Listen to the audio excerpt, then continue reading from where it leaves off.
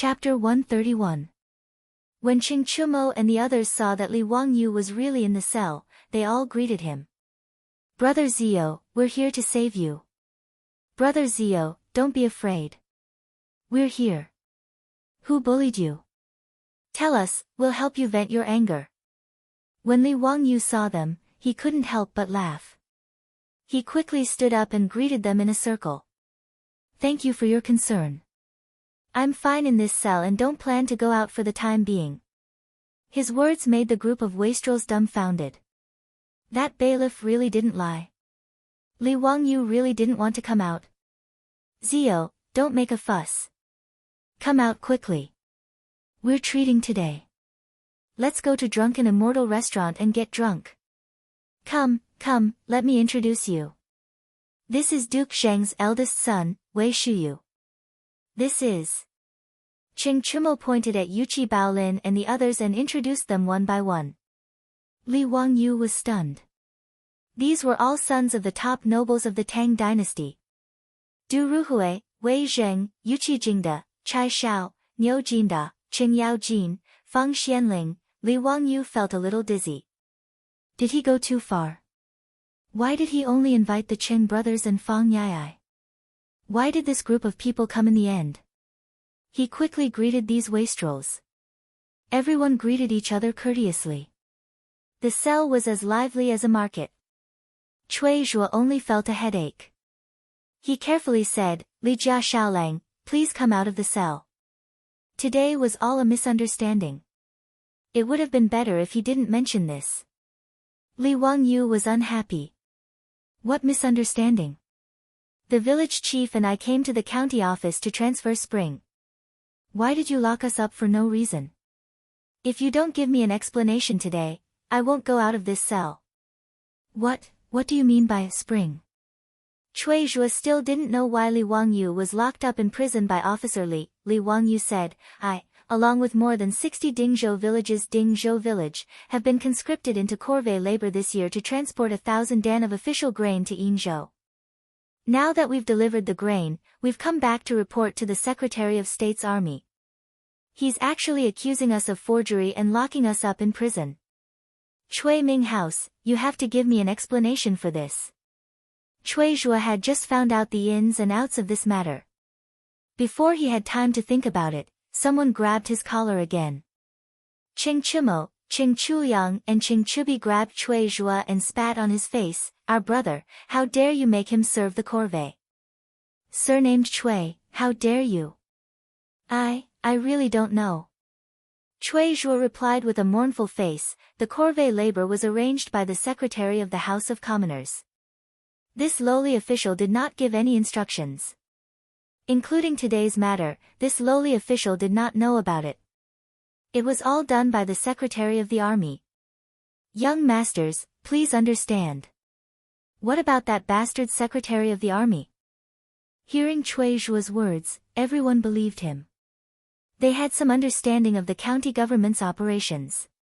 Conscripting corvée labor was indeed the commoner's authority. Cui Zhuo hurriedly waved his hand at the Yamen runner. "Quick, go find Secretary Li."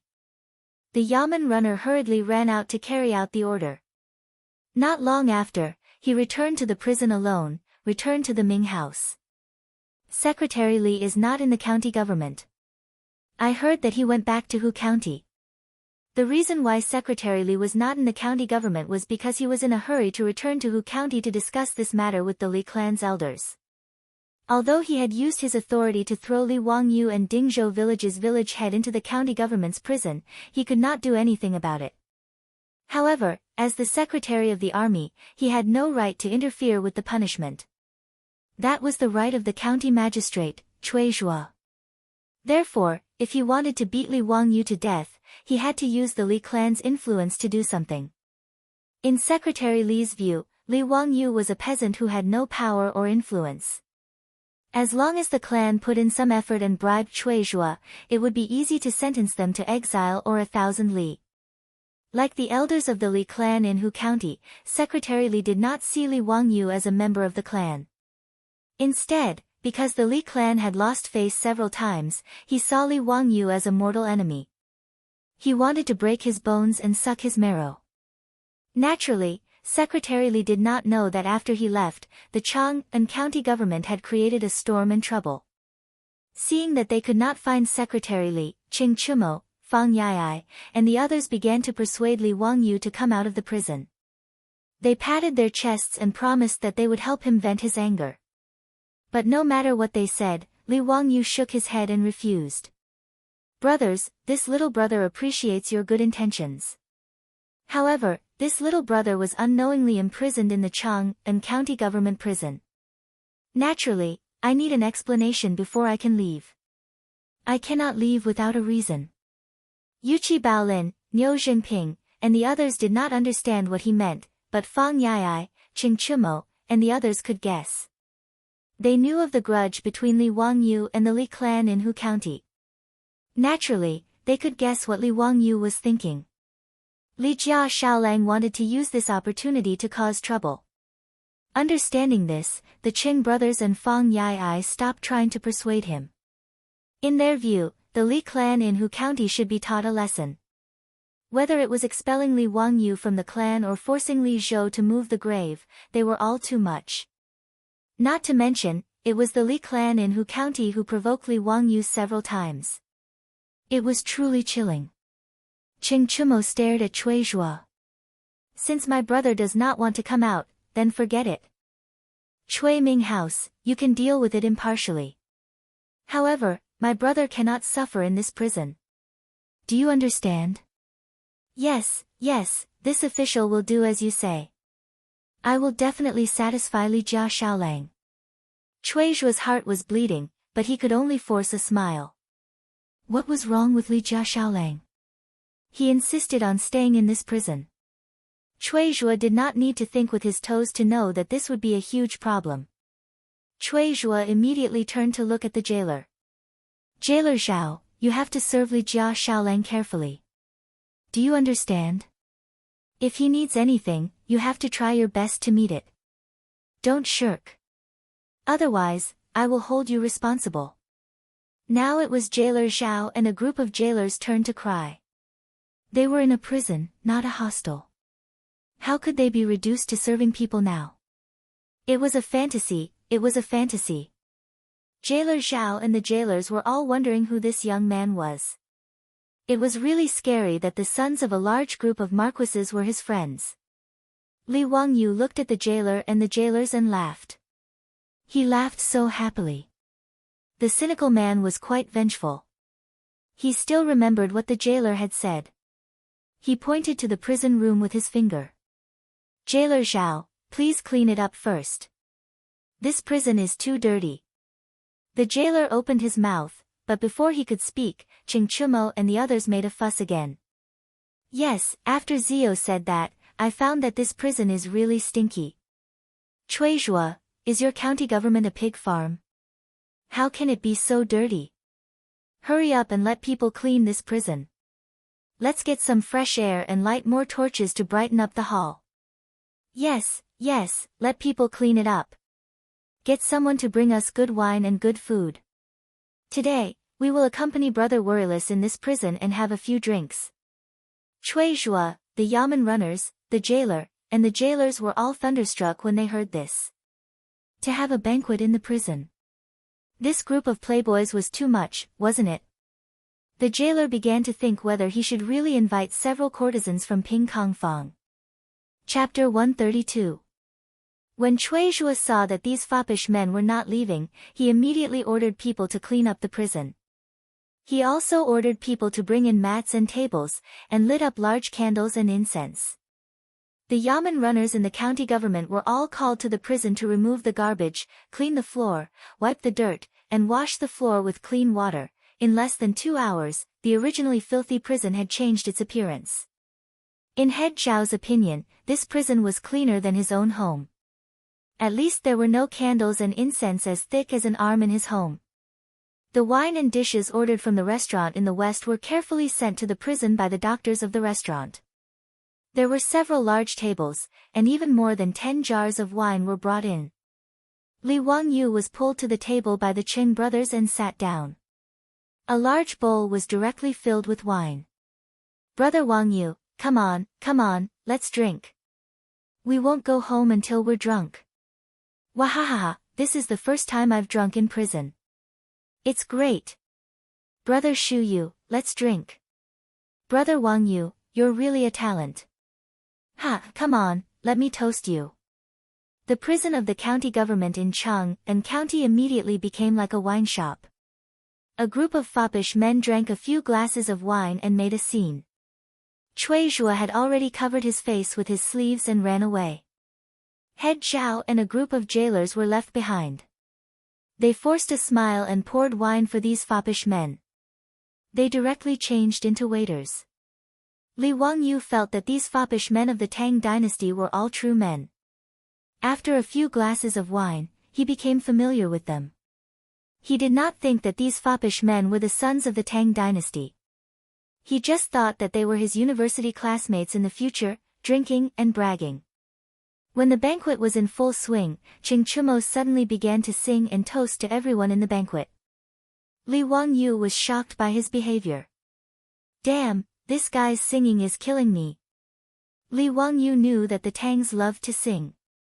During the Tang dynasty, they digested and integrated the different styles of music and singing from the north and south, and also absorbed the music and singing culture brought by the Western barbarian merchants.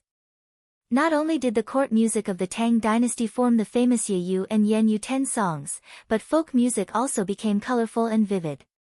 But while other people enjoyed singing, Ching Chumo's singing was deadly. However, Li Wangyu soon discovered that he was wrong. After Ching Chumo took the lead in singing, everyone at the table also began to sing back. Apart from Wei Shuyu, Du Go, and Du He who were slightly better off, the others like Yuqi Baolin, Niu Jingping, and the others were the ones who were in a tragic state. Li Wangyu's face began to turn pale, and waves of nausea came from his heart. Before he could suppress the nausea caused by the ear-piercing noise, something even more shocking happened. Chai Lingguo was so happy that he pushed the table in front of him away. He stood up and started to twist his body and dance. Damn, not only was there a sound wave attack, there was also a F*King visual attack. Li Wangyu felt that his whole body was not good. Li Wangyu only felt that there were 100,000 alpacas galloping in his heart. He looked around to see if the others despised Chai Lingguo as much as he did. But he saw that this group of fops was actually watching with great interest. The Yuqi Baolin and Yuqi Baoqi brothers were all eager to have a dance competition with Chai Lingguo. Li Wangyu painfully held his forehead with his hand. These bastards, don't they have any sense of beauty? Actually, Li Wangyu was just curious because he had never seen anything like this before. The banquets of the Tang dynasty were all like this. Even when Pai Lupi hosted a banquet in the palace, it was also like this. Not only would the Pai Lupi dance in front of the crowd, but those dukes and ministers would also do the same. Under the influence of alcohol, this group of fops left the stage one after another. Niu Jinda's son, Niu Jingping, was injured when he was riding a horse in his early years. One of his legs was lame, so it was inconvenient for him to dance. He asked the jailer to find a drum so that he could play it to liven things up. Jailer Zhao's head was full of sweat. He hurriedly ran out to look for a drum, but he did not find it. So, he steeled his heart and called 2 yamen runners to bring down the grievance drum in front of the county yamen and bring it into the prison cell. When Niu Jingping saw the drum, he was so happy that his back teeth were showing. He simply took off his clothes that were in the way and began to beat the drum with his bare upper body. Li Wangyu was completely dizzy. But he had to say, Niu Jingping's drumming was really good. The grievance drum was actually played with a strong rhythm by him, very much like the drumming of the later generations. When the impassioned drumming started, this group of fops who were drunk became even more excited. They took off their robes and bare upper bodies. They twisted their bodies and raised their arms, spinning and jumping. As they danced, their mouths made roaring sounds. Li Wangyu was grinning and laughing at the fop's ugly dance when he saw Ching Chumo flirting with him. No, he was waving at him. What does this mean? Does he want me to dance too? Help! Li Wangyu suddenly wanted to go home. He could no longer stay in the county yamen of Chang'an County, being stared at by a group of fops. Li Wangyu had no choice but to brace himself and stand up. Anyway, if they were to lose face, they would all lose face together. Besides jailer Zhao and the jailers, there was no one else in the prison. Li Wangyu could only be glad that his beautiful boss was not here. Otherwise, she would laugh at him to death. Li Wangyu did not know how to dance this kind of dance in the Tang dynasty. He simply threw caution to the wind and sang in his heart along with Niu Jinping's drumming, "My dad just killed him, just killed him." Uncle Bird's horse-riding dance crossed more than 1,300 years and arrived in the land of the Tang dynasty ahead of time. He straightened his back, leaned back slightly, spread his arms and made a walking with wind posture, crossed his arms in front of him and made a controlling the reins posture. At the same time, he got into a horse stance and began to shake his legs up and down along with the rhythm of the drumming. Li Wangyu's horse-riding dance immediately attracted the attention of the group of fops in the prison. Li Jia Xiaolang's dance seemed to be very moving. A moment later, the group of fops all changed to a horse-riding dance.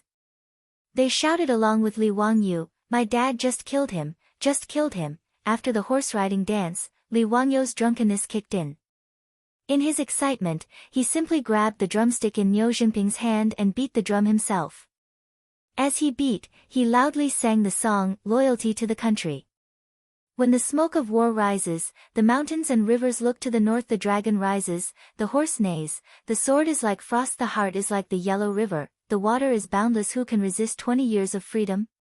Where is the long sword of hatred? How many loyal brothers and sisters are buried in other homelands? After Li Wangyu finished shouting the lyrics, the passionate lyrics stimulated the group of noble disciples and made them feel their blood boiling. One after another, they began to shout and sing along with Li Wangyu. Li Wangyu became more and more excited and beat the drum with more and more strength. Finally, under Li Wangyu's heavy hammering, the drum could not bear the burden and broke with a crash. Chapter 133. The banquet in the prison of Chang'an County finally came to an end. The group of foppish lords were all drunk. They were helped out of the prison by the bailiffs and sent back to their own mansions. Under the care of head warden Zhao and the jailers, Li Wangyu lay down comfortably on the brand new bedding and fell into a deep sleep. In his prison cell, not only did Cui Zhuo get someone to bring in new bedding, even the bed was moved in. Mats were even laid out and a few tables were placed on the table. This was comparable to the treatment in a hostel, or even better. At least there would be no guests sleeping in the hostel. There was also a group of jailers standing guard outside. While Li Wangyu was sleeping soundly with the foppish lords, Pai Lupi was discussing state affairs with Zhang Sun Wuji, Fang Xianling, Du Ruhui, and a group of important officials in the court. Only a few officials could enter the Yin and Yang palace to discuss state affairs with Pai Lupi. Therefore, they behaved casually. The relationship between the emperor and his officials in the Tang dynasty was not as strict as it was in later dynasties. There was a clear hierarchy. When the officials went to court, they all knelt in the main hall. When it came to the Song dynasty, they had to stand. There were no seats. When it came to the Tatar Qing dynasty, they had to kneel. This was the so-called sitting in the Tang dynasty, standing in the Song dynasty, and kneeling in the Qing dynasty. In the Yin and Yang palace, Pai Lupi and the officials sat even more casually. They could sit cross-legged or even ask the chamberlain to bring them a table so that they could lean against it. Li Er was an emperor who treated his officials well.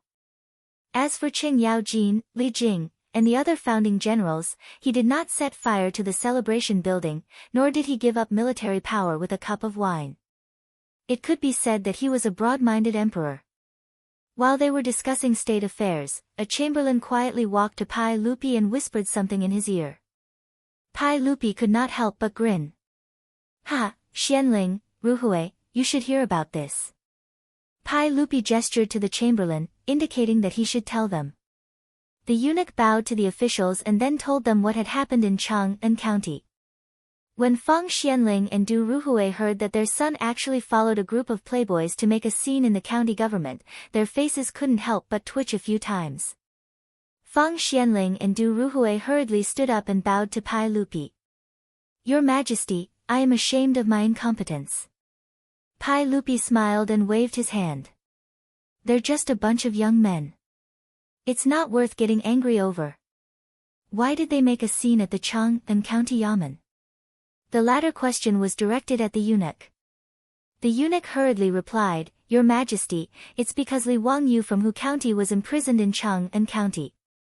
That's why they went to cause trouble and demanded Cui Ming House to release him.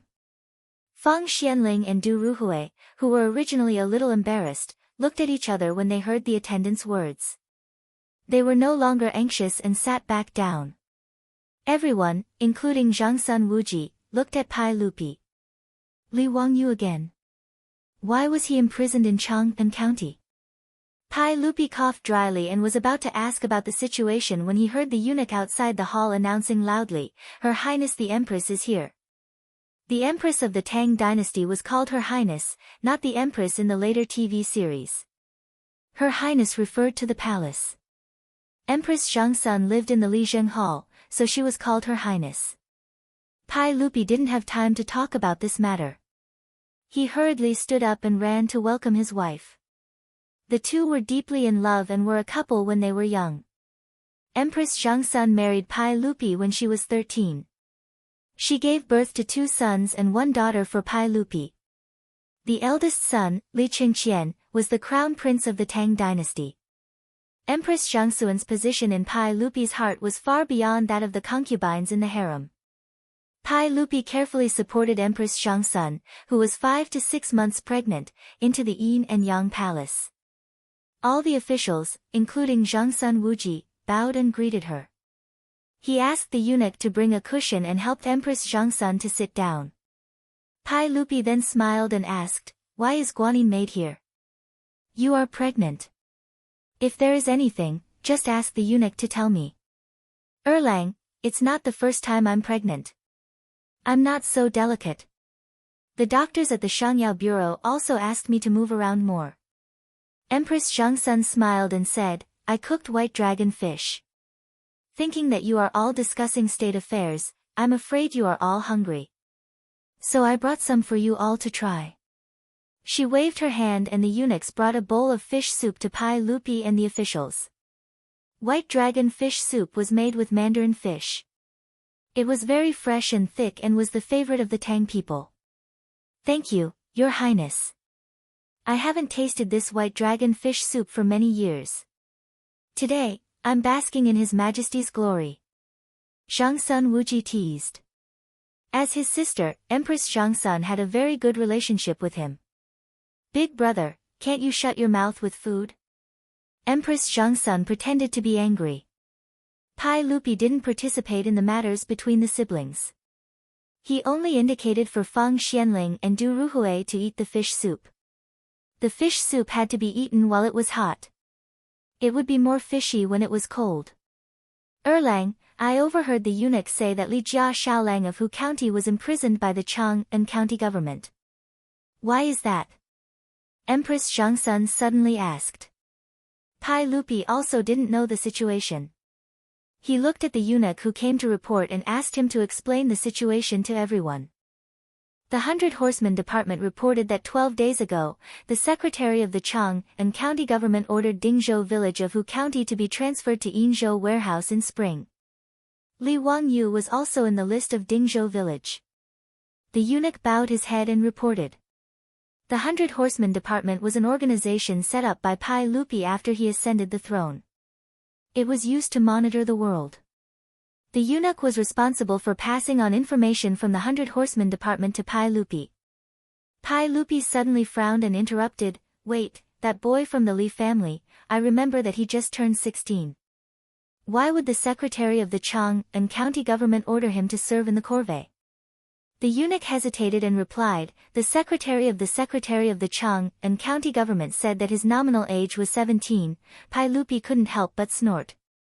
Empress Zhangsun also glared at the eunuch with dissatisfaction. The eunuch broke out in a cold sweat after being stared at by the empress. It was the secretary of Chang'an County who did this, not him. He was the one who took the blame for it. Continue. Pai Lupi said coldly. Yes, 7 days ago, Dingzhou village's grain team set off from Chang'an warehouse and returned to Chang'an yesterday. Today, Li Wangyu and Dingzhou village went to Chang'an County to report. The secretary of the Chang'an County government didn't believe that they completed the transfer of grain, so he tore up the receipt and locked them up in the county jail. The eunuch quickly recounted the matter. Pai Lupi and Zhangsun Wuji were stunned. In 7 days, they went back and forth between Chang'an and Yinzhou, and they even transported 1,000 stones of grain. Hearing this, it seemed that the secretary of the Chang'an County government didn't do anything wrong.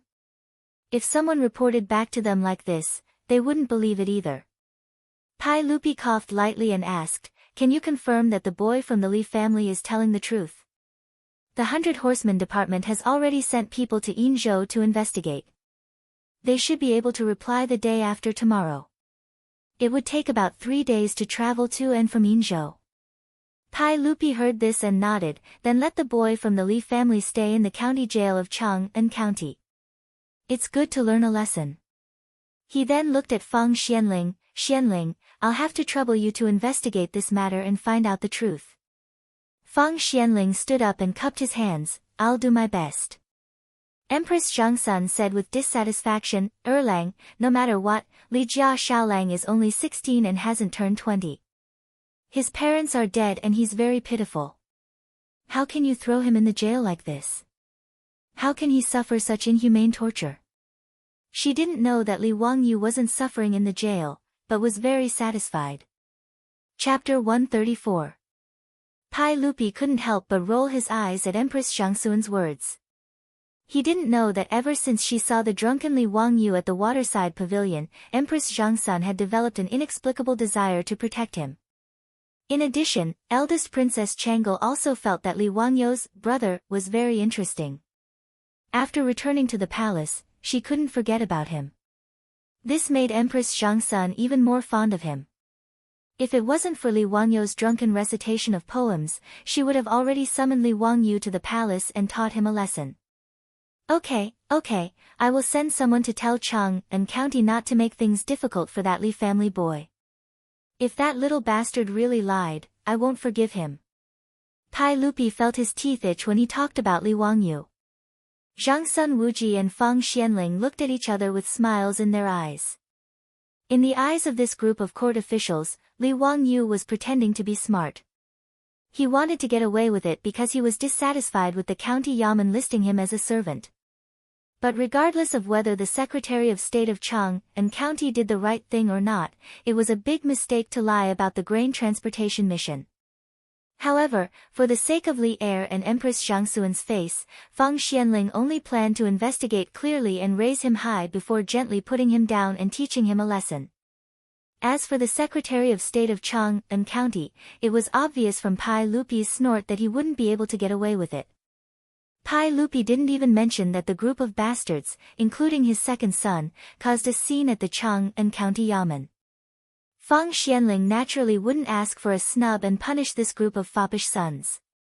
Of course, after returning home, whether Fang Yai would receive intimate care from his father was another matter. While Li Wangyu was still sleeping soundly in the prison, the Chang'an County Yamen received a message from the palace. He told them to keep a close eye on Li Wangyu and not to release him or humiliate him. Once the Duke of Wei, the left servant of the Minister of Shangshu, and Fang Xianling found out the truth, they would deal with him separately.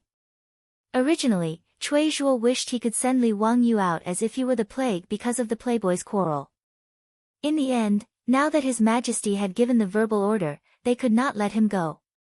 Instead, they had to treat him like an ancestor. Cui Zhuo was upset, so he could only send the Yamen runner to the prison to pass a message to jailer Zhao, instructing him to serve Li Jia Xiaolang well. Listen to these words and serve him well. After prison head Zhao heard the Yamen runner's words, he felt like dying. Even the saint had spoken. How was he supposed to live? He was the head of the prison, not a servant who sold himself. However, even though he was cursing in his mind, his body was very honest. Li Wangyu slept soundly through the night after drinking. When he woke up, prison head Xiao and a group of jailers were already waiting outside the prison cell. Some were holding copper basins and towels to wash his face, some were holding bronze mirrors, some were holding food boxes, which contained the exquisite breakfast that Cui Zhua had ordered people to buy, some were holding teapots for drinking water, and some were even considerately filled with warm water. Li Wangyu stood up and looked at the lineup. He quickly rubbed his eyes to make sure that he was not seeing things and could not help but feel happy. It seemed that Qing Chumo and the others had come to make a big fuss, and it was really effective. He did not know that this matter had already been made known to Pai Lupi. He thought that prison head Xiao and the others were just afraid of Qing Chumo and Fang Yai's despotic power. He accepted the attentive service of the jailers with a clear conscience. After washing up, a jailer immediately took out a comb from his pocket and helped him comb his messy hair. On the side, prison head Xiao was busy putting food on the table and asked him to take a seat. Seeing that the jailer's attitude was so humble, Li Wangyu naturally did not want to bother with them about the unpleasantness when he first entered the prison. After eating breakfast, he was bored, so he simply asked the jailers to find him some books to read to pass the time. However, the ancient books of the Tang dynasty were really obscure and difficult to understand. Moreover, there were no punctuation marks. Just reading the books gave him a headache. Li Wangyu flipped through a few pages of the books and then threw the books aside, thinking about how to pass the time. In his mind, this matter should be solved soon. Since it had already come to this point, Cui Zhua should not deal with the Li clan's Minister of Civil Affairs, right? He did not know that the matter had already been blown out of proportion, and now Cui Zhua could not make the decision. Only Fang Xianling could personally handle the case. Feeling bored, Li Wangyu suddenly thought of what he should do. He asked jailer Zhao to find him some cardboard and mulberry paper. He cut them into pieces of paper of suitable size. Then he asked jailer Zhao to find him a map of Chang and market. He asked for a pen and ink. Then he started to write and draw on the cardboard. Prison head Xiao and the jailers were curious about what Li Jia Xiaolang was doing. They stretched their necks and looked at him for a long time, but they did not understand what he was writing and drawing.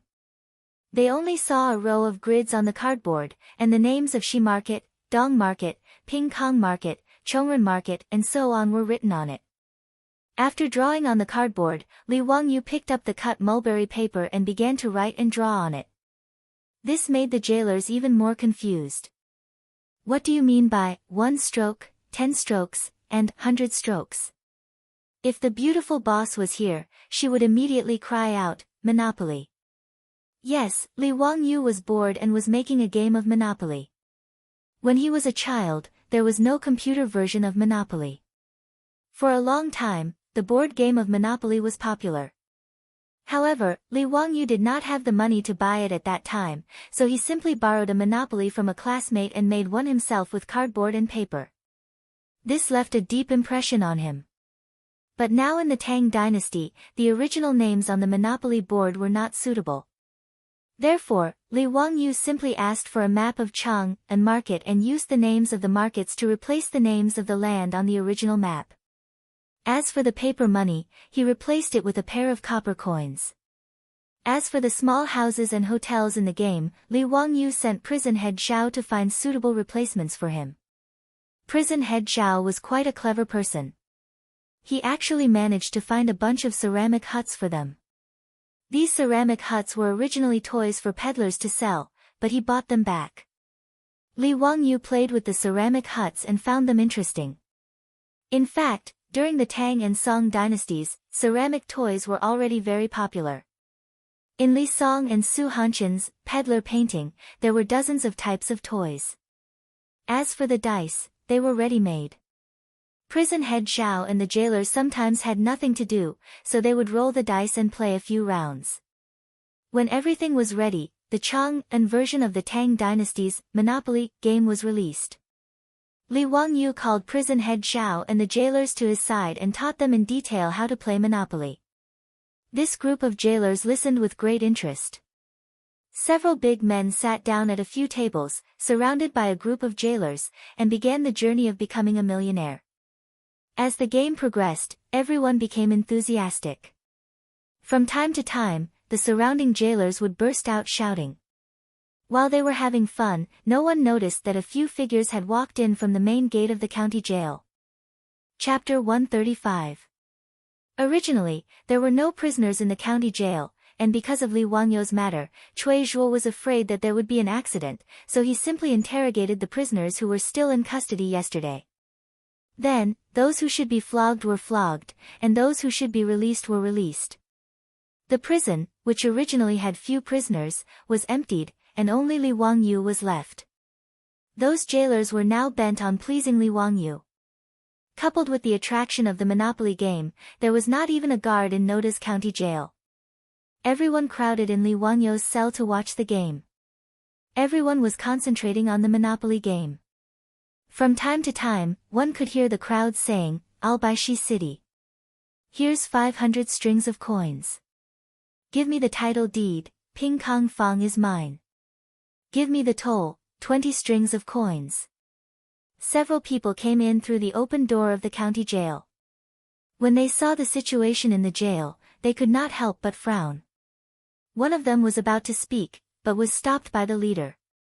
The few of them quietly walked into the prison cell and gathered around the prison guard to look inside. Li Wangyou grabbed the dice in one hand, shook it a few times in his palm, and threw it on the table. Unit 11. Xiao Lang, you go to Unit 11 and draw an opportunity card. Ha, Xiao Lang, you're unlucky. You're locked in the county jail for a day and can't move. Jailer Zhao's voice came. Li Wangyou angrily patted his thigh, feeling that his luck was too bad. Since he could not move in the next round, he stood up to stretch his waist, but was surprised to find that several strangers in fine clothes were standing outside the crowd. Li Wangyou was familiar with the two strangers in the lead. He had seen them at the birthday banquet in Zhang Liang's mansion.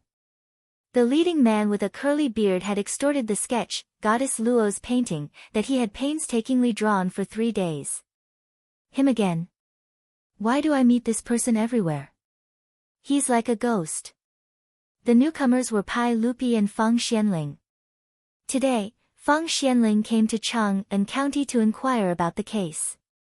The reason why Pai Lupi appeared here was that the 100 Horsemen Department had already replied to some interesting news. According to the 100 Horsemen Department's report, Dingzhou village had sent 70 villagers, including Li Wangyou, to transport the official grain. The 100 Horsemen Department's private investigation found that the 70 villagers agreed that they did go to Yinzhou within 7 days. Secondly, they used a carriage to transport the grain, and it was a type of four-wheeled carriage that they had never seen before. Then there was the document that had been torn up by the Secretary and Huzhan army.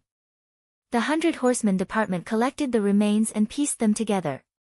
They found that the official seal and stamp of the Yinzhou warehouse on the document were real and not forged. This news immediately piqued Li Er's interest. He was very curious about what had happened. However, the situation in Yinzhou could only be verified tomorrow. Today, Feng Xianling came to Chang'an County to inquire about Li Wangyou, and Pai Lupi came with her. The two of them did not inform Cui Zhuo. They only brought a few guards and broke into the prison of Chang'an County. Unexpectedly, there was no one guarding the prison, and the door was wide open. Surprised, the two of them entered the prison and saw that the jailers were all gathered in the cell, shouting and playing something. They heard the crowd constantly saying, 30 strings of cash, give me 30 strings of cash, and, ha, you're unlucky, give me 50 strings of cash. Pai Lupi thought that these bastards were gambling, and his face became livid. He stopped the guards from speaking and sneaked behind the crowd with Feng Xianling, intending to catch them in the act. However, the scene that appeared in front of them puzzled the emperor and the prime minister of the Tang dynasty. The words, East Market, West Market, and Ping Kong Fong were written on the paper, and the amount of money was just a toy drawn on the paper.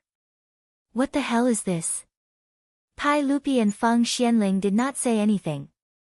They stood silently outside the crowd and watched. After watching for a while, the two of them roughly understood that this was a game, and it seemed to be very interesting. The two of them also watched with great interest. At this time, Li Wangyu suddenly stood up and moved his body. He accidentally found Pai Lupi. Li Wangyu stared blankly at Pai Lupi, and Pai Lupi also looked at Li Wangyu. The two of them stared at each other in silence for a long time. Xiao Lang, it's your turn. Prison head Zhao reached out and gently pulled Li Wangyu, which made Li Wangyu come back to his senses. He coughed softly and kicked the prison head, indicating that someone was coming. Prison head Zhao was so excited that he did not notice this. After being kicked several times by Li Wangyu, he came back to his senses and stood up blankly. Then he saw Pai Lupi and Feng Xianling, as well as the guards behind them. Although he did not know Pai Lupi and Feng Xianling, he was quite discerning. When he saw their luxurious clothes and the guards behind them, he knew that these two were important people. Prison head Zhao hurriedly pulled over the jailers who were still staring at the tabletop games and bowed to them. Lang Juns, may I ask what business you have in the county prison? Pai Lupi did not know whether to laugh or cry at the scene in front of him. I told Chang and County not to mistreat this bastard, but you treat him like an ancestor. Not only was the cell clean, but the candles and incense were used. There were even beds and mats. Was this still a damn prison? And these jailers, they actually opened the prison door wide and ran in to play games with this bastard. It was ridiculous to the extreme. Feng Xianling coughed softly. We have something to ask Li Jia Xiaolang. You can go out first. Prison head Zhao did not dare to ask more. He hurriedly led a group of jailers out of the cell, leaving Li Wangyu alone. After the jailers ran away, Pai Lupi did not hesitate at all.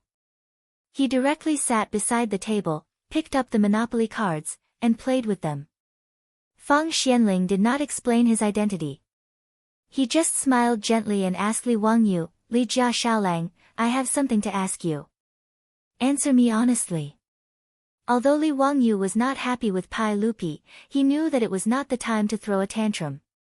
He respectfully bowed and said, Lang Jun, please ask. I will tell you everything I know. Feng Xianling stroked his beard and asked, let me ask you, how did you transport 1,000 dan of grain from Dingzhou village to Yinzhou within 7 days? Li Wangyu naturally would not hide this question. He smiled and said, it's simple. We used carriages to transport it. You used a total of 30 carriages and borrowed more than 100 horses from Chang and County. You used them to transport 1,000 dan of grain. One carriage could carry 30 dan of grain. Feng Xianling still did not believe this. Li Wangyu nodded affirmatively. That's right. How do you prove it? Pai Lupi suddenly asked. In fact, it was very easy to prove. Everything would be clear when the people of 100 Horsemen Department came back from Yinzhou tomorrow. However, Pai Lupi still wanted to hear Li Wangyu's answer. How to prove it? Li Wangyu scratched his head. The receipt was torn by Officer Li. He suddenly thought of his client and could not help laughing. Wasn't the Ma family of Yinzhou the best proof? Chapter 136. Li Wangyu scratched his head in embarrassment. Returning to Chang'an from Yinzhou and helping the Ma family to transport goods, was this considered taking advantage of the government? After all, the horses were pulled by the county government, and even the rations for the 70 people were provided by the government. Even the fodder for the horses on the return journey was provided by the post station for free. Li Wangyu laughed mockingly. When we were returning from Yin province, because the carriage was empty, I, took on a private job. I helped the Ma family of Yin province transport 800 to 900 dendrites of porcelain back to Chang'an. This can't be faked. Lang Jun, you can ask someone to find out. His words made Pai Lupi and Feng Xianling stunned. This bastard, he was serving the corvée, but he was still doing private work. They really didn't know what to say about him. Pai Lupi and Feng Xianling already believed that the Zhou family could go back and forth to Yinzhou within 7 days. But because they believed it, they were shocked. Li Wangyu didn't think much of the four-wheeled carriage, but the two immediately realized the value of it. Feng Xianling immediately reached out and summoned a guard. She whispered a few words and asked him to go to the Ma family in Shi City to verify the truth of Li Wangyou's words. Feng Xianling asked again, Li Jia Xiaolang, is this four-wheeled carriage your work? Li Wangyou nodded embarrassedly and said, yes, I was forced to do the task of transporting grain by the county government, so I suddenly had the idea to make it. How much weight can this carriage carry? What's the speed? It has 4 horses and 2 coachmen. It can carry 30 stones and run 80 miles per hour. It can run up to 300 miles a day. Li Wangyou's answer made Pai Lupi and Feng Xianling couldn't help but gasp. The Great Tang was growing stronger with each passing day, but its territory was vast, and its greatest problem was the limitations of transportation and transportation. The transport capacity of 2-wheeled carts and wheelbarrows was limited. That was why there was a saying that grain could not be transported for thousands of miles.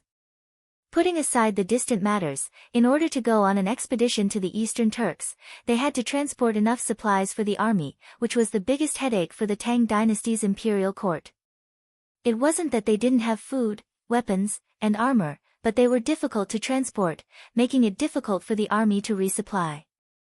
Moreover, as the Tang dynasty gained more and more land, the transportation difficulties also led to a decline in the actual ruling power. For example, in Longyu, the actual area of control of the Tang army was actually very limited. This was caused by the lack of military power. If this four-wheeled carriage could carry so much weight and travel so fast, it would not only play a role in the military, but also bring about earth-shaking changes in all aspects of the Tang dynasty. Pai Lupi suddenly stood up and glared at Li Wangyou. You little bastard, you're just messing around. Quickly hand over the blueprint of the four-wheeled carriage. His words made Li Wangyou roll his eyes. The bearded man was at it again. Why did the officials of the Tang dynasty want to rob him of all the good things he had? Didn't they have any awareness of copyright and business? Or had they been infected by Qing Yaojin? He was a bandit from Wagong village. Li Wangyou cupped his hands and said, I can give the blueprint of the four-wheeled carriage to the imperial court, but I have a condition. I hope you two Langjuns can agree to it. Pai Lupi rolled up his sleeves and was about to hit him. He really didn't treat Li Wangyou as an outsider now. This tired guy was simply a treasure given to the Li clan by God. Therefore, the more he didn't treat Li Wangyou as an outsider, the more impolite he was and directly put on the attitude of an elder. He was ready to learn from Qing Yaojin and teach this bastard a lesson with a slap so that he dared to negotiate with him. Seeing that the bearded man was about to hit him, Li Wangyou quickly hid behind Feng Xianling and shouted, a gentleman uses his mouth, not his fists. Let's talk nicely. Feng Xianling didn't know whether to laugh or cry at this uncle and nephew pair. Speaking of which, Pai Lupi should be regarded as Li Wangyou's distant uncle. Their relationship hadn't gone beyond the 5 generations. The 5 generations included the male descendants and their spouses from the great ancestor to the great ancestor. The 9 generations from the great ancestor to the great ancestor were usually called the 9 clans of the clan. Li Wangyou's father, Li Zhou, and Pai Lupi were cousins. Pai Lupi was Li Wangyou's 4th uncle, and Li Wangyou was Pai Lupi's 2nd nephew. As the saying goes, relatives don't go beyond the 5 generations. If they went beyond the 5 generations, they really weren't relatives. However, Pai Lupi knew this, but Li Wangyou didn't know that the bearded man in front of him was his uncle, Li Shimin, the emperor of the Tang dynasty. Feng Xianling grabbed Li Wangyou and said, Xiao Lang, tell us, what are your conditions? Li Wangyou confirmed that Pai Lupi wouldn't hit him for the time being, so he replied carefully, Hey, I don't ask for much. Just give me Chang and city. His words almost made Pai Lupi and Feng Xianling faint. How could this guy say that? Give him Chang and city. Pai Lupi began to roll up his sleeves again. This bastard, I can't let him go without beating him.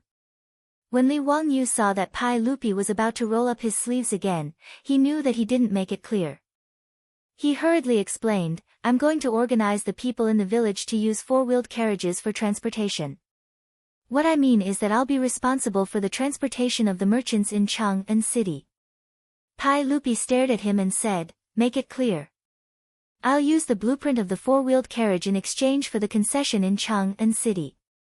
All the merchants in Chang'an City who want to use four-wheeled carriages to transport goods can only find the four-wheeled carriages of our Dingzhou village. What do you think? Li Wangyu asked carefully. Chang'an City was the most prosperous and affluent place in the Tang dynasty. As long as the four-wheeled carriage transportation business in Chang'an City belonged to him, wouldn't he make a lot of money? Pai Lupi understood his plan and his expression eased a little. However, he still snorted coldly and said, "Humph, you don't want to make progress. Since you're so talented, why don't you take the exam and become a scholar? You think about these merchants every day. You're really a disgrace to your parents." His words made Li Wangyu dislike him even more. "Who are you? Are we close? How dare you scold me in such an elder tone? My parents didn't give me any advice before they passed away. They only left me with a debt of $2 million. Why can't I make money with my own ability? I don't steal or rob. It's better than someone who takes other people's things, right?" Li Wangyu was implying that Pai Lupi stole his four-wheeled carriage blueprint. Pai Lupi was so angry that he almost went berserk again. When Feng Xianling saw that the uncle and nephew were going to quarrel again, he hurriedly said, "Xiao Lang, your condition." He stole a glance at Pai Lupi and saw him nod slightly. He continued, "I can agree to your condition. Give me the blueprint of the four-wheeled carriage." Seeing that he agreed, Li Wangyu hurriedly asked, "May I ask who you are, Lang Jun? Will the imperial court approve of what you've promised?" Feng Xianling stroked his beard and laughed, "Ha, my surname is Feng and my name is Xianling. I'll be the left servant of the minister." "Xiao Lang, do you think this will count?" "Feng Xianling.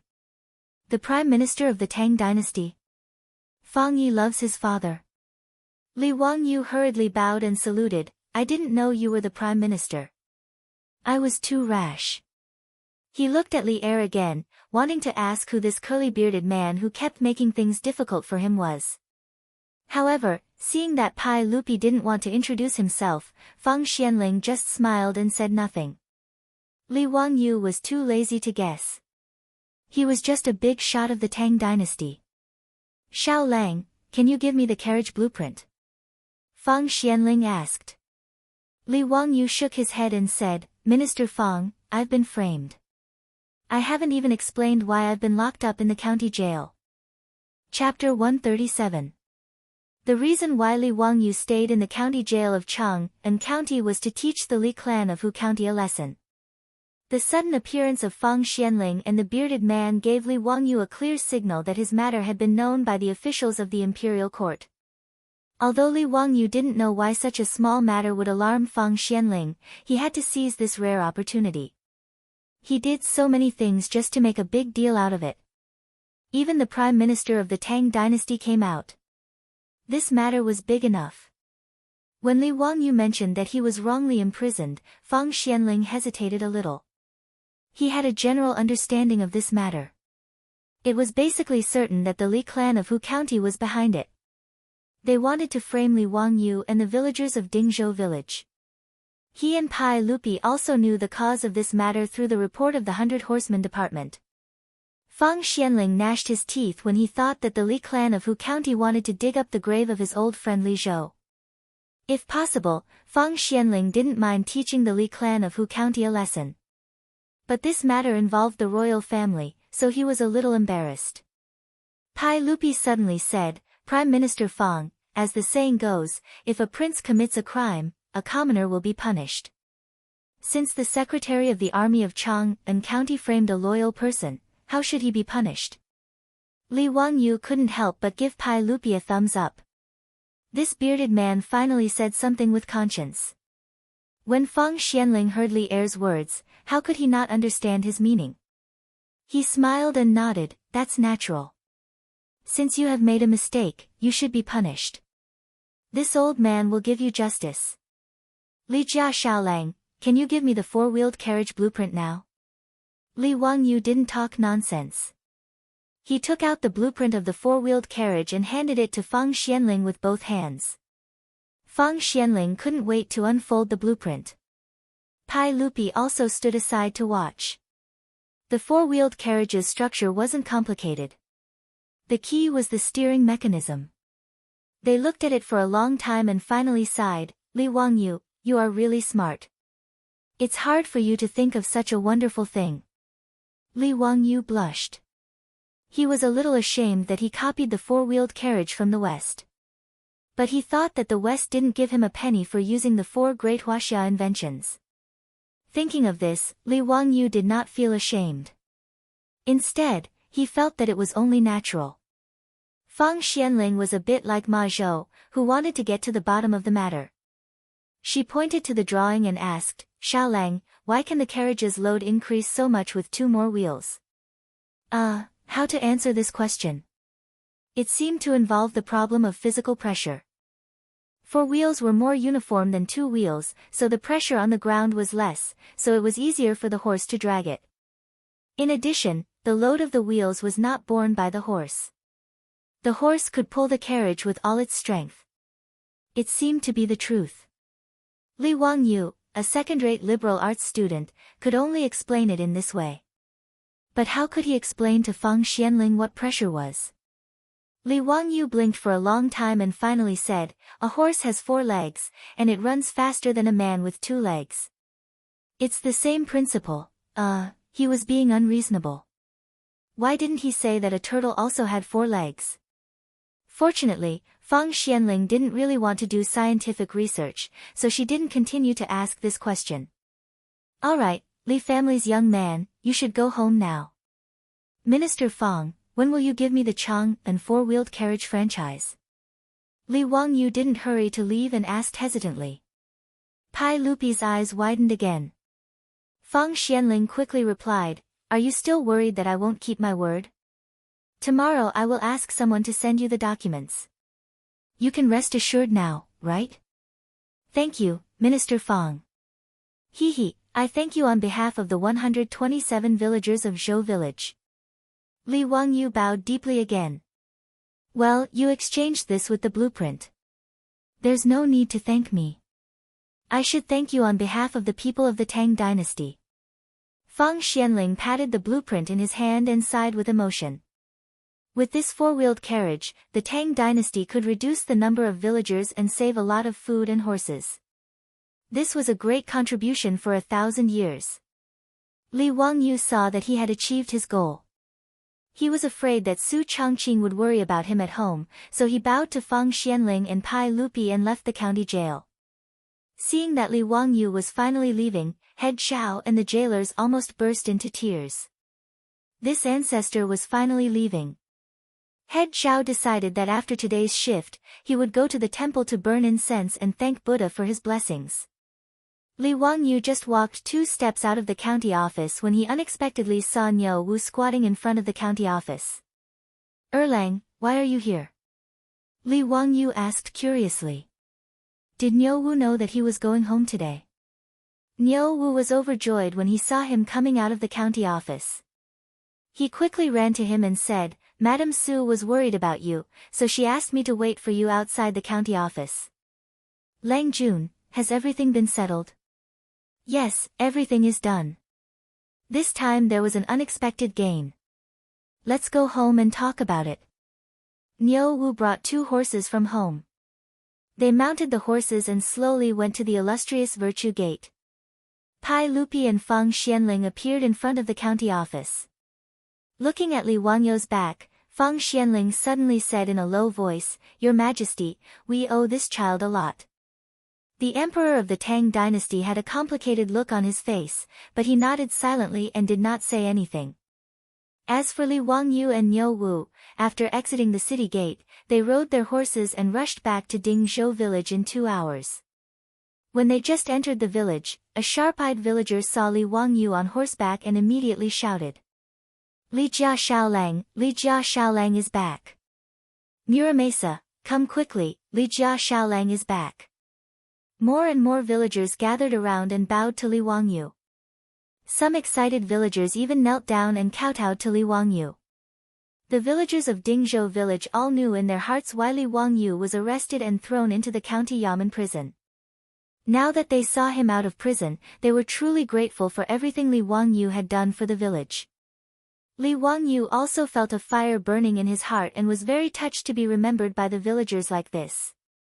However, Li Wangyu also felt embarrassed that so many people knelt to him. He quickly jumped off the horse and helped the villagers up. "What are you doing? You're too kind. Please get up, get up." The old Muramasa also rushed over when he heard the news. He excitedly grabbed Li Wangyu and said, "Xiao Lang, it's good that you're back. It's good that you're back. If you didn't come back, I was going to take everyone to beat the drum." The villagers surrounded Li Wangyu for a long time before they finally let him go home. Li Wangyu remembered what Fang Xianling had promised him today. He quickly grabbed the old Muramasa and said, "Muramasa, come to my house. I have something to discuss with you." Chapter 138. Li Wangyu's return also made the beautiful boss breathe a sigh of relief. She looked at Li Wangyu with eyes full of joy and nostalgia.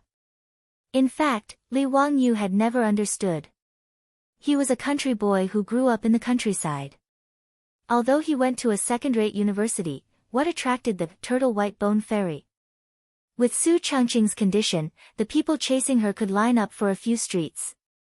But after transmigrating to the Tang dynasty, Li Wangyu knew that the beautiful boss also had a good impression of him, which was really strange. He originally kept a respectful distance from Su Changqing, the beautiful boss, in the company. The so-called kidney function was proportional to the thickness of the wallet. Li Wangyu did not dare to think about marrying a beautiful woman and walking to the peak of life. However, he was too embarrassed to ask Su Changqing about this matter. He could only temporarily suppress the doubts in his heart. As soon as Li Wangyu returned home, Su Changqing drove him to the bathhouse to take a bath. In the hot water that had already been prepared, she also put grapefruit leaves. She wanted him to get rid of the bad luck. He could not help but feel funny, but he could not bear to reject Su Changqing's kindness. This woman, did she really think that he was going to jail? After a comfortable hot bath, he changed into the clean clothes that Perrin had already prepared. In the living room, Su Changqing had already prepared a table of food. Li Wangyu quickly asked the old villager who had been waiting for a long time to sit down together. They chatted while eating. "Changqing, old villager, guess who I saw in the county prison today?" "Who?" "He, the Prime Minister, Minister-left servant, Fang Xianling." Li Wangyu picked up a chopstick and said while eating. Su Changqing could not help but exclaim softly, "Ah, Fang Xianling? That's a famous person in the Tang dynasty." As soon as she said this, she suddenly felt that something was wrong. The old villager was still there, so she quickly covered her cherry mouth with her hand. The old villager did not notice that she had mentioned some famous people of the Tang dynasty. The old man was also shocked by Li Wangyu's words. After a long time, he asked, "Xiao Lang, does Prime Minister Fang want to see you for something?" "Ha, you can say that. Today, I made a deal with Minister Fang," Li Wangyu said proudly. The old villager was even more surprised. "Ah, you are doing business with the landlord? What's the matter? Tell me about it." "I gave the blueprint of the four-wheeled carriage to Minister Fang in exchange for the exclusive right to operate four-wheeled carriages in Chang'an City." "Ha!" The old man was confused by his words. "What do you mean by exclusive management rights?" Li Wangyu took a sip of wine and said with a smile, "In the future, if the merchants in Chang'an City want to use four-wheeled carriages to transport goods, they must ask for the carriages of Zhou village." "What? Wouldn't that become the government's monopoly? Is there such a good thing?" The old villager could not believe his ears.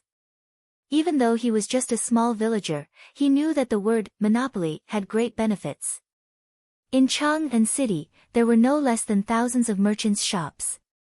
If they all used the four-wheeled carriages of Zhou village to transport goods, it was simply unimaginable. After a long time, the old villager said, Xiao Lang, there are only more than 100 families in Zhou village. Even if all of them go to drive carriages, I'm afraid that it won't be enough for the merchants in Chang'an city, right? Of course, old villager. When the time comes, we will issue exclusive licenses to others. Before Li Wangyu could answer, Su Changqing explained for him with a smile. It was like the capital of the future. If all the taxis were only allowed to be operated by Li Wangyu and others, and it was illegal for others to run taxis, then they could make a lot of money just by selling the right to operate taxis. This was the advantage of monopoly. In the future, it was naturally impossible for anyone to monopolize the transportation demand of a city. But in the Tang dynasty, Li Wangyu believed that with the order of Minister Feng Xianling, the monopoly was necessary. Thinking of this, Li Wangyu wanted to laugh. The entire Tang dynasty, or even the richest city in the world, had thousands of merchants. How many four-wheeled carriages would they need to meet the demand? In the future, just selling the right to operate the special carriages would make a lot of money. 10 strings of cash for a four-wheeled carriage should not be a lot, right? 1,000 carriages would be 10,000 strings of cash. How about 10,000? Li Wangyu only felt that the beautiful days he had been looking forward to were waving at him. However, the profits would not be seen so quickly. It would take time for the four-wheeled carriages to become popular. Moreover, the cost of purchasing a four-wheeled carriage was not low. Just the 4 horses alone would cost about 40 strings of cash, and this did not include the cost of the carriage. The carriages that they built for this trip to Yinzhou were all made in a hurry. They did not use much iron and the workmanship was also very rough. On the way back, many of the carriage's axles were broken. Fortunately, they had considered this situation before they set off and brought a lot of spare axles, so they did not waste any time. Even so, after running nearly 2,000 miles to and from Yinzhou, the four-wheeled freight carriages that were made in a hurry were almost in a half-broken state. Since the convoy came back, the village's carpenter Lu had been busy repairing and improving the carriages with his 3 sons. Therefore, if they wanted to popularize the four-wheeled carriages, they would have to invest a lot of money first. Li Wangyu estimated that it would take at least half a year for the four-wheeled carriages to become popular in the Tang dynasty and become the main means of transportation. The old villager finally digested the good news that Li Wangyu brought back and asked, Xiao Lang, what are you going to do about this? Li Wangyu looked at his beautiful boss with a smile. Su Changqing was better at this kind of thing than he was, so it was better to let her plan it. When it came to business, the beautiful boss immediately recovered the shrewdness of an elite woman in the modern workplace. After thinking for a while, she replied, Old villager, what I mean is that my Li family and the 127 families of Dingzhou village will cooperate to do this business. How do we cooperate? My Li family will take 50% of the profits from the four-wheeled carriage franchise in Chang'an. The village will use copper coins to contribute.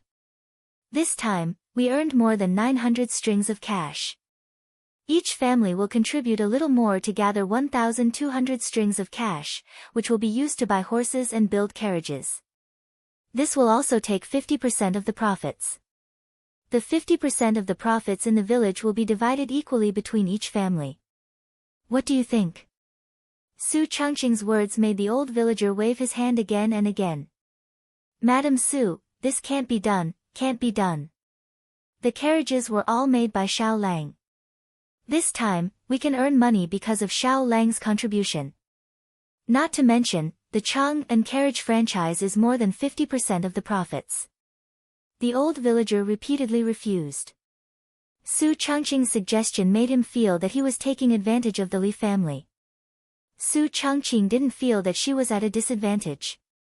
Although technology was productivity, in the end, it couldn't be separated from the simple and honest villagers of Dingzhou village. At the same time, Su Changqing also deliberately wanted to tie the 127 families of Dingzhou village to the Li family. She couldn't be blamed for thinking this way. For her beautiful boss, there was no sense of security in the Tang dynasty. Especially this time, Li Wangyu's imprisonment. Although it was his own plan, it also made Su Changqing realize that the Tang dynasty, where officials were based on power, wasn't necessarily so beautiful. While the old villager and Su Changqing were discussing the shares, the Li clan of Huxian ushered in a storm. Chapter 139. 2 days ago, after the Li clan's secretary and Hu army had Li Wangyu and the village chief locked up in the county jail, he hurriedly rode back to Hu County with his servants. He found the clan elder and the clan elder to discuss how to use this opportunity to kill Li Wangyu. The group of people discussed in the clan leader's house for an entire night. Everyone felt that Li Wangyu would not be able to escape this time, so they ordered people to set up a banquet. They toasted each other and drank to their heart's content. The next day, when Sihu Li woke up, he felt a bit unwell. He was too lazy to go back to the county office for roll call, so he sent his servants back to the county office to ask for leave while he prepared to stay at his home in Hu County for 2 days. After all, County Magistrate Cui Zhuo knew that he was a member of the Li clan, so he was usually very polite to him. In his opinion, if Li Wangyu was locked up in the county jail, he would not be able to call out to the heavens and the earth. He would just let him suffer in the jail for now. After resting for 2 nights, Sihu Li planned to return to the county office to make some connections and kill Li Wangyu. However, an uninvited guest arrived at his home. An 8th-rank supervisory censor of the censorate, dressed in dark green official robes, led a group of bearers and rushed into Li family's residence in Hu County. The censorate of the Tang dynasty did not only hear about reports, but it also had the power to supervise officials. It was similar to the procuratorate of the modern era and the Commission for Discipline Inspection. The censorate of the Zhenguan dynasty not only had a prison, but it also handled special cases. For major cases, the censorate, the Ministry of Justice, and the Supreme Court formed 3 divisions to try them. The Supreme Court was in charge of interrogating criminals and drafting sentences. The Ministry of Justice was in charge of reviewing the cases and reporting them to the censorate. Although these censors were of low ranks, they had the power to supervise hundreds of officials. They were the most feared and unpopular officials of the Tang dynasty. Before Sihu Li could react, he was forcefully taken away from the house of the Li clan by the censor, leaving behind a group of crying women and children. When the Li clan leader and clan elders heard the report, they all felt as if they had been struck by lightning on a sunny day. Everyone was at a loss as to what to do. This time the imperial censorate's punishment was very fast.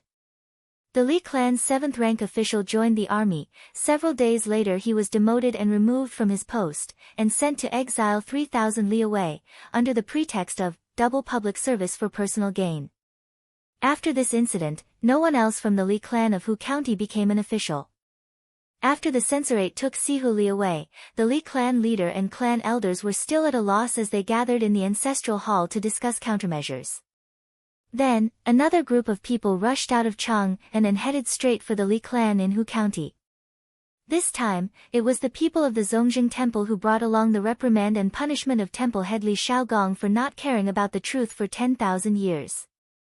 The Li clan of Huxian, who does not practice personal morals, is to reflect on his mistakes behind closed doors.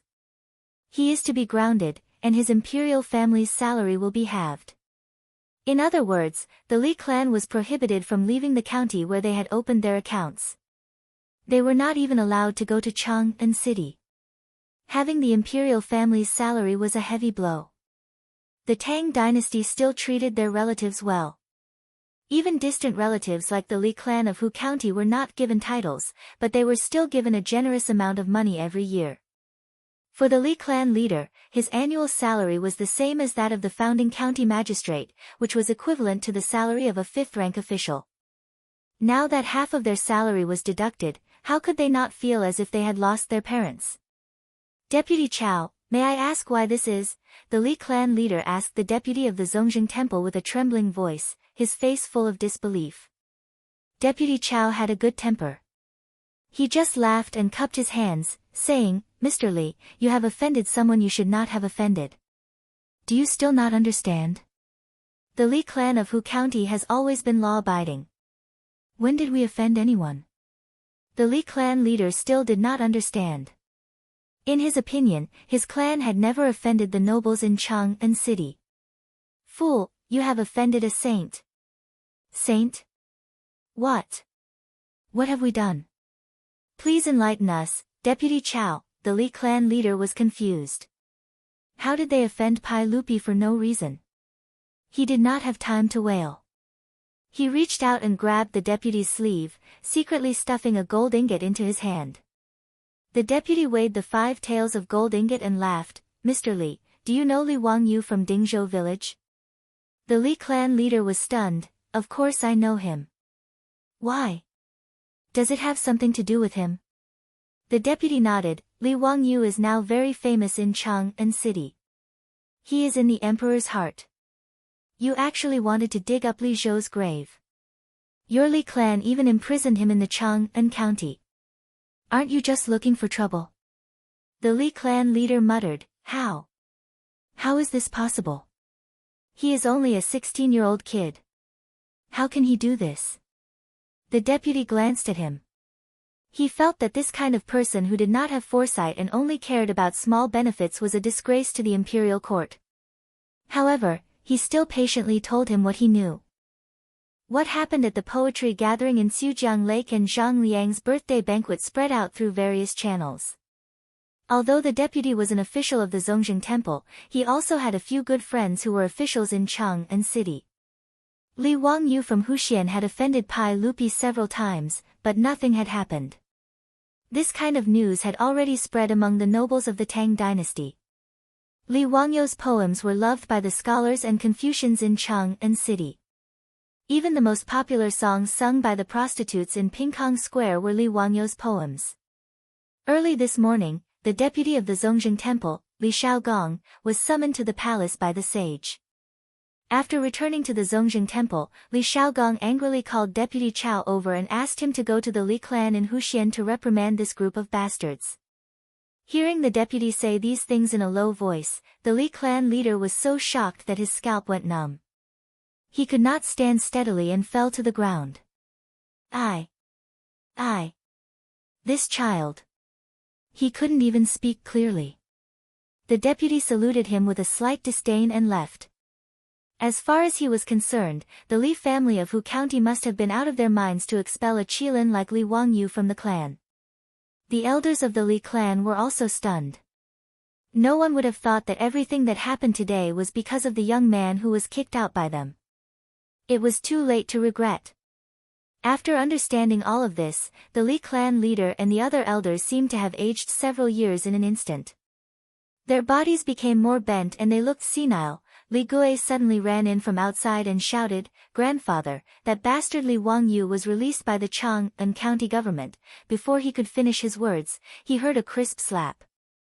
Li Gui covered his rapidly swollen cheek with one hand and looked at the clan leader in disbelief. His grandfather had never hit him even once since he was young. "Bastard, you are not allowed to provoke that Li Jia Shaolang in the future. Do you want to kill our entire clan?" The Li clan's patriarch roared at Li Gui with all his might. He used so much force that even his face turned red. Li Gui covered his burning face and cried in grievance. He didn't even understand why he was being beaten. While the Li clan was bustling, Li Wangyu's home was even more bustling. And this, bustling, was the trouble that Li Wangyu found himself. He had given Ma Zhou a question and Ma Zhou had solved it. Chapter 140. On the day that Li Wangyu returned home from the county prison, Su Changqing and the old village chief discussed for a long time. In the end, they more or less decided on the matters of the carriage business partnership. Dingzhou village would invest 1,200 strings of copper coins, 40% of the shares, and the Li family 60%.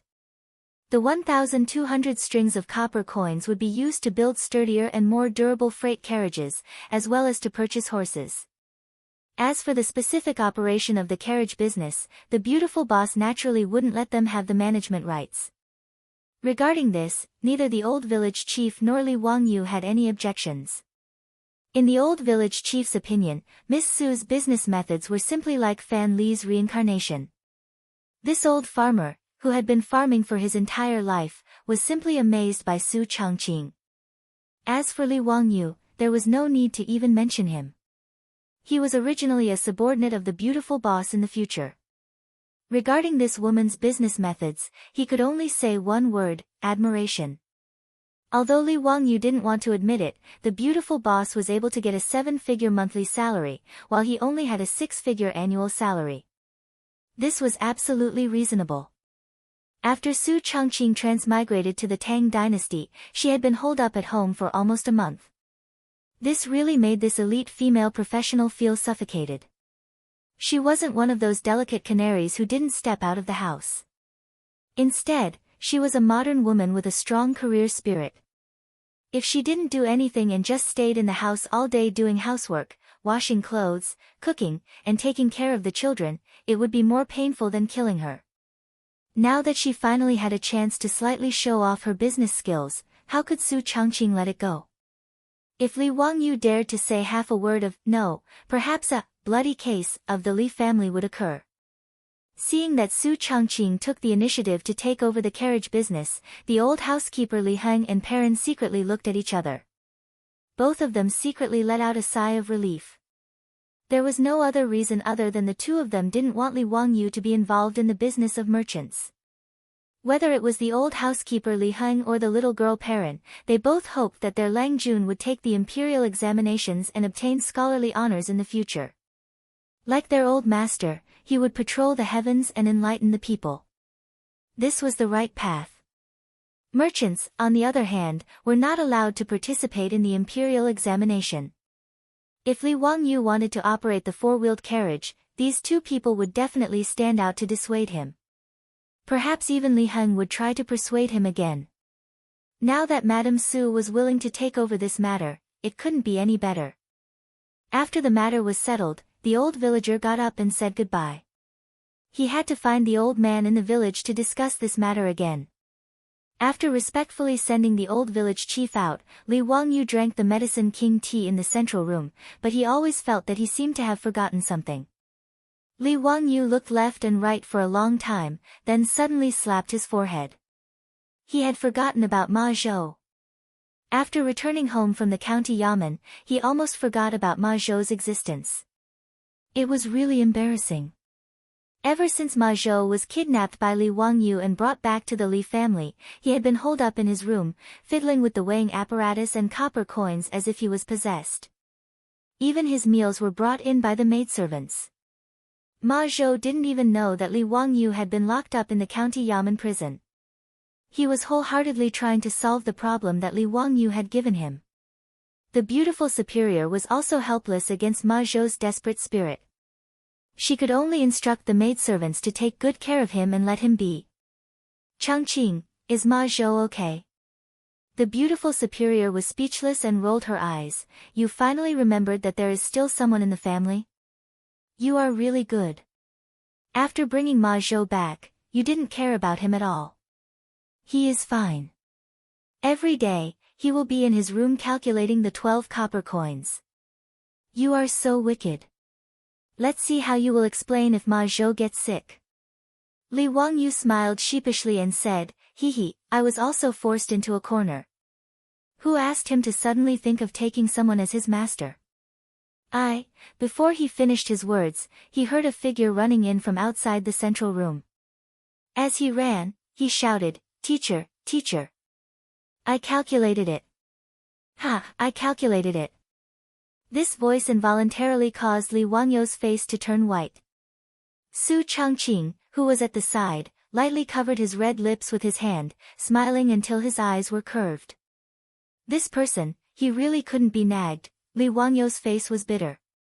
He looked at Ma Zhou, whose eyes were red and hair was messy. "Brother Bin Wang, don't worry about that problem. Come, try the medicine king tea. This is made by the old immortal Sun Simiao himself. It is very rare." He wanted to change the topic, but before he could finish, Ma Zhou rushed to the table, grabbed the teacup and drank it in one gulp. Ma Zhou put the empty teacup on the table and wiped his mouth with his sleeve. He didn't care what he had just drunk and put a piece of paper in front of Li Wangyu. "Teacher, please take a look. You only need to divide the 12 copper coins into 3 groups." Ma Zhou explained the correct answer that he had finally figured out after thinking hard for a few days. The solution to this problem was so difficult, but it made Ma Zhou even more determined to take Li Wangyu as his teacher. Li Wangyu really didn't expect that Ma Zhou could really solve this logical reasoning problem. This made him feel a little awkward. Hee, Brother Bin Wang, this problem, yes, your answer is correct. Come, have some tea, have some tea. Li Wangyu wanted to change the topic again. Ma Zhou didn't give him the chance. He stared at Li Wangyu seriously and asked, Teacher, can you accept a disciple now? Hearing Ma Zhou's words, Li Wangyu felt a headache coming on. He looked at Su Changqing for help, hoping that she could help him say a few words to resolve the situation. The current situation was too awkward. Su Changqing smiled sweetly and said to Ma Zhou, Wang Yu will keep his word. How can a man not keep his word? A gentleman keeps his word, hee. What the hell? Surname Su. Don't think that you can hit someone when they're down just because you're good looking. Li Wangyu almost choked to death by Su Changqing's words.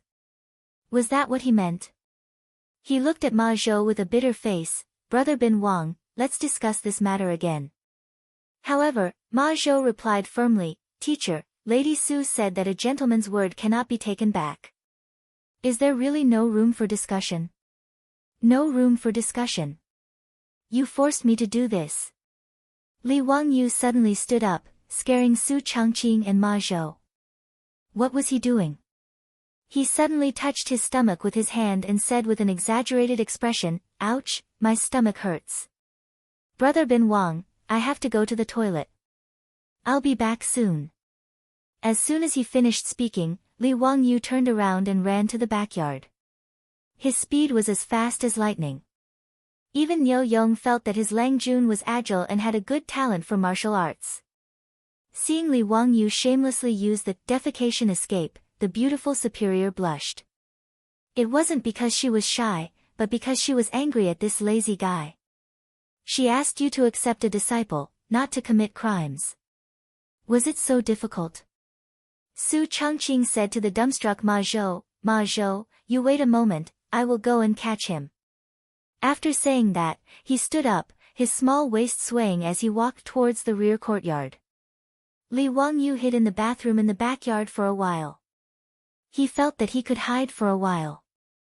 Just as he opened the bathroom door sneakily and was about to sneak back to his room, a slender hand reached out from behind the door.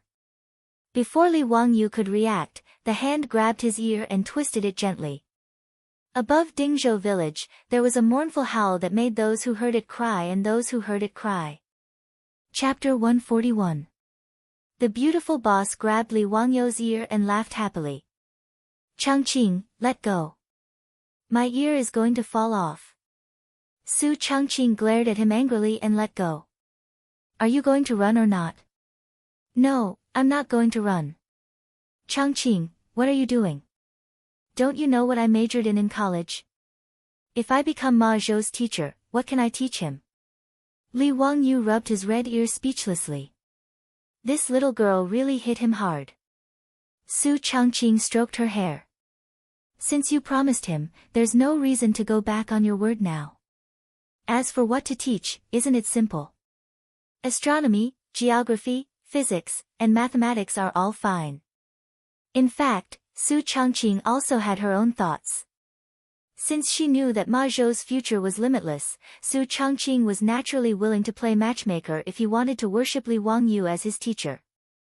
Since ancient times, the relationship between master and disciple was second only to that between father and son.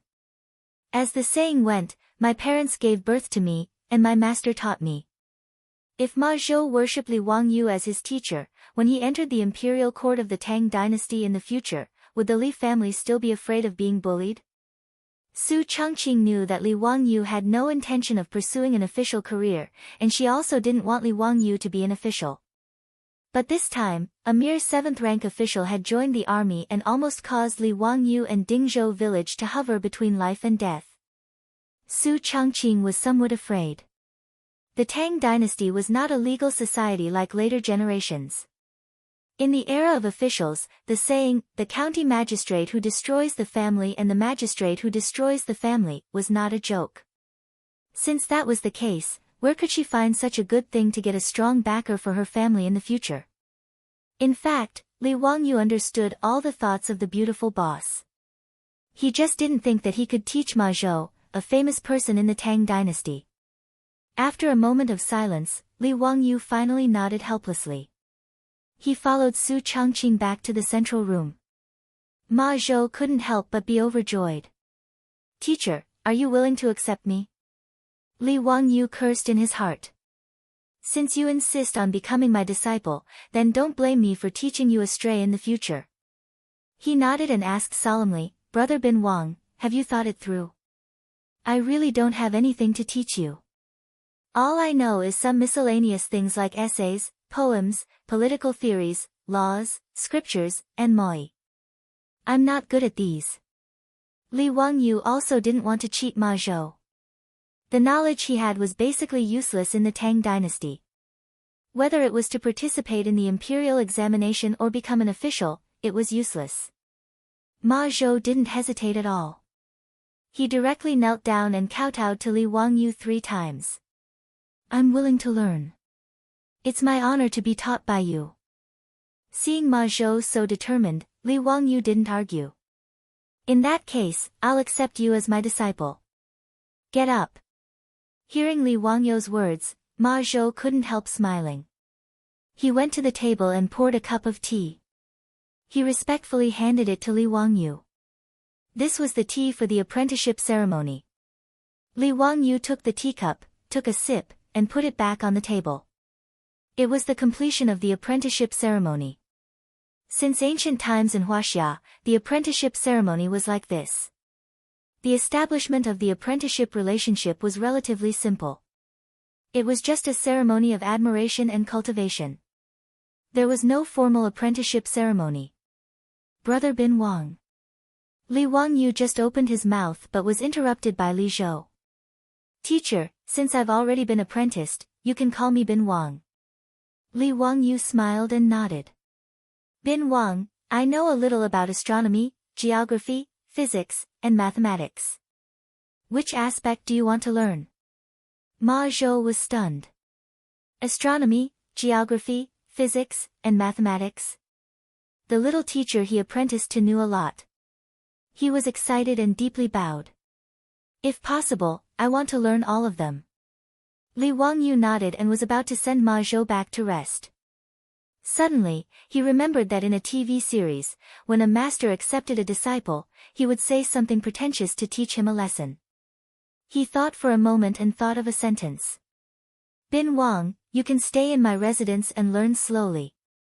I only have one sentence for you. Constantly strive for self-improvement and be virtuous." I hope Bin Wang will remember it in your heart. Constantly strive for self-improvement and be virtuous. Ma Zhou heard it and couldn't help but murmur. His eyes lit up. "Teacher, this is the Qian hexagram and the Kun hexagram in the Book of Changes. A gentleman should be unyielding, not avoid difficulties and constantly strive for self-improvement. A gentleman should increase his virtue and be tolerant of all things. Thank you, teacher, for your advice. I will remember it." Li Wangyu pretended to be profound and smiled but didn't say anything. After Ma Zhou left, the beautiful superior leaned close to his ear and whispered, "Wicked or not, copying the motto of Tsinghua University and using it as a lesson for your own disciple?" The phrase, "constantly strive for self-improvement and be virtuous," was the famous motto of Tsinghua University in the future. It was put forward by Liang Qichao in a speech at Tsinghua University. "He, why don't you think of a better one for me?" Li Wangyu replied with a smile. The beautiful superior rolled her eyes at him and got up to leave. However, she was stopped by Li Wangyu. "What? Don't go. Help me think of what to teach Ma Zhou. How to do the lesson plan." Li Wangyu pulled the beautiful superior's sleeve and said. Su Changqing wrinkled her small and tall nose and snorted discontentedly. "Humph, what does this have to do with me?"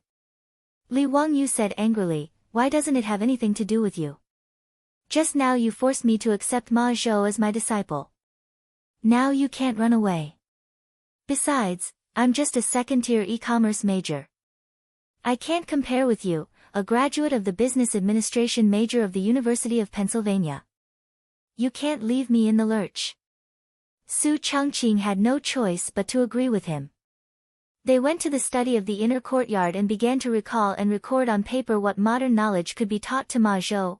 Li Wangyu said that he was unwilling to accept a disciple, but in fact, he was so happy in his heart that he almost sang a song. It was really a sense of achievement for a historical celebrity like Ma Zhou to worship him as a teacher. The cynical man had already begun to think about how he should train the prime minister of the Tang dynasty, so he couldn't wait to ask Su Changqing to write the lesson plan with him. For his disciple, Li Wangyu only had a little worry in his heart, that was, Ma Zhou's life was not long. Li Wangyu remembered that Ma Zhou was originally absurd and unruly for a period of time, and now it was his dormant period. In the 5th year of Zhenguan, Pai Lupi ordered hundreds of officials to write to discuss the gains and losses of the imperial government, and Ma Zhou would soar to the sky. In the 22nd year of Zhenguan, Ma Zhou died of illness at the age of 48. Li Wangyu was a little depressed when he thought of this and wondered if he should find a way. He wanted his disciple to live a longer life. If only he had fooled Sun Simiao at that time. Li Wangyu couldn't help sighing. Su Changqing looked at him curiously. What are you thinking about? I'm thinking about why I didn't keep the old Taoist Sun Simiao, the king of medicine. What a pity. He didn't know that Sun Simiao, the king of medicine, had walked into the trap and built a Taoist temple on the hillside of his home in Dingzhou village. After returning from transporting official grain from Yinzhou, the beautiful boss forgot to tell him about it. After that, a lot of messy things happened, and he forgot about it. The beautiful boss's beautiful eyes flickered a few times, and she covered her mouth and chuckled. It's simple. Before she finished speaking, she heard the old butler Li Heng gently knocking on the door. Lang Jun, there are guests in Chang'an. Li Wangyu was a little surprised. Why were there guests again? Was it Qing Chumo and his group of playboys? Who's here? Yan Liben, Yan Shaojian, is from Jiangzhou. Chapter 142. Li Heng's reply made Li Wangyu somewhat stunned.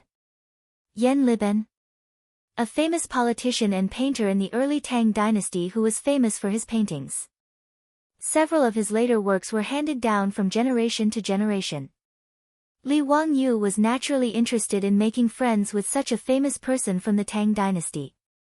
But why would Yan Liben suddenly come from Chang'an to Dingzhou village to visit him for no reason?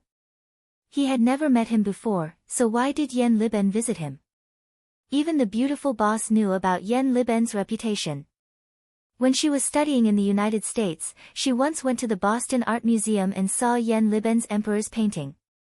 Hearing that Yan Liben was visiting, the beautiful boss also got up and followed him out, wanting to see the style of a famous person. In the central room, a young man in a scholar's robe was sitting beside a few tables. Li Wangyu felt that he looked familiar at first sight. After thinking for a while, he recalled that this young man was the one who commented on his sketch, Goddess Luo's painting, in Zhang Liang's mansion that day. It turned out that he was Yan Liben. So it's Junior Supervisor Yan. Zio didn't go out to meet you. I hope Junior Supervisor Yan can forgive me. Li Wangyu cupped his hands and greeted Yan Liben. After both sides greeted each other, Li Wangyu introduced Su Changqing to Yan Liben. After some formalities, Li Wangyu curiously asked. Junior Supervisor Yan, what's the matter today? Yan Liben straightened his clothes and directly knelt down to Li Wangyu. Liben came uninvited today. I'm here to take you as my master. His words were like a thunderclap, shocking Li Wangyu and Su Changqing to the point that they were both stunned. You also want to take him as your master? What's wrong with you today? Ma Zhou just took him as his master. Why is this Yan Liben, who I don't know, also like this? Are you all bewitched? Li Wangyu twisted his stiff neck and looked at the beautiful boss beside him. The meaning in his eyes was, did I hear it wrong? Su Changqing was also speechless. He carefully sized up Li Wangyu. He was still that delicate and pretty 16-year-old youth. He didn't exude any aura of a bastard. Why do you say that, young Master Yen?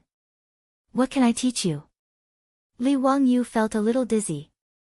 Yen Liben, however, bowed respectfully. Liben wishes to be Xiao Lang's disciple. I wish to learn how to paint. His words stunned Li Wangyu and Su Chongqing even more. Yen Liben went to Li Wangyu to learn painting. It felt as if Messi and Cristiano Ronaldo had come to him to learn how to play football, or Michael Schumacher had come to him to learn how to drive. Who was Yen Liben? Not only was he a famous painter in the early Tang dynasty, but even in the history of Huaxia, Yen Liben was not in the top 3, but he was in the top 10. He was like a god of painting. And such a great Yen Liben went to Li Wangyu's house and told him, a 16-year-old youth, that he wanted to learn painting from him. Wasn't this an international joke? For a moment, Li Wangyu had several thoughts in his mind. Was this Yen Liben a fake? But he did see this man in Zhang Liang's mansion. He was obviously a nobleman of the Tang dynasty.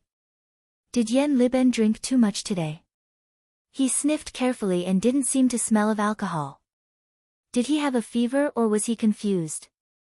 It seemed that Yen Liben was full of energy and had no illness or disaster. Li Wangyu couldn't figure out what was wrong with Yen Liben. He could only ask helplessly, Yen Xiaojian, don't make trouble. I still want to learn painting from you. Are you kidding me? Yen Liben didn't seem to be joking at all. Instead, he bowed again very seriously, Xiao Lang, Kun, Liben isn't kidding. I sincerely want to be your disciple and learn painting from you. Li Wangyu was speechless. What can I teach you? Yen Liben immediately took out a scroll from his chest. He opened it carefully as if it was a rare treasure. Seeing the picture on the scroll, the beautiful boss couldn't help but exclaim softly. Then her face turned crimson. She secretly stretched out 2 slender fingers and pinched the soft flesh on Li Wangyu's waist. Li Wangyu also cried out. It was not because of anything else, but because he was really in pain from the pinch. Where did this little girl learn such a sinister trick? On the scroll, there was a framed portrait of a naked woman. This was one of the 2 naked sketches that Li Wangyu drew when he went to Chang and to earn money to buy food. At that time, one of the 2 sketches was sold to the fatty Cho Kun. The other one was not sold. Later, Li Wangyu gave it to Cho Kun. And this naked sketch, the beautiful boss knew at a glance that it was drawn by Li Wangyu. In the Tang dynasty, and even in the whole world, at this time, no one except Li Wangyu would draw this sketch. She fiercely glared at Li Wangyu. Stinky hooligan, he actually drew a naked woman. Li Wangyu also felt his face burning. How could this thing he did be exposed by Yen Liben?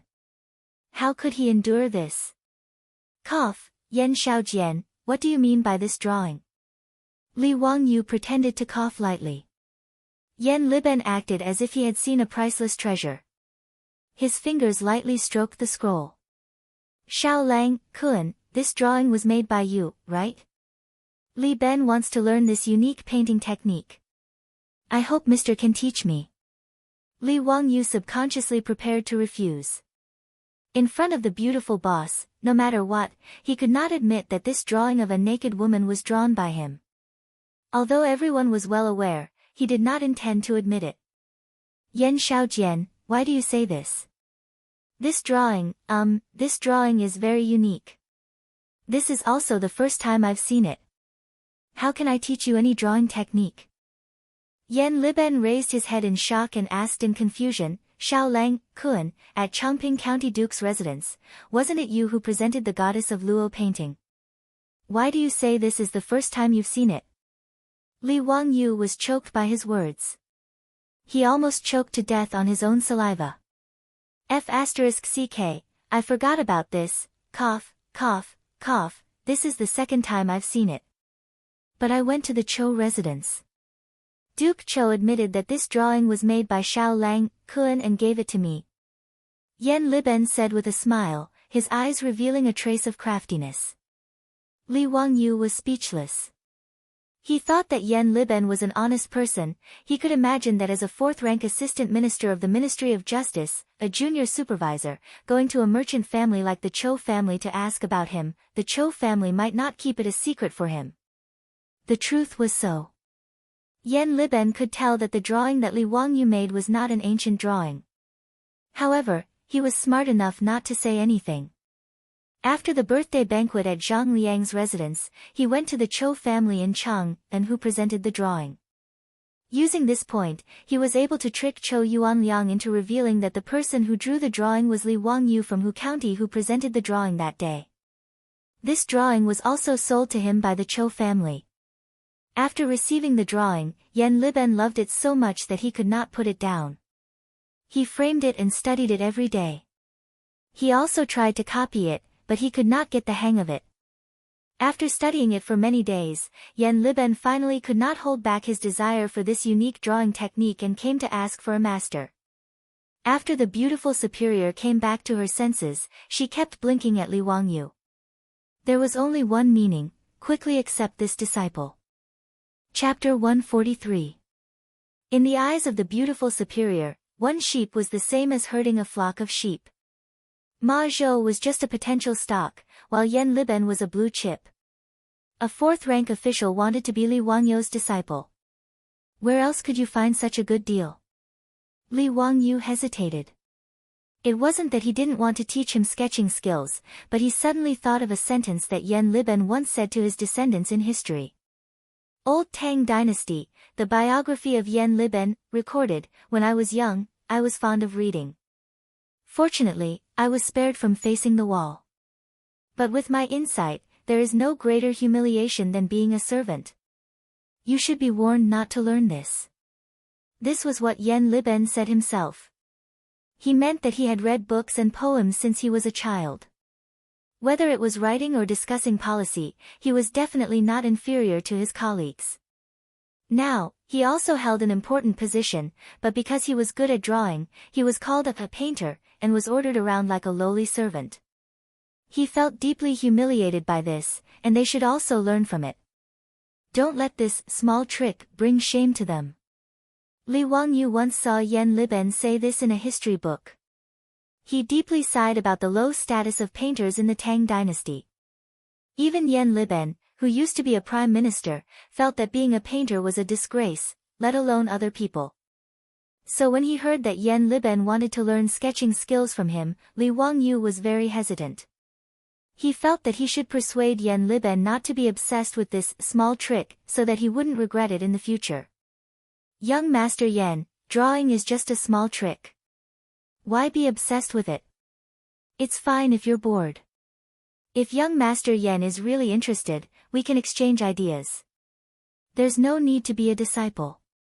In response to Li Wangyu's sincere persuasion, Yan Liben was silent for a moment before he said in a deep voice, "I appreciate Mr. Xiao Lang's kindness. Although drawing is just a small trick, I love it deeply and have never thought of giving it up. So, please accept me as your disciple and teach me drawing skills, Mr. Xiao Lang." Young Master Yan, I'm just a commoner, and I'm only 16 years old. If you want to take me as your master, it won't be good for your reputation, Li Wangyu persuaded again. Don't worry about it. Confucius said, among the three of us, there is bound to be a teacher. Choose the good one and follow him. Xiao Lang, Kuan is skilled in martial arts. Since I am your disciple, it has nothing to do with age or official position. Please grant my wish, Xiao Lang, Kuan. Fine, it's this sentence again. Why is it the same emphasis as Ma Zhou? In the face of such a stubborn artist, Li Wangyu had nothing to say. Gritting his teeth, Zhang Xian nodded in agreement. Damn it, isn't it just accepting a disciple? Since I have already accepted Ma Zhou, I don't mind accepting another Yan Liben. Seeing that Li Wangyu really agreed, Yan Liben couldn't help but be overjoyed. Ignoring his age and official position, he immediately knelt down respectfully and kowtowed to Li Wangyu. Then, he poured tea for Yan Liben, completing the ceremony. Within a day, their Lang Jun had accepted 2 disciples. This made the old housekeeper and the others smile so widely that they couldn't close their mouths. For them, Ma Zhou wasn't a big deal, but Yan Liben was a fourth-rank official. For such a person to become their Langjuan's disciple, Li Heng and the Niu brothers couldn't help but straighten their backs. Especially Niu Wu, his admiration for his elder brother was unparalleled. No wonder his elder brother wanted to become a member of the Li family. His foresight, tsk, there was nothing to say. Previously, the county magistrate of Chang'an County was only a sixth-rank official, but he dared to order people around. Now that a fourth-rank official had become his Langjuan's disciple, let's see who would dare to cause trouble for the Li family in Dingzhou village. Li Wangyu found Ma Zhou and introduced him to Yan Liben. Hearing that the other party had become Li Wangyu's disciple, Xiao Lang's disciple, Ma Zhou and Yan Liben both felt a sense of closeness. Student Ma Zhou, courtesy name Bin Wang, greets brother Liben. Ha! Student Yan Liben greets brother Bin Wang. The two of them were the same age and had become Li Wangyu's disciple on the same day. This made the two of them feel like they hit it off. However, the way the two of them addressed each other made the beautiful superior open her mouth wide and look at Li Wangyu in disbelief. Student, why don't you just say hello? You also transmigrated. What are the two of them talking about? Student. Su Changqing bit Li Wangyu's ear and asked softly. Li Wangyu was stunned for a moment and then laughed loudly. After a long time, he explained in a low voice, student isn't something that only exists in the future. It's in the Book of Han. People who are under the same teacher can be called students. Su Changqing knew that she had made a mistake again. Her face turned slightly red and her fingers secretly pinched Li Wangyu's waist. Li Wangyu wanted to slap himself. How could a beautiful woman be made fun of so casually? This was retribution. After Yan Liben became his disciple, Li Wangyu didn't hide anything and introduced him to the basics of sketching. Ma Zhou also listened with great interest. Although he wasn't good at painting, he knew how to play the zither, go, calligraphy, and painting. Naturally, he wasn't unfamiliar with painting. After seeing the sketch of a naked woman brought by Yan Liben, Ma Zhou was once again amazed by Li Wangyu. He even asked Yan Liben for the sketch shamelessly, but was mercilessly rejected by Yan Liben. Therefore, Li Wangyu taught Yan Liben the skills of sketching and painting. Ma Zhou also listened and learned from him. He felt more and more that his decision to become Li Wangyu's disciple today was very correct. Sure enough, there were still many things in this little teacher's mind that were worth learning. After Yan Liben and Ma Zhou heard about three-dimensional perspective, light and shadow projection, and other sketching techniques, their eyes lit up. These were things that they had never learned or touched before when they were learning to paint. Teacher, how long do you think you can teach me these? Yan Liben rubbed his hands excitedly and said. Li Wangyu was speechless. He was really a painting addict. He couldn't wait to learn new skills. Seeing that it was still early, he simply asked Li Heng to get charcoal and paper and started the first painting lesson in the history of the Tang dynasty. When the sun set in the west, Yan Liben reluctantly said goodbye and left. Because the civil servants of the Tang dynasty had to go to bed every 10 days, Yan Liben could only come to Dingzhou village once every 10 days to learn sketching from Li Wangyu. This made him very annoyed that he had too little time. Ma Zhou was very proud of this. He lived in the teacher's house and could ask for advice at any time. After Yan Liben left, Li Wangyu looked at Ma Zhou, who was packing up his painting tools, and then remembered what Su Changqing wanted to say in the study. Changqing, what were you talking about in the study room earlier? What is simple? The beautiful boss smiled and said, Oh, I forgot to tell you before. I gave away the hillside land at home. What? Gave it away? Who did you give it to? Li Wangyu was shocked. This prodigal woman, he couldn't keep it anymore. She actually gave away a piece of land that was worth 1,000 strings of coins. King of Medicine, Sun Simiao. As soon as Su Changqing said this, Li Wangyu immediately froze for a few seconds. Old Taoist Sun Simiao. What does he want that land for? Taoist temple. Li Wangyu immediately understood. He laughed a few times, pulled the beautiful boss and ran out of the door. Let's go, take me to see it. Chapter 144.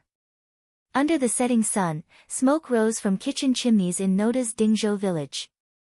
The farmers who had worked in the fields for a day carried their tools and animals back to the village in exhaustion, but they had smiles on their faces. Chickens crowed and dogs barked in the village. The half-grown children played with each other and ran around. Occasionally, they would be yelled at by their elders to go home for dinner. There was a naughty child who tore his pants while climbing a tree and exposed his butt. The adults caught him and spanked him a few times. They scolded him as they dragged him home, causing the two to roar with laughter. When the farmers saw Li Wangyu and Su Changqing, they all showed bright smiles and warmly greeted them. When the men of Guanzhong ate, they were used to holding large bowls and squatting outside the houses to chat and eat. While it was a simple meal, and there was no meat or fish, they ate with great satisfaction. Roars of laughter occasionally came from the crowd. Some farmers saw Li Wangyu and the others and warmly invited them to eat at their homes. The two of them declined with a smile. Li Wangyu, who had been in a hurry to go to the slope to see the situation, slowed down his steps in front of this idyllic poem that no artist could paint. He slowly walked with Su Changqing through the village. A smile uncontrollably rose to the corners of their mouths. Wangyu, don't you feel that the atmosphere in the village seems to be a little different? The beautiful boss suddenly asked. Li Wangyu stilled and did not understand what she was referring to. Su Changqing smiled and explained, when we first came to Dingzhou village, while we were warmly welcomed by the villagers, I felt that everyone in the village had a layer of bitterness on their faces. Now, it hasn't even been a month, but the villagers are smiling even more. Li Wangyu carefully considered her words. It seemed to be true. Su Changqing continued, Wangyu, this is actually all your work. Me? What does it have to do with me? Li Wangyu did not understand. You came up with the water wheel, so the farmers didn't have to work so hard to carry water. You also lent 20 oxen to the village. This time, the corvée labor also allowed everyone to earn money. Adding all these together, these simple farmers naturally felt that their lives were better.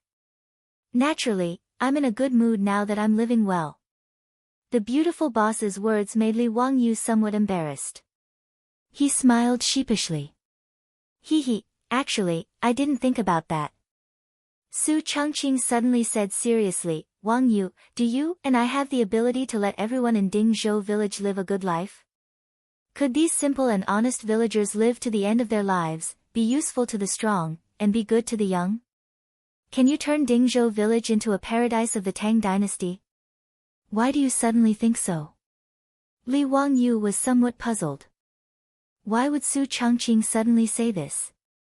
The land is flat and spacious, and the houses are upright. There are fertile fields, beautiful ponds, mulberry and bamboo trees. Along the crisscrossed paths, chickens and dogs could be heard. Among them, the people who come and go, the men and women's clothes are known as outsiders. Yellow hair hangs down, and happy. Su Changqing suddenly recited a passage from a text she learned in middle school, Peach Blossom Spring. Then, she turned to look at Li Wangyu with a smile in her eyes. Because I suddenly fell in love with this land. Her words made Li Wangyu slightly stunned. He seemed to understand something and couldn't help but reach out to hold his beautiful boss's soft hand. Changqing, you will. Dingzhou village will definitely become a paradise of the Tang dynasty. I promise you. Whether it was Li Wangyu or Su Changqing, they both had their own relatives in the modern world. Li Wangyu's parents were still alive, but they could no longer see each other. It was the same for Su Changqing. Her parents, her friends, and her life had all become impossible to find because of this inexplicable transmigration. Everything had become memories. Li Wangyu heard Perrin whisper to him several times that Sister Su secretly cried alone in bed at night. He knew that his beautiful boss was homesick. She missed the home that she couldn't go back to after more than 1,300 years, therefore, Su Changqing had always resisted the fact that she had transmigrated to the Tang dynasty. In her heart, this was an unreal dream. Everything was like a game. However, the rural life of Dingzhou village that was full of life finally made her like this place. She fell in love with this place.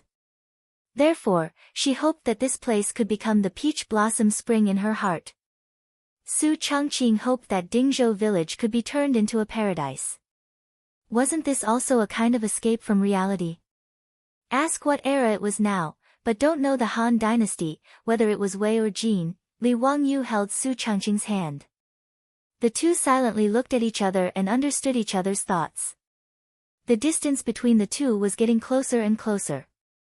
It was as if they could feel each other's heartbeat. Ha! Li Jia Xiaolang is embarrassed. Li Wangyu and Su Changqing both turned their heads in surprise. They saw a group of small children in the village surrounding them. They were making funny faces and singing nursery rhymes. The beautiful boss immediately realized that her hand was still held by Li Wangyu. She couldn't help but blush and struggled to break free. One must know that this was still the Tang dynasty. It wasn't the era where men and women hugged and kissed on the streets of the modern world. The two of them holding hands in the village could be considered a very out-of-line action. Therefore, these half-grown children in the village all ran over to watch the commotion. Even the villagers who were squatting at the door chatting and eating in the distance occasionally let out kind laughter. This made Su Changqing's face burn even more. He glared at Li Wangyu reproachfully before turning around and running back home. Li Wangyu was thick-skinned. He smiled at the group of children and said, "You little brats, what do you know? Do you know what a wife is?" "I know, it's a wife. My father said that he would marry a wife for me in the future." A little brat shouted, causing the surrounding children to start to kick up a fuss. Li Wangyu smiled and patted their heads intimately. Then, he turned around and chased after the beautiful boss. In front of a beautiful woman, there was no need to look at the old Taoist's lousy temple. "Changqing, wait for me." "Hee, why are you running?" Li Wangyu shouted shamelessly, but it made Su Changqing walk faster. The beautiful boss let go of the knot in her heart, and the relationship between Li Wangyu and her quickly warmed up. When no one was around, Li Wangyu had already touched first base. From time to time, he could hold the beautiful boss's smooth and tender hand. However, it was limited to this. Although Su Changqing studied in the United States, her thoughts were quite traditional. Li Wangyu wanted to go one step further and hit second base, but he didn't succeed. This made him feel very regretful. A home run was far away in the future. Su Changqing began to busy herself with the four-wheeled carriage company of Dingzhou village. She put in a lot of enthusiasm for this matter. The Li family and Dingzhou village's partnership to open a four-wheeled carriage company had been unanimously agreed by the villagers. Many villagers were even grateful for the Li family's decision. They thought that the Li family was benevolent and wanted to make the whole village rich together. Recently, the beautiful boss would lead Niu Yong and the old village to Chang'an City at dawn. They would only come back at sunset. They were very busy. Li Wangyu, on the other hand, was very idle every day. Other than taking some time to teach Ma Zhou, he would ride around the village on his horse. He also went to the construction site of Sun Simiao's Taoist temple on his own hillside. He also met Lu Shenwei, which made him very surprised. Li Wangyu also patted his chest and promised Lu Shenwei that after the Taoist temple was completed, he would let Yan Liben paint the murals for the temple. This made Lu Shenwei have a good impression of Li Wangyu. The two of them felt like old friends at first sight. They regretted not knowing each other earlier. In his spare time, Li Wangyu either went fishing by the Gan River or played mahjong with Ma Zhou and Lu Shenwei at home. His days were very comfortable. However, after a few days of leisure, a group of troubles came to his door. Chapter 145. They were called a group of troublemakers because they came in groups. The Qing brothers, the Du brothers, the Yuqi twins, Fang Yai, Wei Shuyu, Chai Lingguo, Niu Jinping. A large group of the top playboys of the Tang dynasty came to Dingzhou village and captured Li Wangyu alive. "Ha, Zio, you brat. Why didn't you go to Chang'an to find your brothers after being released from prison in Chang'an? You deserve a beating. Let's go to Chang'an and drink. We're not going home until we're drunk. Cheng Chumo dragged Li Wangyu out of the house and pushed him onto the back of a horse.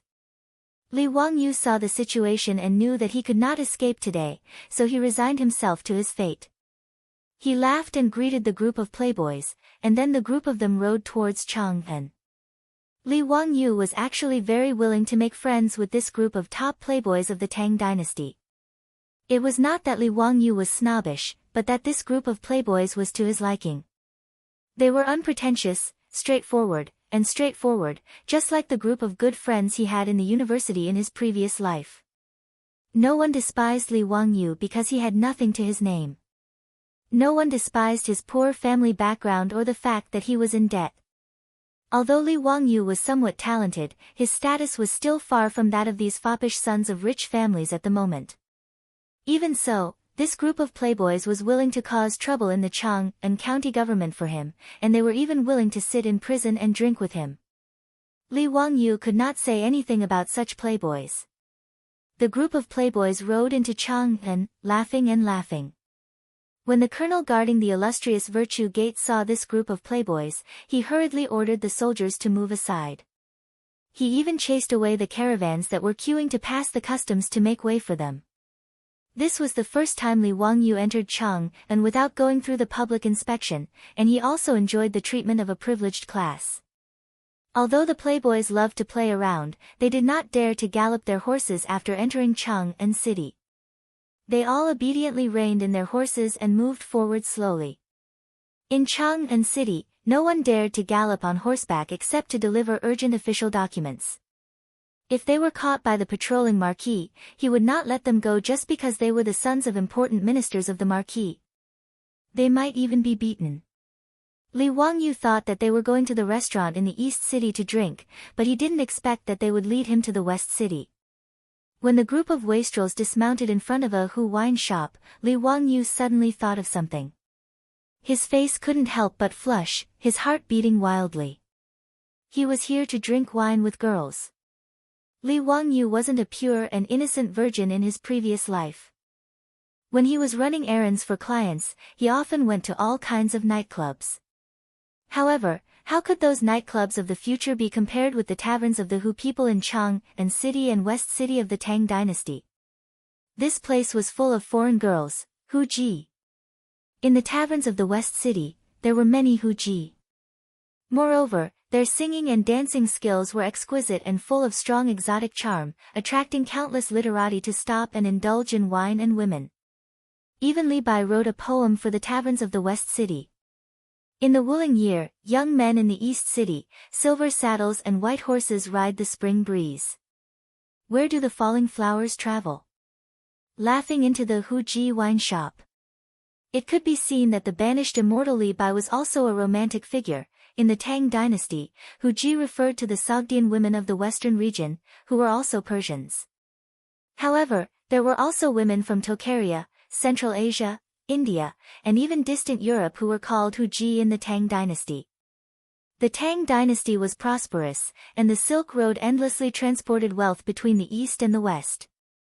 Besides spices and gems, the goods transported from the West City to the Tang dynasty were mostly female slaves. The profits were 5 times that of silk, so the profiteering caravans continuously sold all kinds of female slaves from the West City to the Tang dynasty. Hu Ji were very popular in the Tang dynasty. Whether it was merchants or nobles, they didn't mind buying a few beautiful Hu Ji at home.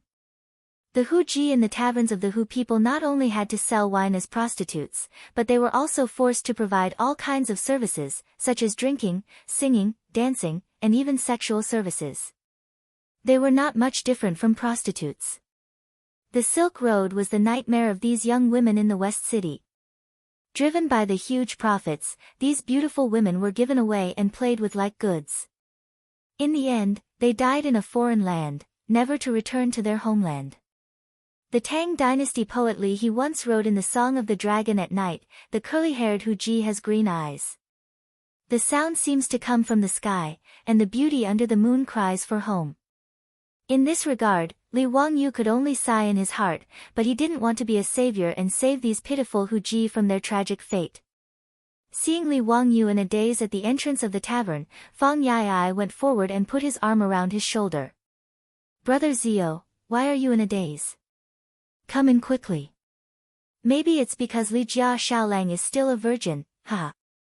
Chai Linggu teased. The Yuchi twins also chimed in. "Ha, that should be the case. Today, we brothers will treat you and find you a beautiful Huji, so you can enjoy what it means to be a man." Li Wangyu was speechless. This group of scum. He gave them the middle finger to express his disdain, but forgot that in the Tang dynasty, there was no international language like the middle finger. "Wangyu, what do you mean by giving us the middle finger?" Wei Shuyu asked curiously. Li Wangyu was embarrassed and hurriedly explained, "It means to call you brothers. This is called sign language." The group of wastrels didn't suspect anything. They also thought it was fun and gave him the middle finger. Seeing Ching Chumo laughing happily at his two younger brothers' middle fingers, Li Wangyu was sweating like a waterfall. What a sin! Fortunately, Li Wangyu was the youngest in the group, so no one gave him the middle finger, and he escaped a disaster. However, Li Wangyu wasn't completely spouting nonsense. In sign language, the middle finger really did mean that he was an elder brother, and it meant that he would become the pillar of the family. The group of wastrels gave each other the middle finger and clustered around each other as they entered the tavern. The Hu taverns in Shi City were expensive. Those who weren't from influential families or merchant families wouldn't dare to patronize them. As soon as the large group entered the tavern, several young and beautiful Huji girls came out to greet them and led them to an elegant pavilion. Under the attentive service of the Huji girls, everyone took off their boots and went to the banquet. Ching Chumo directly waved his hand and said, "Call the best Huji girls for me. If you dare to use any ugly ones to make up the numbers, I will smash your tavern." The Hu shopkeeper of the wine shop had already rushed over. He smiled apologetically and replied in the Great Tang official language with an accent, "Little Duke, what are you saying? Even if I deceive anyone, I would not dare to deceive Little Duke. I will immediately ask the Huji girls to come over and serve you." Cheng Chumo and his group of wastrels were all regular customers of Hu taverns. The Hu tavern manager didn't dare to neglect them. "Wait, are there any new Huji girls? This is the first time for my little brother. Find him a clean and refreshing Huji girl to serve him." "Wahaha!" Cheng Chumo pointed to Li Wangyu and said. Cheng Chumo's words made the group of wastrels look at Li Wangyu and laugh, making Li Wangyu blush. These bastards! He wished he could pull out his 40-meter-long broadsword and chop them to death. However, Li Wangyu, the cynical man, didn't say anything against it. Instead, he was a little expectant. It was wise not to take Niu Wu out today. No one would tell the beautiful boss, right? Chapter 146. As a healthy man with a normal mind, Li Wangyu would be lying if he said that he was untainted by the mud and that he wanted to learn from Liu Xiaohui. Although there was an ambiguous relationship between him and his beautiful superior, it did not affect the uncontrollable ripples in his heart. Ching Chumo's words made him look forward to it even more, but he heard the Hu shopkeeper reply hesitantly, replying to the young duke, "There is a new Hu concubine in the inn. She is also very beautiful. But her temper is fierce and she has not been trained well. I am afraid that she will spoil the young duke's mood." "Ha, she is just a Hu concubine, how fierce can she be? Just call her over, my little brother can handle her." Ching Chumo waved his hand without a care, indicating for him to call the Hu concubines over. The Hu shopkeeper did not dare to say anything else and turned to leave, arranging for the Hu concubines to accompany them. Not long after, a group of young and beautiful Hu concubines dressed in foreign attire entered the courtyard.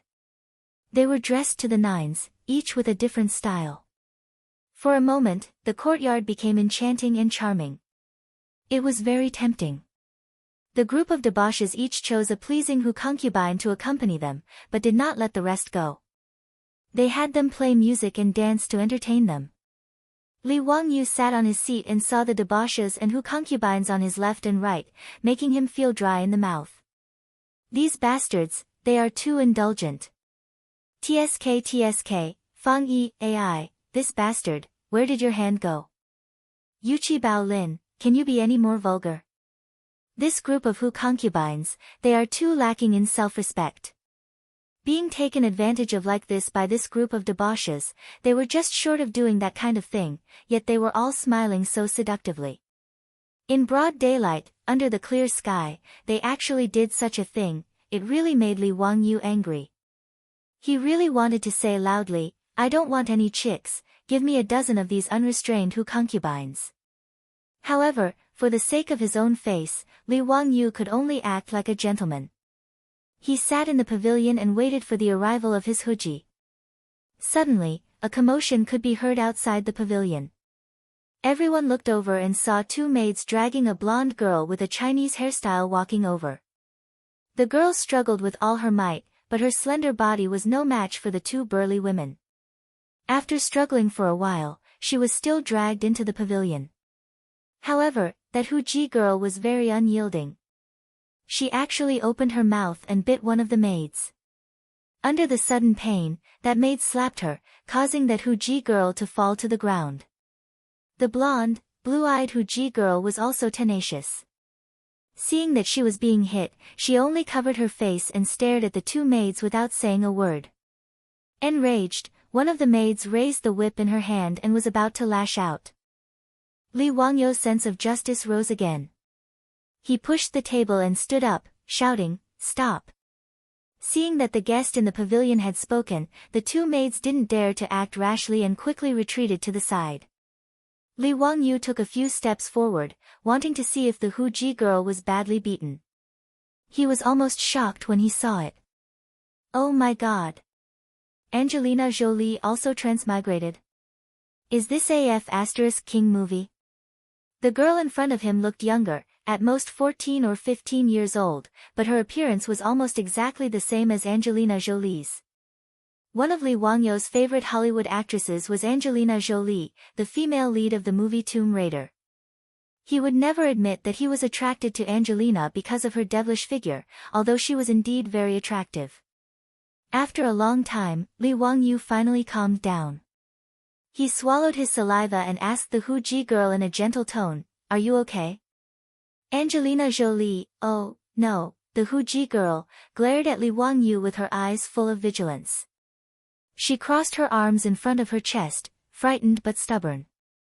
She just bit her sexy red lips and didn't say a word. Huji's inadvertent action made Li Wangyu's heart beat faster. He couldn't take it.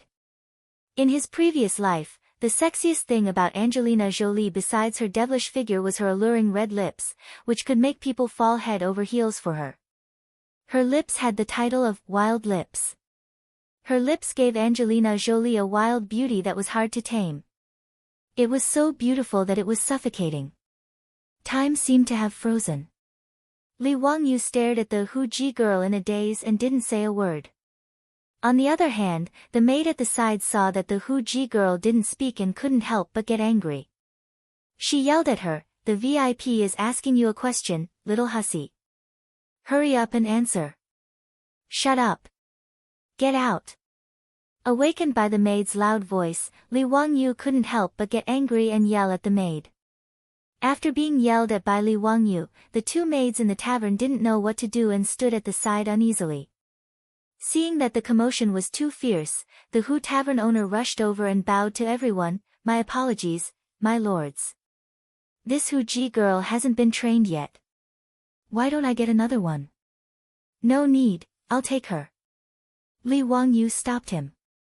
He bent down again and asked the young Angelina Jolie, who was half sitting on the ground gently, "Let me help you up, okay?" As if sensing that Li Wangyu didn't have any ill intentions, and with the two maids who were always fierce, the young Angelina Jolie didn't object and nodded gently. Li Wangyu was overjoyed. He quickly reached out to help her up and pulled her into the pavilion. Angelina Jolie didn't struggle and was led into the pavilion by him. This scene made the group of fops in the pavilion dumbfounded. After Li Wangyu pulled Hu Ji back to her seat, a few of them had mischievous looks in their eyes. Fang Yai winked at Li Wangyu. Zio, you're a gentleman, but what? Li Wangyu asked curiously. But Zio, your taste isn't very good. Ha, you actually like such an ugly woman. Fang Yai's words made the group of fops convulse with laughter. Chai Lingwu even laughed until tears came out of his eyes. He kept burrowing into Hu Ji's arms. Ugly? Angelina Jolie was actually called ugly by this group of fops. Did they have any sense of beauty? Were they all blind? Before Li Wangyu could speak, he heard Ching Chumo teasing, Zio, this Hu Ji is so tall and so slender, not to mention her mouth that looks like a bloody basin. TSK, the barbarian merchants of this tavern are really despicable. They actually used this kind of thing to fool us. Li Wangyu was almost struck by lightning by this guy's words. Damn, a bunch of country bumpkins. The Hu Ji girl beside him was nearly 1.7 meters tall.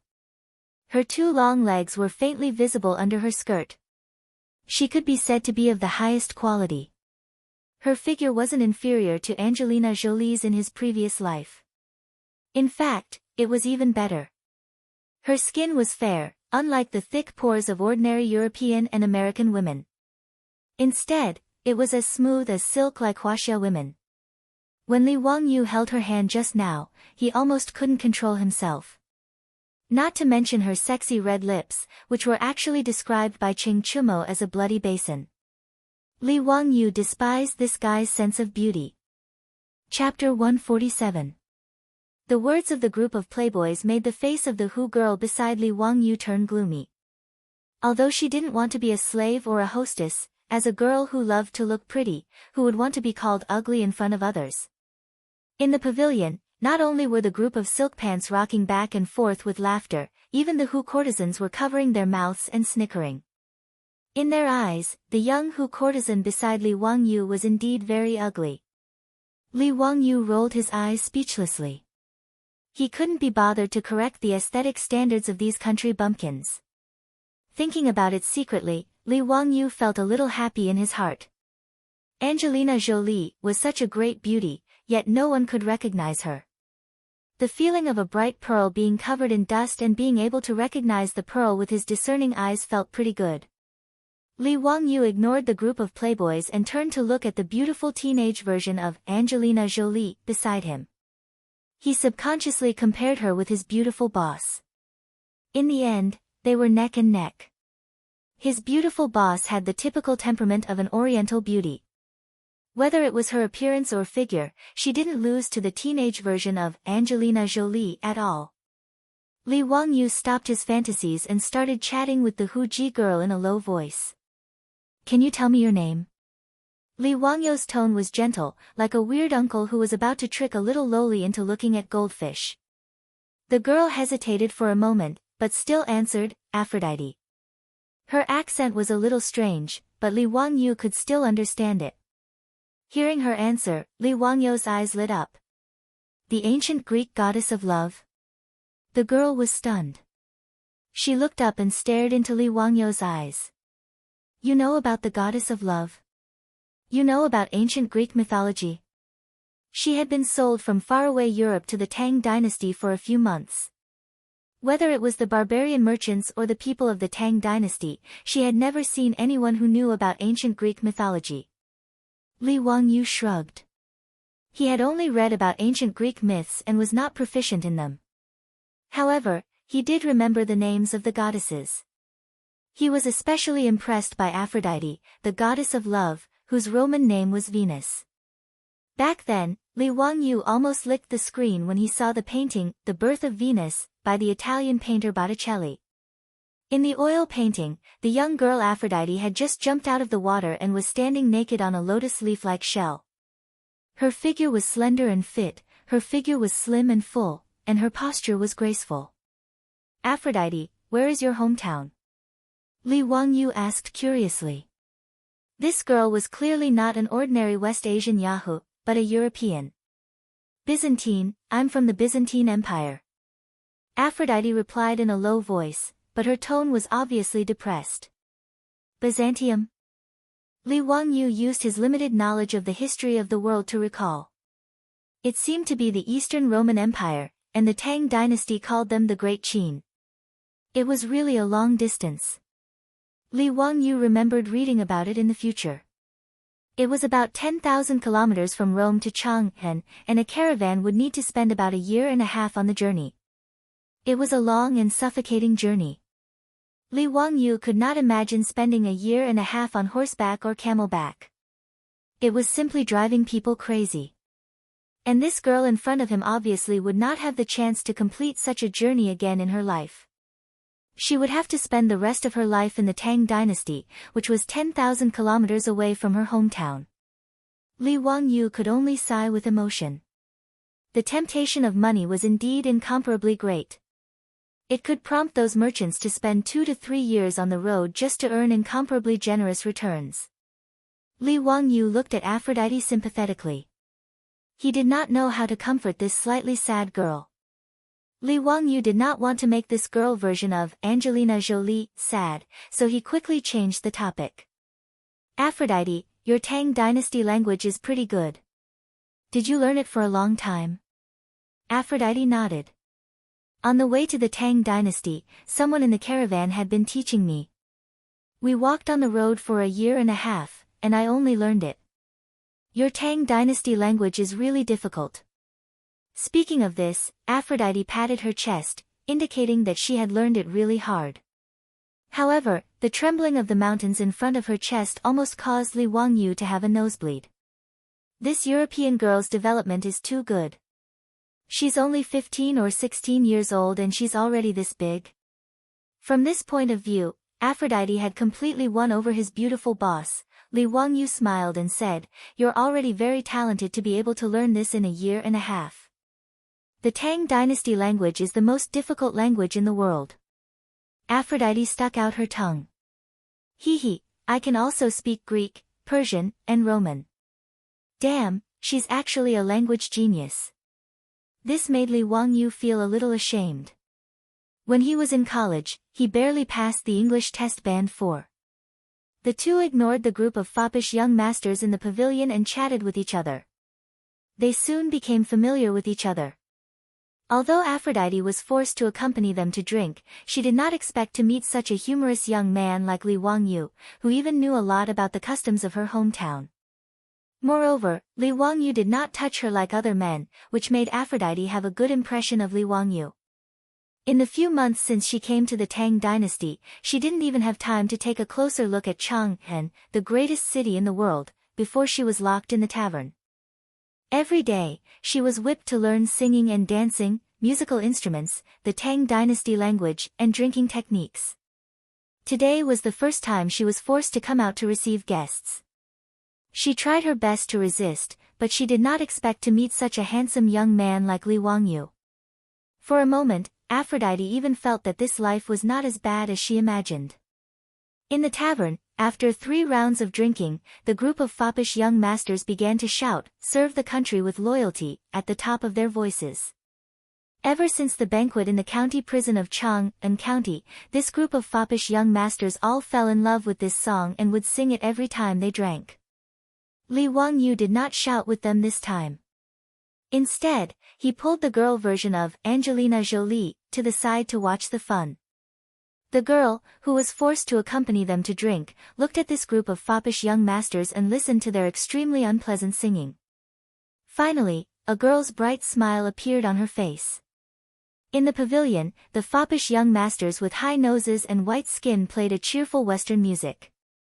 They danced under the 3 strokes of the drum. In the Tang dynasty, the most famous dances were the Huchuan dance, the Huteng dance, and the Zhizhi dance. As the saying goes, the Huteng dance returns to the snow, and the sound of the strings and drums dance. A group of foppish young masters with graceful figures spun rapidly in the pavilion. Their colorful skirts and long hair fluttered together. The lively rhythm and strong performance made Li Wangyu fascinated. Sure enough, it was the dance of a phoenix, and the shadow of a phoenix behind. At this moment, it was not the wine that made them drunk, but they were drunk. Chapter 148. The Huji girls finished their dance. It was bold, erotic, and charming. At this time, the wine was half drunk and the dance was joyous. Although it was not dark yet, the atmosphere in the pavilion had become dreamy. A group of rich playboys also entered after drinking and danced with the Huji girls. But no matter how you looked at it, it was like a real-life version of Beauty and the Beast. Especially the three Qing brothers and the Yuqi twins, they were like a few gorillas dancing. Li Wangyu deeply suspected that these guys would climb to the top of some tower and fly for the Huji girls. Li Wangyu laughed heartily. Suddenly, he felt like he was in a poetic mood. He shouted, "Bring me a brush and paper." Seeing that Li Jia Shaolang was about to compose a poem, the group of rich playboys gathered around. Li Wangyu asked the Huji girls to spread the paper on the table and grind the ink. He held a wine cup in his left hand and a pen in his right hand. He recited and wrote on the paper with his thin muscles. Before a bottle of wine. Li Wangyu wrote down the title of the poem. This guy was drunk and started to copy Li Bai's poem again. The spring breeze comes from the east and passes by suddenly, the golden bottle of wine ripples. The falling flowers feel a little too much, the beauty is drunk and the beauty is drunk. When the poem was copied to this point, Li Wangyu suddenly felt that something was wrong. This poem seemed to be lamenting the passing of time, right? The last line, "How many peach blossoms can there be, the flowing light deceives people and wastes time," seemed to be not for a young man like him to say. Li Wangyu's brain worked very quickly. He might as well give Li Bai's poem a shortened version. He would remove the lines in the middle that set off the sadness and hinted at people's declining years. He paused for a moment, drank a mouthful of wine, and continued to write. The lute plays the dragon gate's green tree, the jade pot of wine is clear as the sky. Urging the string and brushing the column to drink with the gentleman, looking at Zhu Cheng's face redden.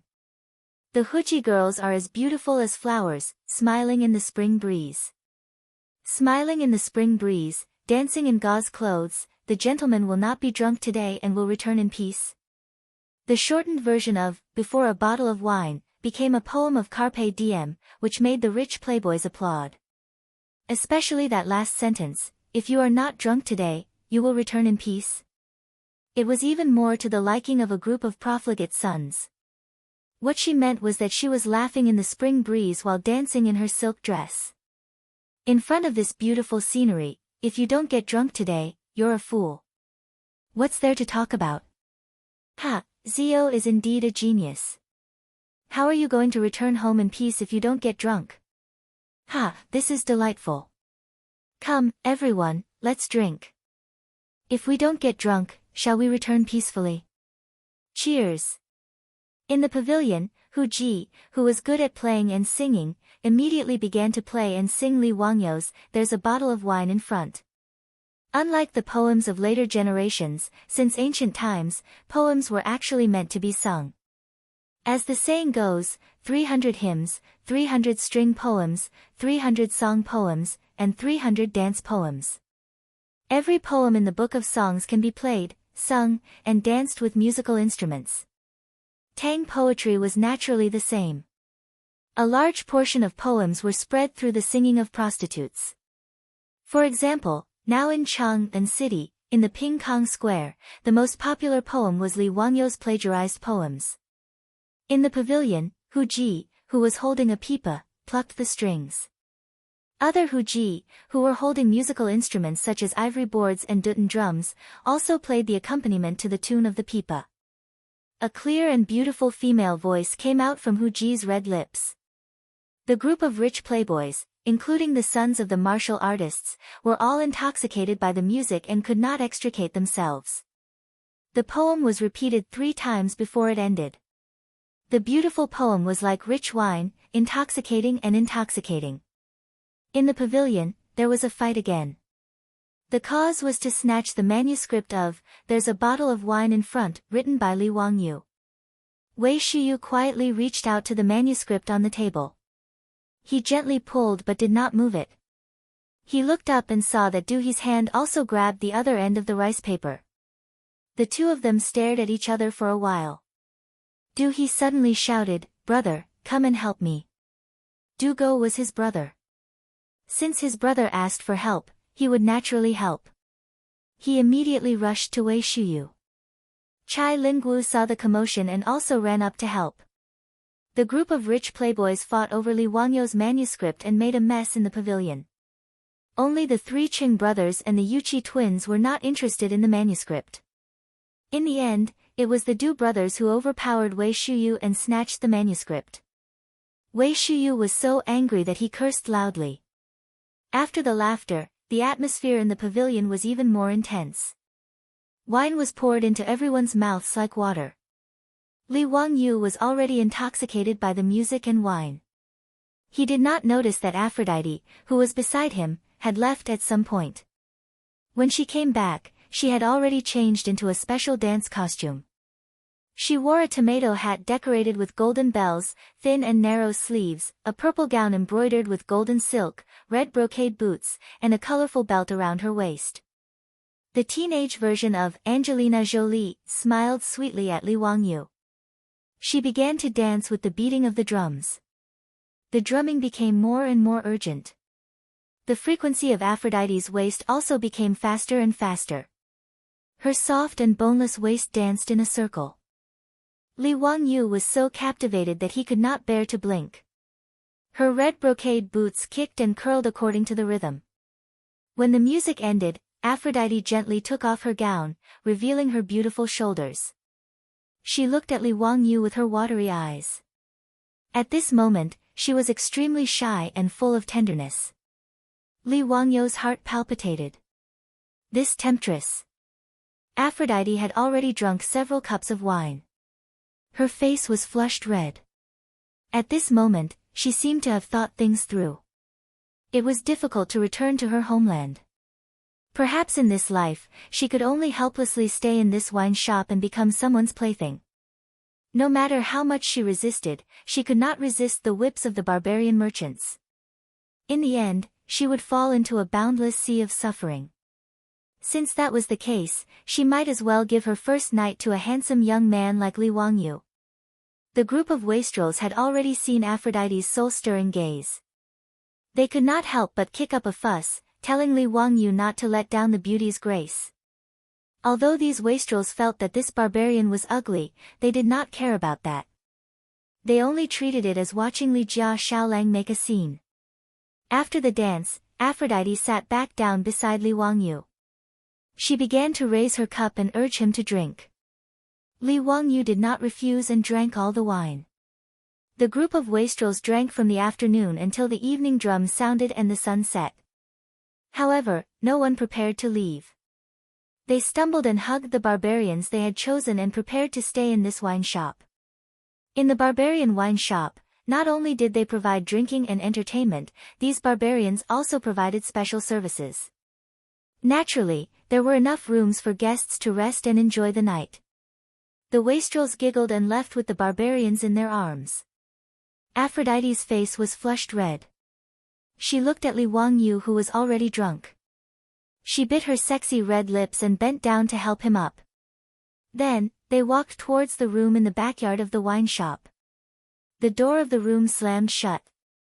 The red candles in the room flickered, and the rings on the red gauze gown made light sounds.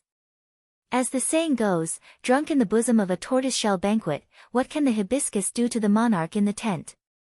Chapter 149. In the tavern, Aphrodite struggled to help the drunk Li Wangyu onto the bed and put down the red gauze curtain. Her face was flushed red. After hesitating for a long time, she finally made up her mind and began to undress the gauze skirt while trembling.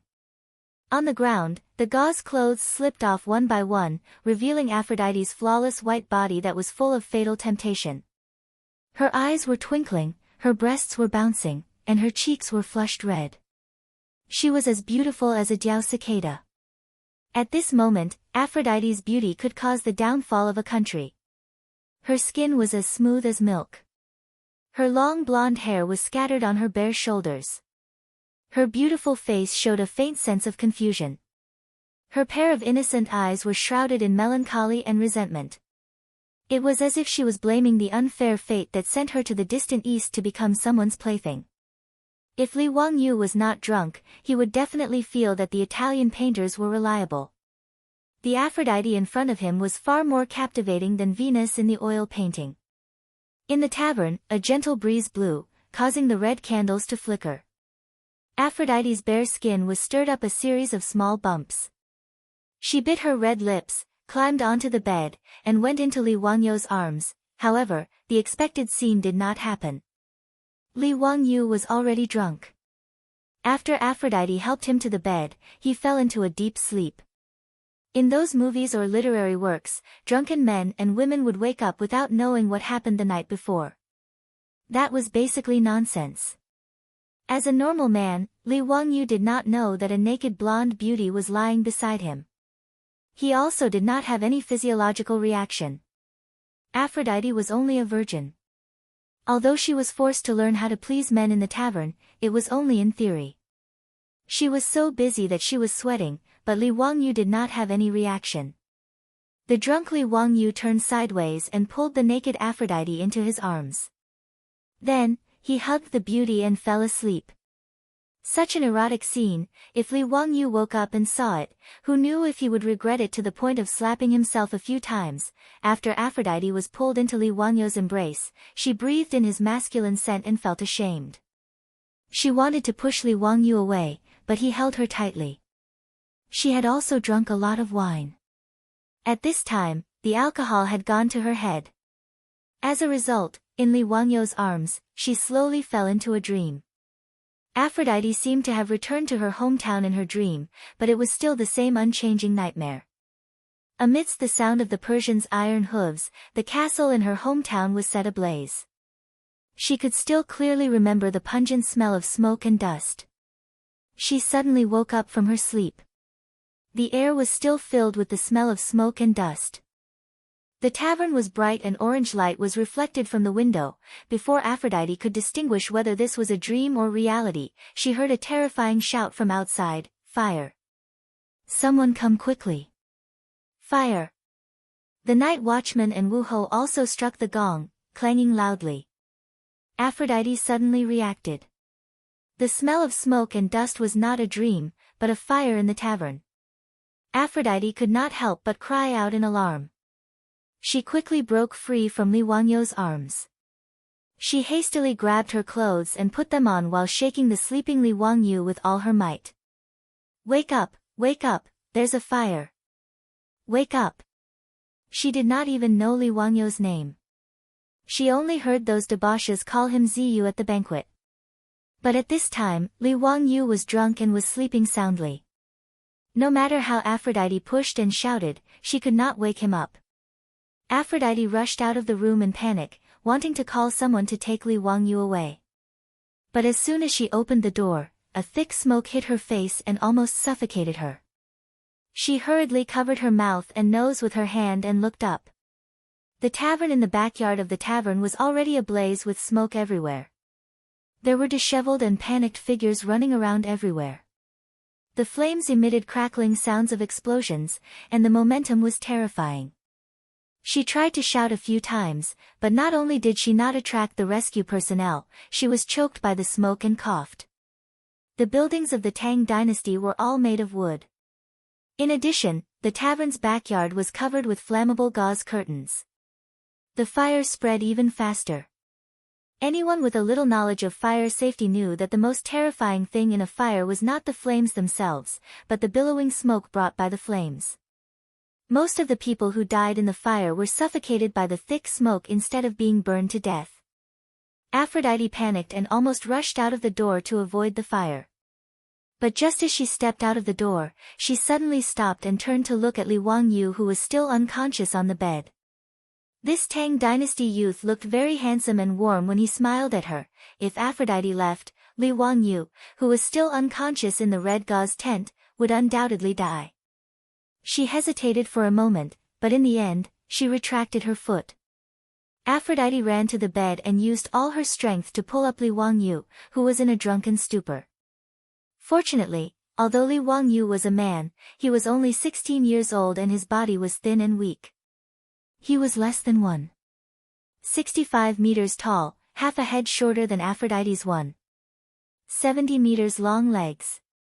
Aphrodite barely managed to lift Li Wangyu up and dragged him out with great effort. In the billowing smoke, she covered her mouth and nose with one hand, coughing while dragging the man beside her. The flames roared and jumped on the roof not far away, destroying everything with tyrannical power. Dark red sparks floated in the air, even burning a few strands of Aphrodite's golden hair. Her originally gorgeous clothes had long been splashed with holes by the sparks. The raging fire seemed to have gone crazy, flying everywhere with the wind, unscrupulously swallowing everything. The red flames were like a tyrannical king, destroying all obstacles in front of it. Aphrodite used all her strength to drag Li Wangyu, but the smoke was everywhere, and she almost couldn't tell the direction of escape. After all, she was only a 15 or 16-year-old girl, and her strength was not that great. Soon, under the roasting of the flames, her body was sore and weak, and she fell to the ground. But even so, she still hugged Li Wangyu's body tightly, lying on top of him, trying to resist the coming erosion of the flames for him. At this moment, Aphrodite didn't know why she couldn't let go of this man. Perhaps it was because she gave up resisting the tragic fate, or perhaps it was because of Li Wangyu's unforgettable smile, or perhaps it was because this Eastern man knew that her name was the goddess of love, but it didn't matter. Aphrodite didn't regret her decision, and she was vaguely proud that she didn't escape alone. She no longer had the strength to drag this young Eastern man to heaven with her, so why not just leave it like this? Ascending to heaven with a man she didn't hate, perhaps this was her final destination. Aphrodite's breathing became more and more difficult. She slowly closed her eyes and quietly lay on top of Li Wangyu. Chapter 150. When Aphrodite had already given up on her desire to live, a few water pillars fell from the sky and drenched her and Li Wangyu's bodies. The two of them, who had been roasted by the fire, finally regained their vitality after being doused by the cold water. Li Wangyu, who had been unconscious due to his drunken stupor, finally woke up under the stimulation of the cold water. He opened his eyes in a daze and saw Aphrodite's alluring face, which was covered in soot. At this moment, Aphrodite was still lying on Li Wangyu's body, the two of them hugging each other tightly. What happened? Li Wangyu's throat was hoarse and painful as if it was on fire. Aphrodite's face was full of water droplets. It was unknown whether it was from the water droplets or tears of joy. There's a fire. You didn't wake up. I wanted to drag you and run. Li Wangyu struggled to sit up. He had a splitting headache. Looking up, half of the originally exquisite Hu wine shop's backyard had been engulfed by the fire.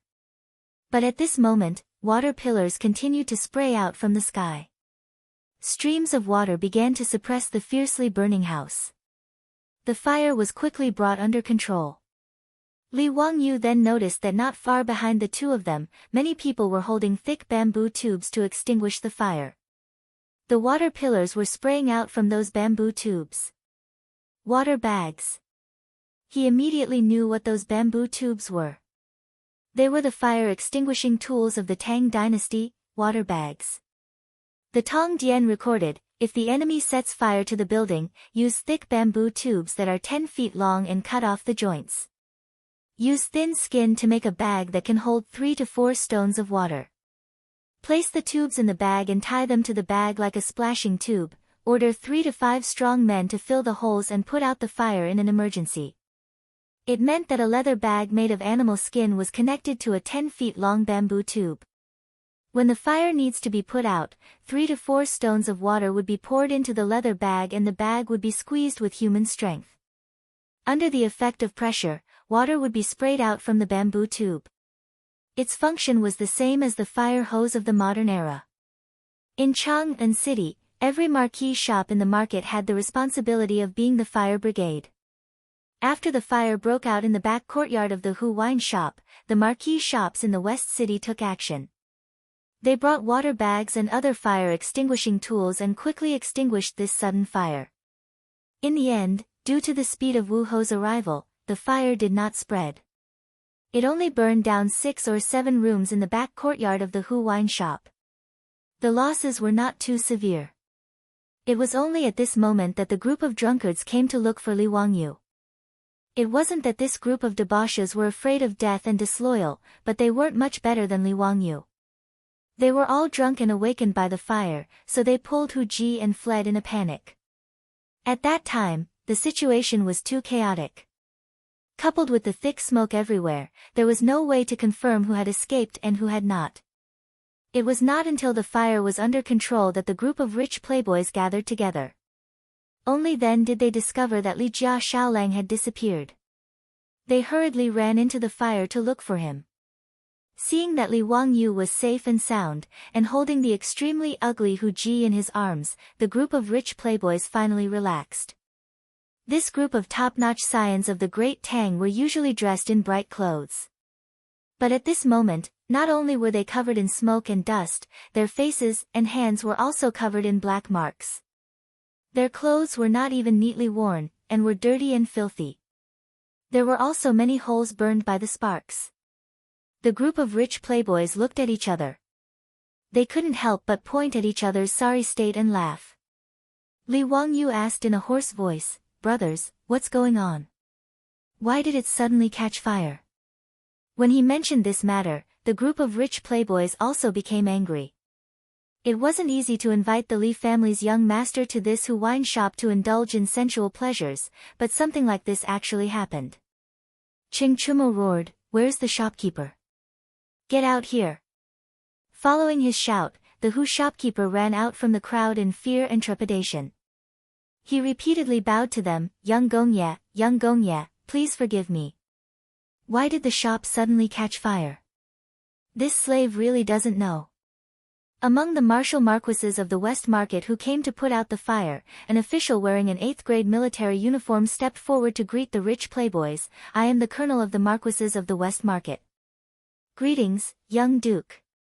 The marquises of the Tang dynasty's Chang and city had both public security and firefighting functions. It was similar to the combination of the local police, urban management, and firefighting of the future. The marquises of the West Market had 100 people at the West Market, 30 at the West Market, 20 at the West Market, and 5 at the West Market. They were under the jurisdiction of the left and right Jin Wu subordinates, the left and right Manners. The East and West Market were special cases. They had the same organization as the West Market and had 100 marquises. Because of the large number of people, this sudden fire was extinguished very quickly. The military system of the Tang dynasty was that every 100 people formed a brigade, and there was a colonel. Each brigade had 2 teams, each team had 50 people, and each team had a squad leader. Each team was divided into 5 fires, each fire had 10 people, and each fire had a squad leader. The managers of the marquises of the East and West Market were all colonels. They were 8th-grade military officers. Ching Chumo glared at him, "Don't talk nonsense. Tell me, why did it suddenly catch fire today? Have you investigated clearly?" The colonel carefully looked at the group of rich playboys and then looked at the Hu shopkeeper of the wine shop standing to the side. He hesitated and did not speak. Yuchi Bao Lin was impatient and shouted at him, "Why are you being so wishy-washy? If you have something to say, hurry up and say it. Why did it catch fire? Did someone deliberately set the fire?"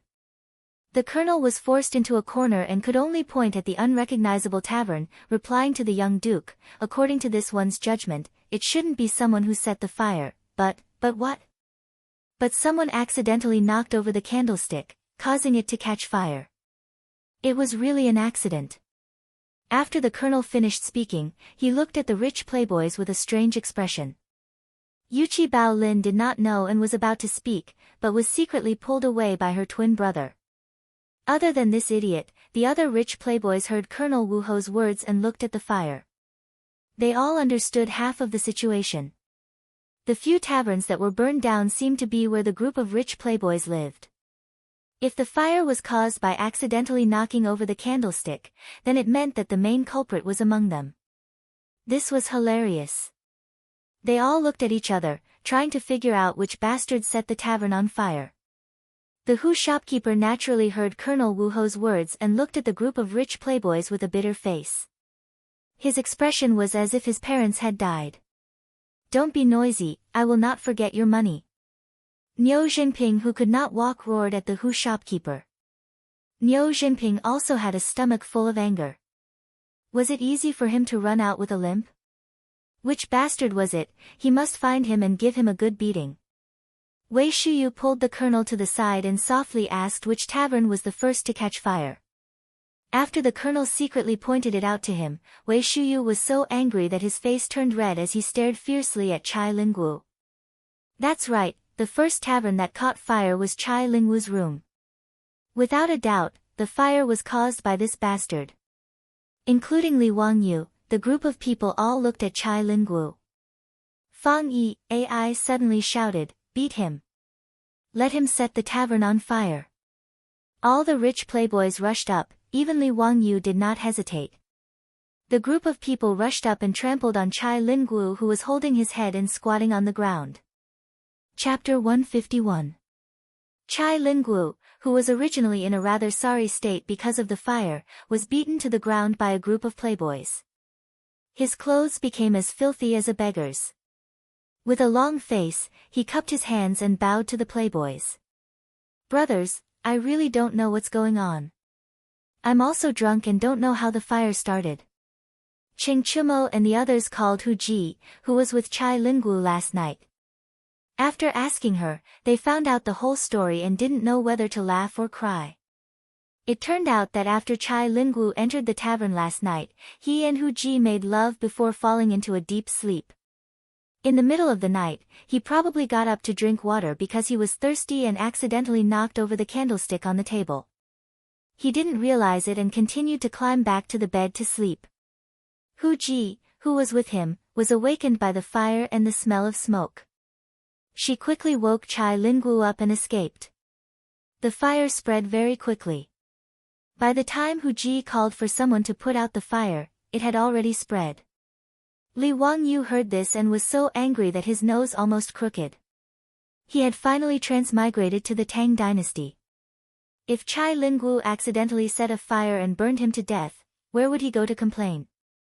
Could it be that his soul could transmigrate again? Thinking of this, Li Wangyu looked gratefully at the young version of Angelina Jolie next to him. If it wasn't for the Italian girl risking her life to save him, his soul would probably have been scattered. Li Wangyu tenderly stroked the girl's golden hair. Looking at the girl's pure yet sorrowful eyes, Li Wangyu's heart throbbed. 6 or 7 taverns of the Hu tavern were burned down, and the loss was about 700 to 800 strings of copper coins. The reason why it was worth so much money was not because of the houses themselves. It was said before that houses in the Tang dynasty were not worth much. Although houses in Chang'an were very expensive, it was not easy to live in Chang'an. Houses in good locations sold for at least 500 strings of copper coins. However, that was mainly because the land was expensive.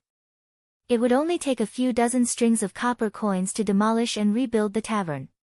But what was even more ridiculous was that in order to provide a better consumption experience for these high-end customers, the Hu tavern's furniture, displays, paintings, and antiques in the tavern were all very valuable. 700 to 800 strings of cash was already taking into account the status and face of the rich playboys. What he wanted was only the cost price. Naturally, the money had to be paid to the barbarian merchants. Chai Lingwu had a bitter expression on his face as he looked at the group of silk pants. "Brothers, I don't have the copper coins with me right now. Please help me." Although they were the top hedonistic sons of the Tang dynasty and spent money like water, they were not ordinary people. In fact, most people could only get 100 strings of cash from their families every month. This was already a lot. It was equivalent to more than 400,000 yuan of pocket money in the future. It was really corrupt. The more he took from his family, the more he spent. At most, Chai Lingwu could take out 200 or 300 strings of copper coins. The rest of the money would have to be borrowed from a group of wastrels. The group of profligate sons glared fiercely at him, but they could only open their wallets 100 or 200 strings of coins each, which could be considered to be enough money to compensate the Hu merchant. Of course, what they paid was not cash. It was impossible for the rich playboys to bring dozens of ox carts worth of copper coins to drink wine, much less bring a few hundred taels of gold with them. In an era before paper money was invented, it was indeed very inconvenient to spend large amounts of money. However, the Hu Tavern's shopkeeper was not afraid that they would renege on their debt. In the Tang dynasty, the rich playboys would not go so far as to bully others with their power. After the fire in the tavern's backyard was completely extinguished, the Hu Tavern's shopkeeper hurriedly arranged for people to clean up the mess. He also politely sent the rich playboys to other courtyards and arranged for people to help them bathe and change their clothes. After tossing and turning for half the night, Li Wangyu bathed and changed his clothes.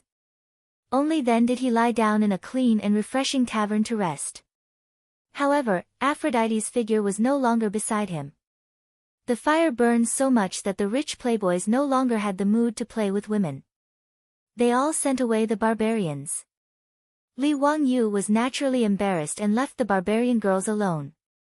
The tavern's housekeeper came out to take the barbarians away. Aphrodite raised her eyes to look at Li Wangyu. Her ash-covered face was filled with worry and there was a trace of indistinct grief in her eyes. She did not resist and did not say anything. She lowered her head and silently followed behind the housekeeper who was disciplining them. Then, she turned and left. Li Wangyu's throat seemed to be blocked. He raised his arms slightly, as if he wanted to say something, but then lowered it sadly. He also did not know what he should say to the barbarian girl. Thank her. Ask her to stay. Li Wangyu only felt a sense of loss in his heart, as if he had lost something. He lay on the bed, tossing and turning, unable to sleep. His mind was filled with the girl's blue eyes looking at him with faint worry. With great difficulty, he finally endured until the morning drum sounded. Li Wangyu yawned and walked out of the tavern with a headache. The group of rich playboys had also woken up. Looking at the ruins of the barbarian tavern's backyard that were still emitting smoke, the rich playboys' faces were all shocked. This matter was really too troublesome to talk about. If this matter were to spread back to their families, these rich playboys' days would not be easy. Especially Chai Lingguo, his expression was even uglier. Cheng Chumo listlessly called out to everyone and prepared to go home. Li Wangyu muddle-headedly mounted his horse and followed everyone out of the market. But what lingered in his mind was Aphrodite's aggrieved eyes when she was taken away by the housekeeper. When he thought about how this girl who he met by chance but saved his life last night would become a prostitute in this barbarian tavern, drinking and dancing with those strange men, and even being pressed down by those strange men to vent their bestial desires, Li Wangyu felt a stab of pain in his heart. Finally, Li Wangyu made up his mind. He pulled on the reins and shouted, "Brother Cheng, brothers, can you lend me some money?" The group of dispirited playboys was stunned and looked at him in confusion. "Zio, why do you want to borrow money?" "Ransom." Li Wangyu cupped his hands towards everyone. "I want to go back to the barbarian tavern and ransom that Hu concubine. I am embarrassingly short of money, so I can only shamelessly ask for help from my brothers." He really did not have the money. The price of a beautiful female servant of the Tang dynasty could be hundreds of thousands or even millions. Although the young version of Angelina Jolie was ugly in the eyes of the Tang people, she was still a Hu concubine. The price of a Hu concubine was much higher than that of an ordinary female servant. Li Wangyu estimated that if he wanted to buy Aphrodite from the barbarian tavern, he would have to spend at least 100 or 200 strings of copper coins, or even more. The group of playboys was slightly stunned by Li Wangyu's words. Then, they whistled and cheered one after another. Taking a fancy to a Hu concubine was not a big deal. The key point was that the Hu concubine had saved Li Jia Xiaolang last night. Li Wangyu's request to ransom the Hu concubine was exactly what the group of playboys wanted. "Let's go back." "What are you talking about? Brother will pay for it." Cheng Chumo laughed. The playboys were also excited. They laughed and turned their horses around, escorting Li Wangyu back to the barbarian tavern. Chapter 152. When the shopkeeper of the Hu wine shop saw the group of wastrels returning, he quickly greeted them with a smile. Cheng Chumo waved his hand and said directly, "Shopkeeper, my brother wants to buy the Huji from last night from your wine shop. Name your price." In the eyes of the crowd, this was a very simple matter. It was just a matter of paying more copper coins. If the Hu wine shop needed Huji, there were many people selling them in the West City. They thought that the shopkeeper would not refuse them. Unexpectedly, Ching Chumo's words were rejected by the shopkeeper. "I'm sorry, young duke, but we're not selling that Huji." "What? Why not? Speak clearly for this old man." Ching Chumo was furious. This Hu shopkeeper was clearly not giving him any face. He said in front of the group of wastrels that he wanted to buy the Huji and give it to Li Wangyu. Now, the shopkeeper of the wine shop actually refused to sell it. Did he not put the Duke Lu's residence in his eyes? Most of the who did business in Cheng and city were Sogdians. They had 9 surnames, An, Chao, Shi, Mi, He, Shi, Mu, and Bai. The Tangs called them the 9 surnames of Zhaowu, also known as the 9 surnames of Hu. The great Tang dynasty's terminator, An Lushan, was a Sogdian, a member of the 9 surnames of Zhaowu. Just like the Jews in Europe, the Sogdians were also good at business. They bought silk from the Central Plains and transported it to the West regions. They also brought in glass beads, jade, agate, pearls, and other jewelry from the West regions. Selling livestock and even slaves was a way for the Sogdians to make money. They almost controlled the lifeline of the Silk Road trade. Almost every Sogdian merchant was a loan shark. Not only did they lend money, but they also lent silk. It was recorded in the Sufu Yuan Gue that the inner circle disciples of the capital were mostly fan merchants. The wastrels in Cheng and city who borrowed money from the Sogdians could not afford to repay it. This showed how rich the Sogdians were.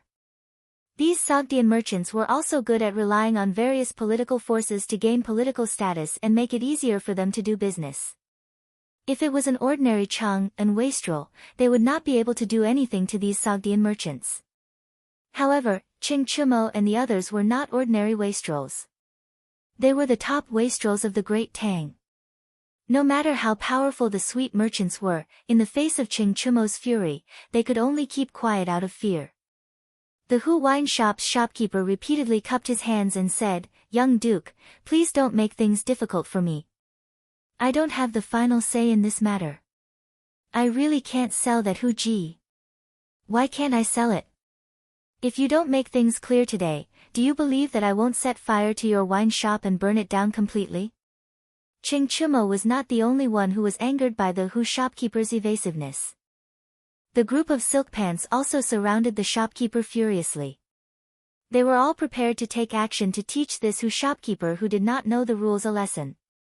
He wanted to let him know who the Tang dynasty belonged to. How dare a man with a surname of Hu mess with them in Chang'an? He was really out of his mind.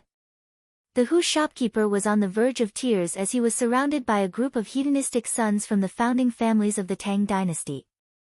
If he had known earlier, he wouldn't have agreed to such a task. He even regretted summoning that Huji girl to accompany the guests yesterday. Otherwise, such a thing wouldn't have happened. Seeing that there was no way to avoid it, the Hu shopkeeper had no choice but to invite everyone into the wine shop. He found a quiet room and respectfully invited everyone to take a seat. Then, he ordered someone to bring wine. After sending all the servants away, the Hu shopkeeper lowered his voice and explained to Li Wangyu and the others why he couldn't sell the Hu concubine. After hearing the Hu shopkeeper's explanation, Li Wangyu and the group of silk pants looked at each other in shock. No one would have thought that there was such a hidden story. Cheng Chumo silently scratched his head and said to Li Wangyu with a bitter face, "Brother Zio, there are plenty of Huji girls. Why don't we change to another one? How about I go to the West Market and buy you another 2 beautiful Huji girls?" Fang Yai, Wei Shuyu, and the others also persuaded, "That's right. Zio, Huji girls are all the same. We will buy you a few other beauties." Li Wangyu only shook his head. He wasn't after beauties. He just wanted to save Aphrodite from her misery. What the Hu shopkeeper said didn't make him give up on his plan. Instead, it made him even more determined. Brothers, if I don't buy that Huji girl back home and let her become a lowly prostitute in this wine shop, I'm afraid I won't be able to rest easy. Last night, that Huji girl risked her life to drag me out of the fire. How can I just walk away now? If I really do that, will you still be willing to be friends with me? Li Wangyou's words were sincere and sincere. Fang Yai and the others were speechless. Everyone said that prostitutes were heartless and actors were unloyal. However, they saw how the Huji girl saved Li Wangyou last night. But as Li Wangyou said, if he just walked away, even they would despise Li Wangyou. Cheng Chumo slammed his palm on the table and said, "Bastard! I don't believe that the Zoroastrianism can go against the heavens. They don't have the final say in Chang'an." That's right. Let's go back to the residence and play the Qi troops. Today, we are going to cause a ruckus at the Zoroastrianism temple. Let's see if my spear is better or that Zoroastrianism's Sabao is stubborn. The Yuchi twins also shouted. The Zoroastrianism temple was the place where the Zoroastrianism worshipped. The Zoroastrianism, also known as the fire worship sect, was the religion that the Persian Empire and the Sogdians believed in. Sabao was the leader of the Zoroastrianism region and the leader of the Sogdians. Once he heard that the wastrels were going to cause a ruckus at the Zoroastrianism temple, the Hu shopkeeper knew that he was in trouble. He quickly knelt down and kowtowed, asking the dukes to be magnanimous. If Sabao knew that it was because of him that these wastrels were going to cause a ruckus at the Zoroastrianism temple, he would lose his head. Li Wangyou also quickly got up and stopped the agitated crowd. "Brothers, don't be rash. If we really cause a ruckus at the Zoroastrianism temple, it won't end well. Why don't we discuss it with Sabao? If he agrees, then it's fine, but if he doesn't, then we'll think of another way." The wastrels calmed down a little and nodded in agreement. The Sogdians controlled the Silk Road trade. Even the big shots of the imperial court were not willing to offend them. If this group of wastrels really went to cause a ruckus at the Zoroastrianism temple, they might really cause a lot of trouble. Li Wangyou then looked at the Hu shopkeeper. "Shopkeeper, we won't make things difficult for you. We'll settle this matter ourselves and won't tell anyone. You're the one who told us this. However, you have to promise me that you won't let Aphrodite come out to meet customers until we settle this matter. Is that okay?" The Hu shopkeeper quickly nodded and promised to take good care of the Hu girl. Seeing that he had promised, Li Wangyou and the others left the wine shop and prepared to go to the Zoroastrianism temple to negotiate with Sabao. Chapter 153. In Chang'an City, the Zoroastrian temple of the Sogdians was located in the Lichuan Square in the north of the West Market. It was only separated from the West Market by a 100-meter-wide Golden Gate Avenue. Everyone rode on horseback and soon arrived at the entrance of the Zha temple. The Zoroastrianism temple was different from Taoism or Buddhism. There was a fire altar inside the Zoroastrian temple. Bronze cauldrons of different sizes were placed on the altar. Inside the cauldrons were burning with raging flames. This was the sacred fire that the Zoroastrian religion worshipped. The holy flame of Zoroastrianism was a flame extracted from the consecrated flames of the Sogdians who were pure in their beliefs and words. Precious wood was used as a fuel to incinerate the fire in the Zoroastrian temple for worshippers to worship. They went to the Zoroastrian priests in the Zoroastrian temple, and asked to see Sabao, and to speak with him. The Sabao in Chang'an City was called Milimon. He was the political and religious leader of the Sogdian people in Chang'an and had a high status. Although he did not have an official position in the Tang dynasty, because the Sogdians controlled the Silk Road trade, Pai Lupi had met him many times and bestowed him with gifts in order to win over the Sogdians. When Milimon learned that a group of Grand Dukes of the Tang dynasty had come to visit, he did not think much of it and asked the priests to invite them into the Zhuang temple. "Young dukes, excuse me for not going out to meet you. What business do you have with me?" Milimon was a middle-aged man who looked like a Persian. When he saw the silk pants, his attitude was amiable, and he exchanged greetings with everyone. Seeing Zoroastrianism Sabao's attitude, the group of silk pants relaxed. They felt that with their reputation, it would be easy for them to ask Zoroastrianism for an insignificant female slave. Li Wangyu bowed to Milman. Sabo, we have a request. Please do us a favor. Oh. What is it? I heard that your sect has a female slave from the Great Qin Empire, and I would like to buy this female slave from your sect. Would that be convenient? Li Wangyu chuckled as he made his request. However, as soon as he said this, Milman's expression changed. Lord Xiaolang, I'm afraid you're mistaken. Our Zoroastrianism doesn't have any female slaves from the Great Qin. Where did Xiaolang Kun hear this from? Seeing Milman immediately stop smiling after hearing about Great Qin's female slaves, the other profligates felt quite startled. Was Milman really not going to give them any face? Li Wangyu smiled and said, I'm very curious about Great Qin's women and I've been looking for them everywhere. Su Li of Chang'an County told me that your Zoroastrianism has female slaves in the hands of the Great Qin. That's why I'm here to sincerely purchase them. Sa Bao, please do us a favor. The price is negotiable. We will definitely not let Sa Bao suffer a loss.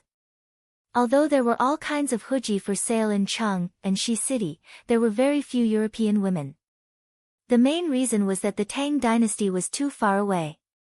It was not cost-effective to sell women from faraway Europe to the Tang dynasty. Most of the prostitutes in Chang and Shi City came from Central Asia, West Asia, and even South Asia. As for these concubines who entered the Tang dynasty, they had to apply for permission to enter the border and provide coupons. When entering Chang'an, they had to register at the county government. Therefore, when Aphrodite was brought into Chang'an by the Sut caravan, it was registered at the Chang'an county government. The Su Li of Chang'an County knew about this matter. However, Milamon still shook his head and said with a hint of impatience, my Zoroastrianism did have a female slave from the Great Qin. However, a few days ago, she died of a sudden illness. You. Hearing Milamon deny it, Chu Chuyang became anxious. Just as he was about to accuse Milamon of lying, he was pulled back by his brother. Only then did he remember that they had promised the Hu wine shop owner that they would not reveal the truth. If he questioned Milliman's lie, it would be the same as betraying the Hu wine shop owner. Seeing Sa Bao Milamon deny it and even use the excuse of a sudden death, Li Wangyu was speechless. Facing the head of the Sut religion, even the wastrels could only beg. However, no matter how much Li Wangyu and the other wastrels begged and expressed that they were willing to pay, Milamon used the excuse of the female slave's death to send them away. The wastrels had never been treated like this before. If they were not worried about the influence of the Zoroastrianism, they would have already made a ruckus. Seeing this, Li Wangyu could only say a few perfunctory words and helplessly bid farewell to the wastrels and left the Zoroastrianism temple. Bastard, this Milamon won't cry until he sees the coffin. He's full of nonsense. As soon as they left the Zoroastrianism temple, Cheng Chumo whipped the wall and said angrily. Fang Yai was also angry, Ziyu, what do you plan to do now? This Sa Bao Milamon is stubborn. He's a bastard. If it were up to me, why don't we just take that Huji away? Would they dare to report it to the authorities? Yuchi Baolin's words made the wastrels nod their heads. This was what they thought. However, Li Wangyu shook his head, if we do that, I'm afraid the matter will get out of hand.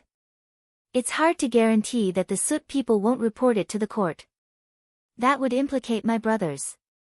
How can I make things difficult for my brothers for myself? What he said was the truth. Using force to take someone away would cause endless trouble. Not to mention that after taking back Aphrodite, it would be difficult to solve the problem of her identity. After the Zoroastrianism temple suffered a loss, they would definitely cause trouble for the Sut people and ask the court to deal with the wastrels. At that time, Cheng Chumo and the others would definitely be affected. Cheng Chumo angrily cursed, this group of damn profiteers, the 9 surnamed who are not good people. The imperial court should issue a decree to arrest all of these who surnamed Jiao. Left is wrong, right is wrong, Ziyu, what do you think we should do? Are we just going to let it go? The wastrels were now unable to restrain their anger. Now it was not just the problem of Li Jia Xiaolang wanting to buy a female slave, but they felt that their face had been swept to the ground by Milamon. If they just let it go, this group of wastrels would not be able to calm down and would lose face in front of the Zoroastrianism temple. For these wastrels, the world was big, but their face was the most important. If the Zoroastrianism temple did not take them seriously, how would they be able to establish themselves in Chang'an City in the future? Li Wangyu was also speechless. He silently looked at the fire in the bronze cauldron on the Zoroastrianism temple not far away and carefully thought about how to resolve this situation. The reason why the situation became so complicated was because of Aphrodite's identity. According to the information that the owner of the tavern learned, this female slave named Aphrodite was not an ordinary person, but the daughter of a noble in the Byzantine Empire. The Byzantine Empire and the Persian Empire had fought several wars in the past 100 years. A few years ago, the Persian Empire once again sent troops to attack the Byzantine Empire, and the Fifth Persian-Byzantine War broke out.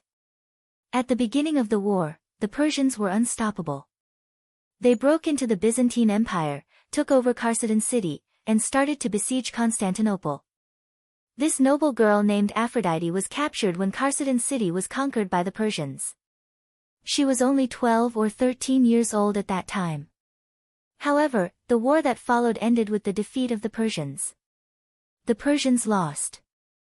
They needed to return the Byzantine Empire's territories, release the prisoners of war, return the Holy Cross that they took from Jerusalem, return all the treasures that they took from the Byzantine Empire, and pay back the military expenses for the past few years. The Persian flew into a rage out of humiliation and vented his anger on Aphrodite. They lied to the Byzantine Empire that she died in the war and secretly sold her to the Sogdians. They let the Sogdians sell her to the distant Eastern Empire. They also asked the Sogdians to demote her to a prostitute to humiliate the Byzantine Empire and vent the anger in the hearts of the losers. The Persians and the Sogdians followed the same religion, so the Zoroastrians naturally followed the Persians' request. Therefore, the poor Aphrodite became a sacrifice in the war between the two sides. She was forced to follow the Sogdian caravans for more than 10,000 kilometers and spent a year and a half to travel from the distant Europe to the Tang dynasty. The Zoroastrians of Chang'an handed the girl to the owner of the tavern and asked him to train the girl well and send her out to serve customers as a prostitute. Of course, the owner of the tavern didn't dare to disobey. Therefore, when Chingchumo proposed to buy the girl, he immediately refused. This wasn't up to him to decide, and he was only following the orders of Zoroastrians.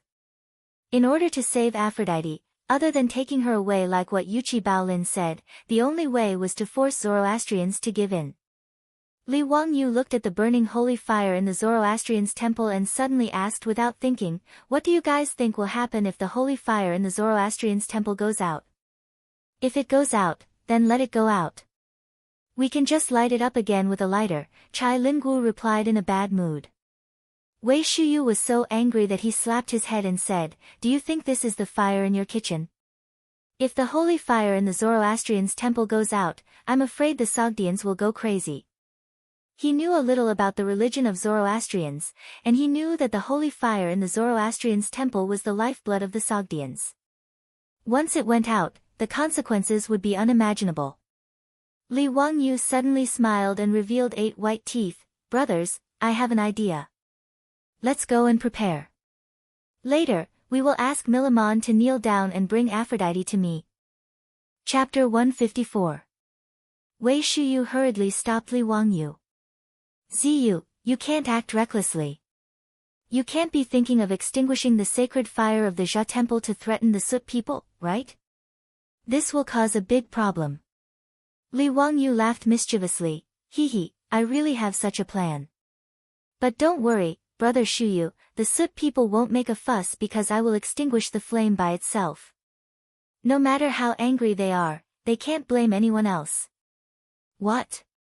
How is that possible? How can a flame extinguish by itself?" Wei Shuyu pointed at the believers in the Jia temple. "These priests are always watching over the flame and adding fuel at any time. How can it extinguish by itself? Ziyu, don't make a fuss." Wei Shuyu's doubts made Li Wangyu laugh even more happily. Brother Shuyu, brothers, why don't we make a bet? Bet on what? Bet that I can extinguish the flame. If I can do it, you have to help me. If I can't do it, I will treat everyone to lunch at a restaurant. How about it? Li Wangyu proposed this condition, but the group of wastrels was stunned. Ziyu, are you going to use your hand to extinguish the flame? Or blow it out? That doesn't count. Fang Yi, AI shouted. Of course not, I definitely won't do that. The wastrels looked at each other, not believing Li Wangyu's words. Let's bet, Ziyu. If you can really extinguish the flame, we will play with you this time. Ching Chumo laughed. Li Wangyu snapped his fingers, then let's go. I will go prepare some things and show you my skills. Everyone laughed and joked as they walked towards the West Market. Li Wangyu found a grocery store and mysteriously went in to buy 2 things, which he then kept in his bosom. Let's go, I am ready. I will find a place to show you how I extinguish the flame. Seeing Li Wangyu speak so confidently, the Silk Pant's interest was piqued. Seeing that it was almost noon, everyone went to a restaurant in Shi City and asked for a private room. After asking the doctor to bring over a brazier, the debauches began to urge Li Wangyu, wanting to see how he would extinguish the fire. Li Wangyu asked for a wide-mouthed bottle. He took out something from his bosom and poured it into the bottle. What's that smell? So sour. Ziyu, did you pour vinegar? Fang Yai shouted. Li Wangyu smiled but did not answer. He shook the bottle in his hand a few times and then gently tilted the mouth of the bottle towards the burning brazier. Under the shocked gazes of the rich kids, Li Wangyu clearly did not pour out anything from the bottle in his hand. However, the flame in the brazier actually flickered a few times before it was extinguished. It was as if it had been extinguished by an invisible hand. Fang Yai opened his mouth in shock and pointed at the brazier, not knowing what to say. The others were no better than him. They all looked at Li Wangyu as if they had seen a ghost. After a long while, Ching Chumo cautiously asked, Ziyu, do you know any magic? How did you extinguish the fire in the brazier? The rich kids all stared at the bottle in Li Wangyu's hand. They felt that it was clearly a magic treasure. Otherwise, how could it be so magical? Li Wangyu almost burst out laughing. This group of country bumpkins had no knowledge of chemistry at all. The 2 things he had bought in the grocery store before were vinegar and alkali powder. Both were very common items. In the Tang dynasty, the steamed cakes, steamed buns, or steamed buns, would have alkali powder in the flour to soften the dough. However, anyone who had studied chemistry in junior high school would know that the main component of vinegar was acetic acid, while alkali powder was sodium bicarbonate. When the 2 met, a chemical reaction would occur and carbon dioxide gas would be produced. Carbon dioxide was heavier than air. When the carbon dioxide gas was poured out of the bottle, it would eliminate the air in the brazier and cause a suffocating effect, extinguishing the flame. It was a very simple chemical experiment, but it made the rich kids of the Tang dynasty dumbfounded. They thought that Li Wangyu had learned some magic to be able to extinguish the flame so quietly. Li Wangyu couldn't explain to this group of country bumpkins what a chemical reaction was and what carbon dioxide was. He simply demonstrated to them and told them that when vinegar and alkali powder were mixed together, a gas would be produced, and this gas could extinguish the flame. The group of rich kids was dumbfounded. They all stepped forward and did the experiment themselves. The brazier was constantly lit by them with matches, and then they put the vinegar and alkali powder into bottles.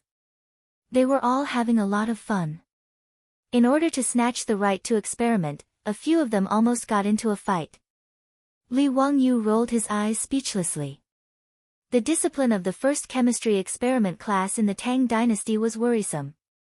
After the group of rich kids had personally experimented and had their fun extinguishing the fire, Li Wangyu smiled pretentiously and said, "How is it? Brothers, are you willing to help me and extinguish the holy flame in the Zoroastrian temple silently?" Fang Yai and the others looked at each other and laughed. "Of course we'll help. Ha, with Zio's method, Milamon will definitely be caught in a trap of his own making. I wonder if those Sushans will go crazy when they see the holy flame in the Zoroastrian temple inexplicably extinguished. Ha ha ha, just thinking about it makes me happy. I'm afraid they'll think that the gods are blaming them, right? Hee hee, these profiteers. We'll scare these bastards to death. The group of foppish playboys all laughed and joked. Not many Sushans in Chang'an liked them. Just like the Jews in Europe in the future, the profiteers were always disliked. They asked the restaurant's doctor to send them food. The group of people ate and drank while discussing in low voices what to do later. It had to be said that this group of rich kids had the potential to cause trouble and destroy. As for Li Wangyo's plan, they gave various opinions and soon perfected the extinguishing plan.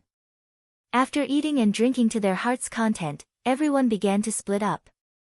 Chai Lingguo, Wei Shuyu, and the Du brothers accompanied Li Wangyu to the Zoroastrian temple in Liquan Fang to visit Sabeo Milamon. The Qing brothers, the Yuqi twins, Fang Yai, and Niu Jingping went to prepare other things.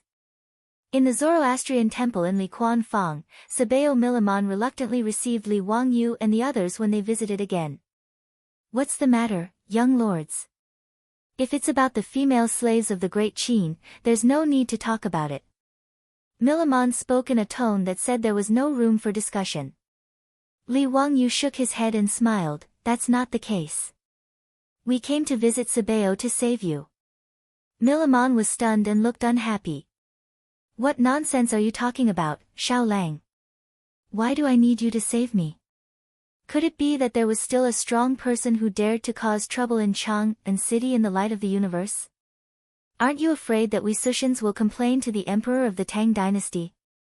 He thought that Li Wangyu and the others wanted to cause trouble and use force to threaten him.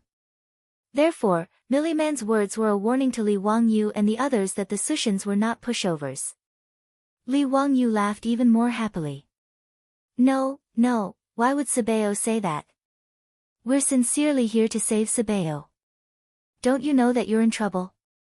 Chapter 155. The Sogdian Sabeo Miliman naturally did not believe Li Wangyo's words. Mr. Xiao Lang, what trouble do I have?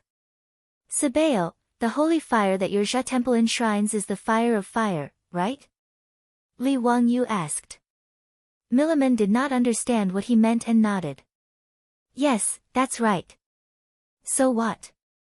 The Jia temple, also known as the fire worship sect, divided the holy fire into 3 levels according to the lighting ceremony. The lowest level was the ordinary holy fire.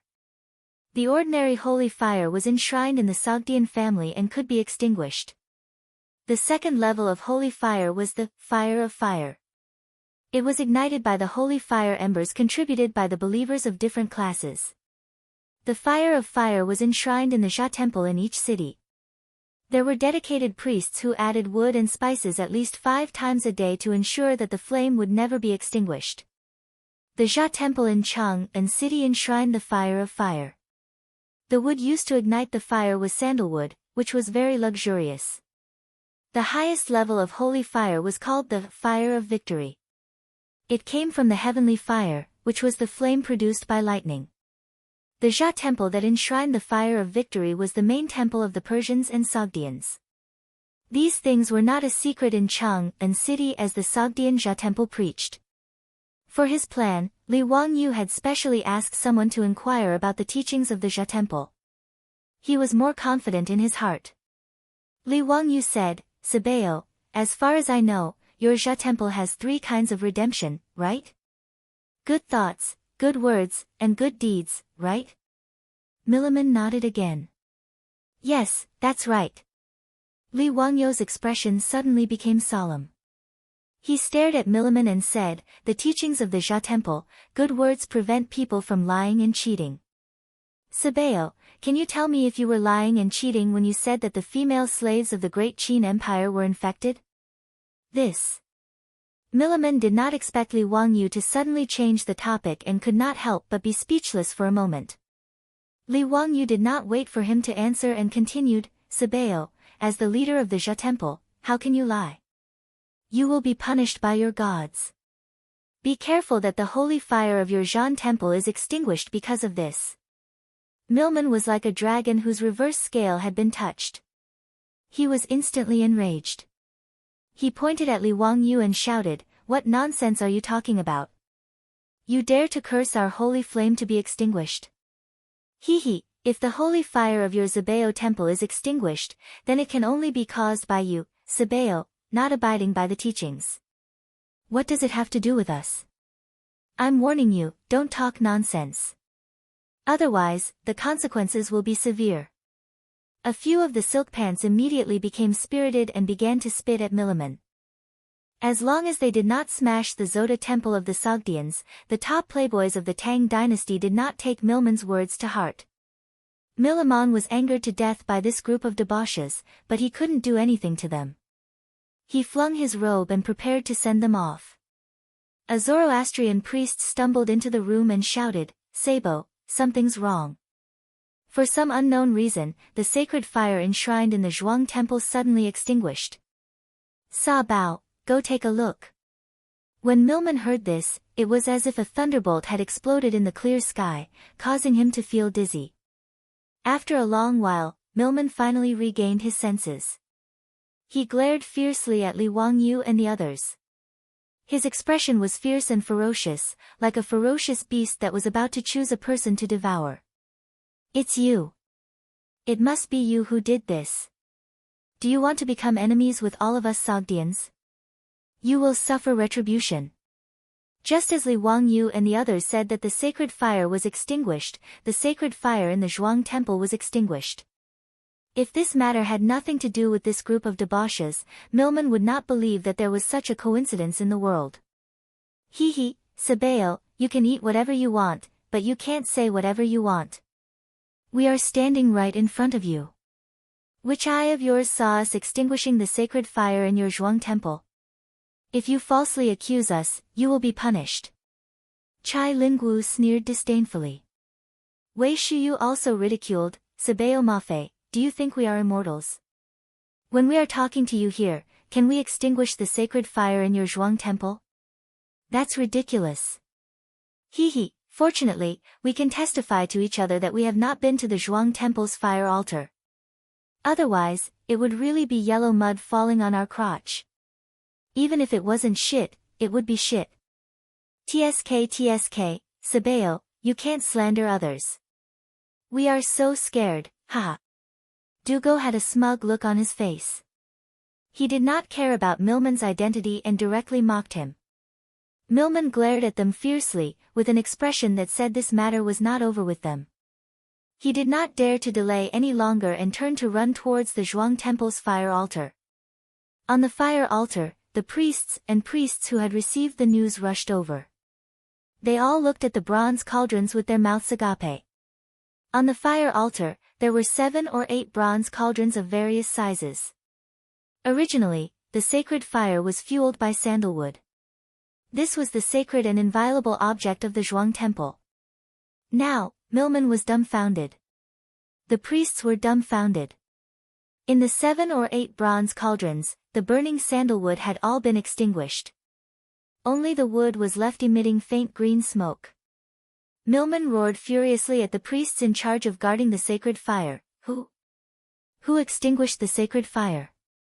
Why didn't you stop them? The priests in charge of guarding the fire altar were already scared out of their wits. Their bodies were trembling. Finally, an elderly priest bowed and replied, "Sabeo, we don't know why the sacred fire was extinguished. No one tried to put out the fire.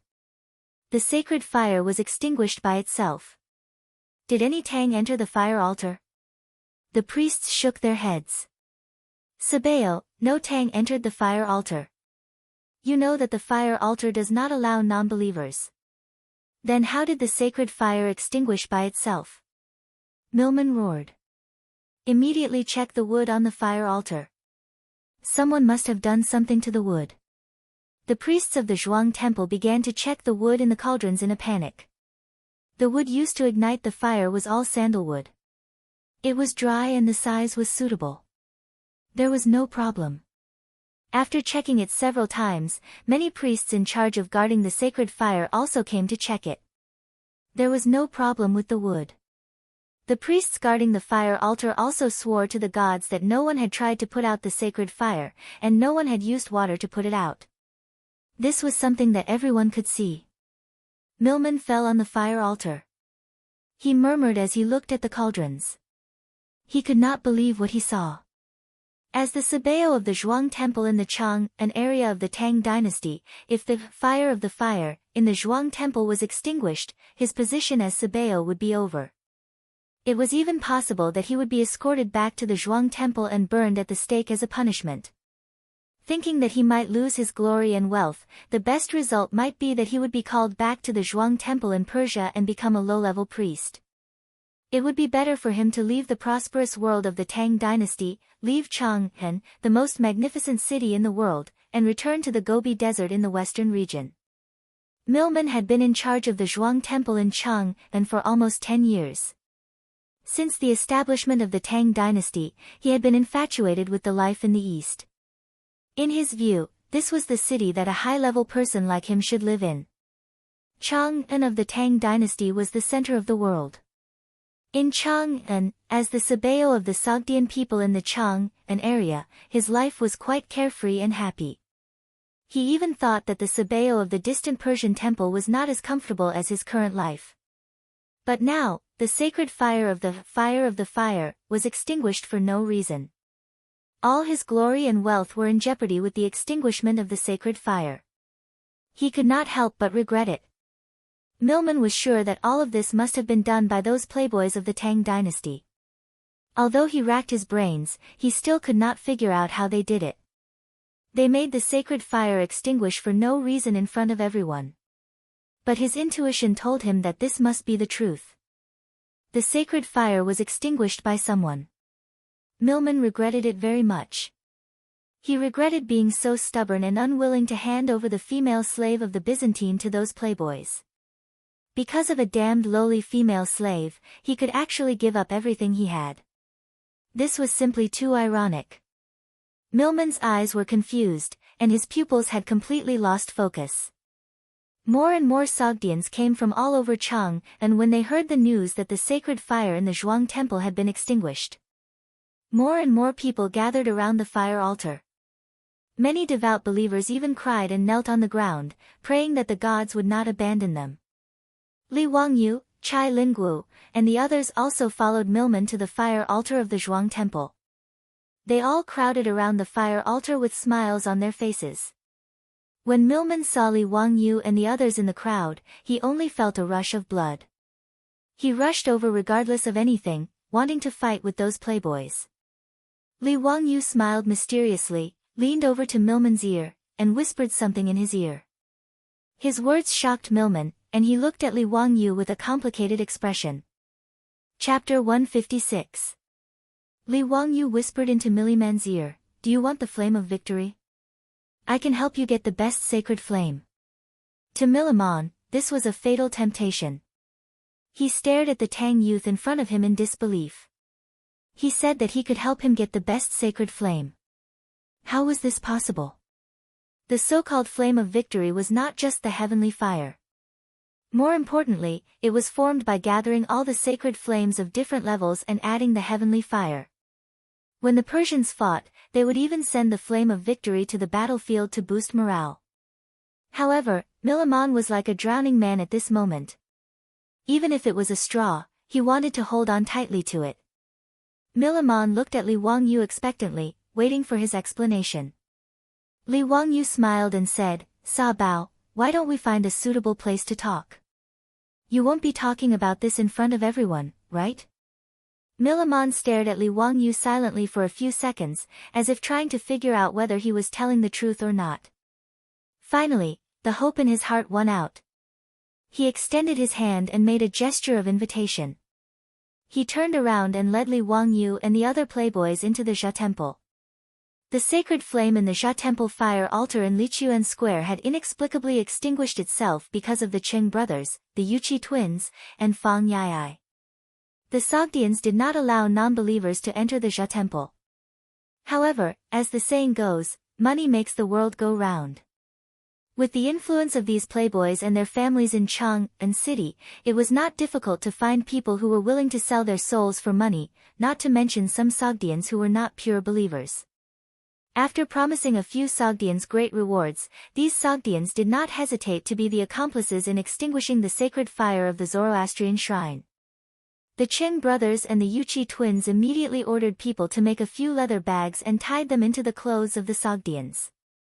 One end of the leather bags was opened, and they were worn through the sleeves of the clothes. With the wide clothes covering them, no one could see any flaws.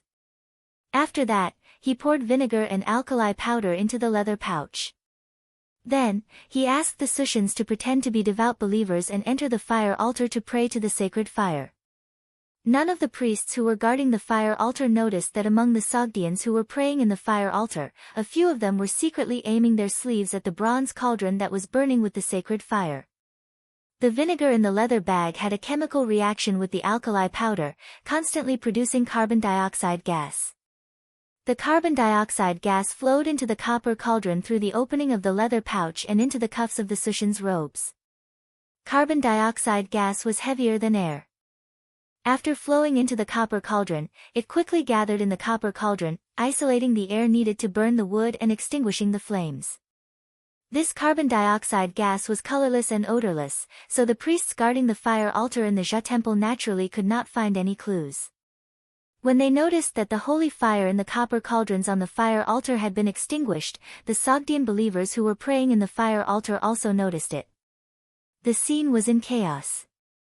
The Sogdians who had completed their mission took advantage of the chaos and slipped out of the Zha temple. All of this happened without anyone noticing. In an era where there was almost no knowledge of chemistry, even if the priests of the Zha temple racked their brains, they would not know how the holy fire was extinguished.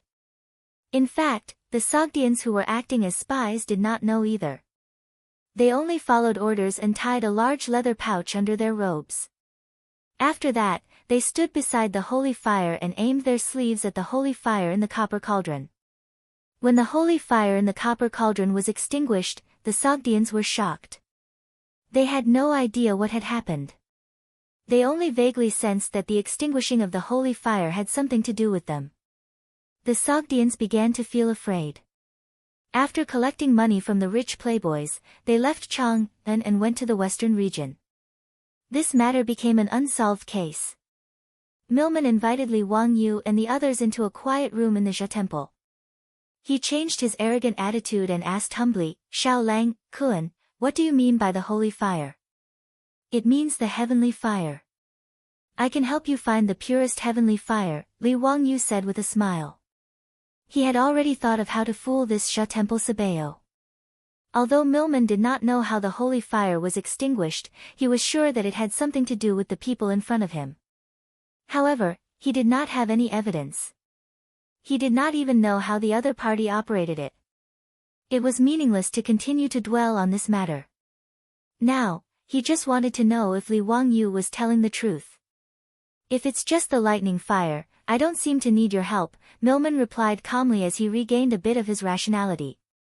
The best holy fire was not so easy to collect. Although it was difficult to collect the lightning fire, the Zha temple could do it. The key to the victory fire was to collect the holy fire of the various classes of believers. This was a very complicated ritual that could take years to complete. Li Wangyu smiled and shook his head. "No, I think you are mistaken. The lightning fire is not the real heavenly fire. The real heavenly fire should come from the sun." "The sun?" "Yes, the fire from the sun is the purest holy fire. Do you want it?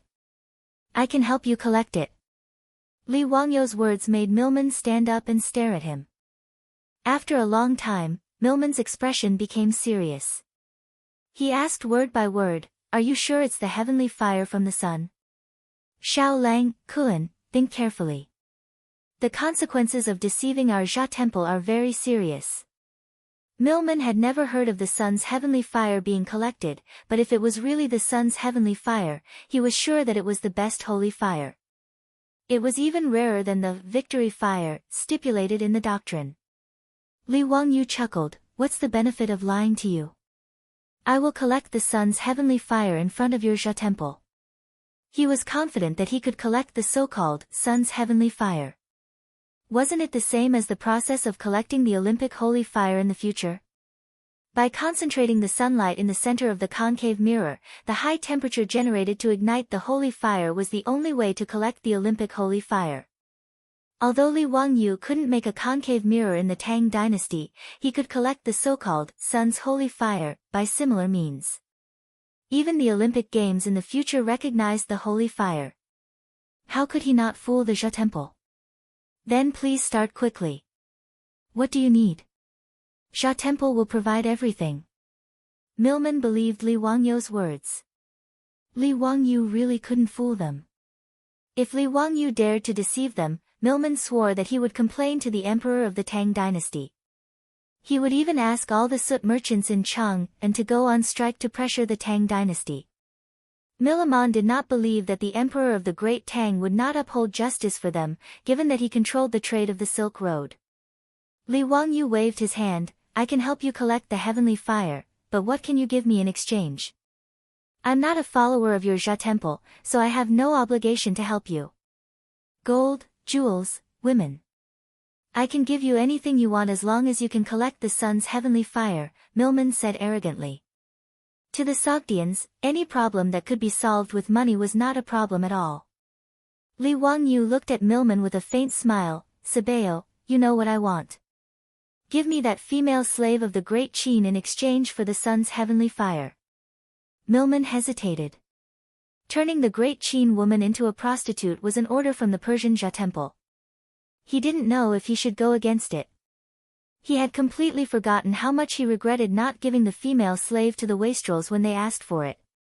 Seeing Milman hesitate, Li Wangyu said again, Sabeo, Persia is far away from the Tang dynasty. You can just say that the female slave died of illness. You should know that compared to an insignificant female slave, the sun's heavenly fire is a 1 in a million divine item. Milman was convinced by Li Wangyu and nodded. Xiao Lang, Kun, as long as you can help me collect the sun's heavenly fire, you can take the female slave away and do whatever you want with her. After a long time, Milman finally agreed. Li Wangyu couldn't help but smile. No matter how arrogant Milman was, he was just a country bumpkin who hadn't seen the world. If it weren't for the fact that he was worried that Milman would act out of desperation and harm Aphrodite, Li Wangyu wouldn't have let him pass so easily. Chapter 157. Milman also had a good plan. If he could really collect the heavenly sun fire in front of everyone like this Tang young man said, then Li Chuanfang's Zhan temple would be able to turn the situation around and sing like a surf. Not only would the Zoroastrian temple not hold him responsible for the extinguishing of the solar heavenly fire, but he would also get more rewards. Compared to that, a female slave from Byzantium was nothing. Besides, after learning the lesson of the Zoroastrian temple's solar heavenly fire, he didn't dare to offend Li Wangyu again. Even if Li Wangyu collected the solar heavenly fire for them, if the solar heavenly fire was extinguished again, he wouldn't be able to survive. Maybe the easiest thing he could think of was to kill himself on the cauldron of the Zoroastrian temple's solar heavenly fire. Mr. Xiao Lang, how long will it take for you to collect the solar heavenly fire for us? Milman asked anxiously. Any time. As long as the sun is shining, noon would be the best. Milman lowered his head and thought for a while. How about 3 days later at noon? You have to collect the pure solar heavenly fire in front of all the priests of the Zoroastrian temple. Li Wangyu nodded and said, okay, but you have to let me take the female slave away first. Since Milman had already agreed to this deal, he didn't reject it and nodded. If Li Wangyu could collect the solar heavenly fire in front of all the priests of the Zoroastrian temple in Chang and city, then everyone would be happy. If Li Wangyu was lying to them, the Zoroastrian temple wouldn't let him off easily. Milman summoned a priest and asked him to go to the tavern with Li Wangyu and ask the tavern owner to release the slave. Li Wangyu and the others left, and Milman went to prepare for the solar heavenly fire ceremony in 3 days. It was a tedious job. At the same time, he had to comfort the believers and tell them that the solar heavenly fire was extinguished for no reason because the Zoroastrian temple was about to collect the pure solar heavenly fire. In front of the purest and noblest solar heavenly fire, the solar heavenly fire would naturally extinguish. This was their respect for the solar heavenly fire. These words, coupled with the fact that the sacred fire on the Zoroastrian temple's fire altar had automatically extinguished for no reason, made the Zoroastrian believers believe them. After all, there were many believers praying in the fire altar at that time, and they witnessed with their own eyes how the holy fire in the cauldron was extinguished one after another. Thanks to Sabayomiliman's propaganda, everyone, including the priests of the Zoroastrian temple, believed this story. The Sogdians began to pray, anticipating the arrival of the sacred fire of the sun 3 days later.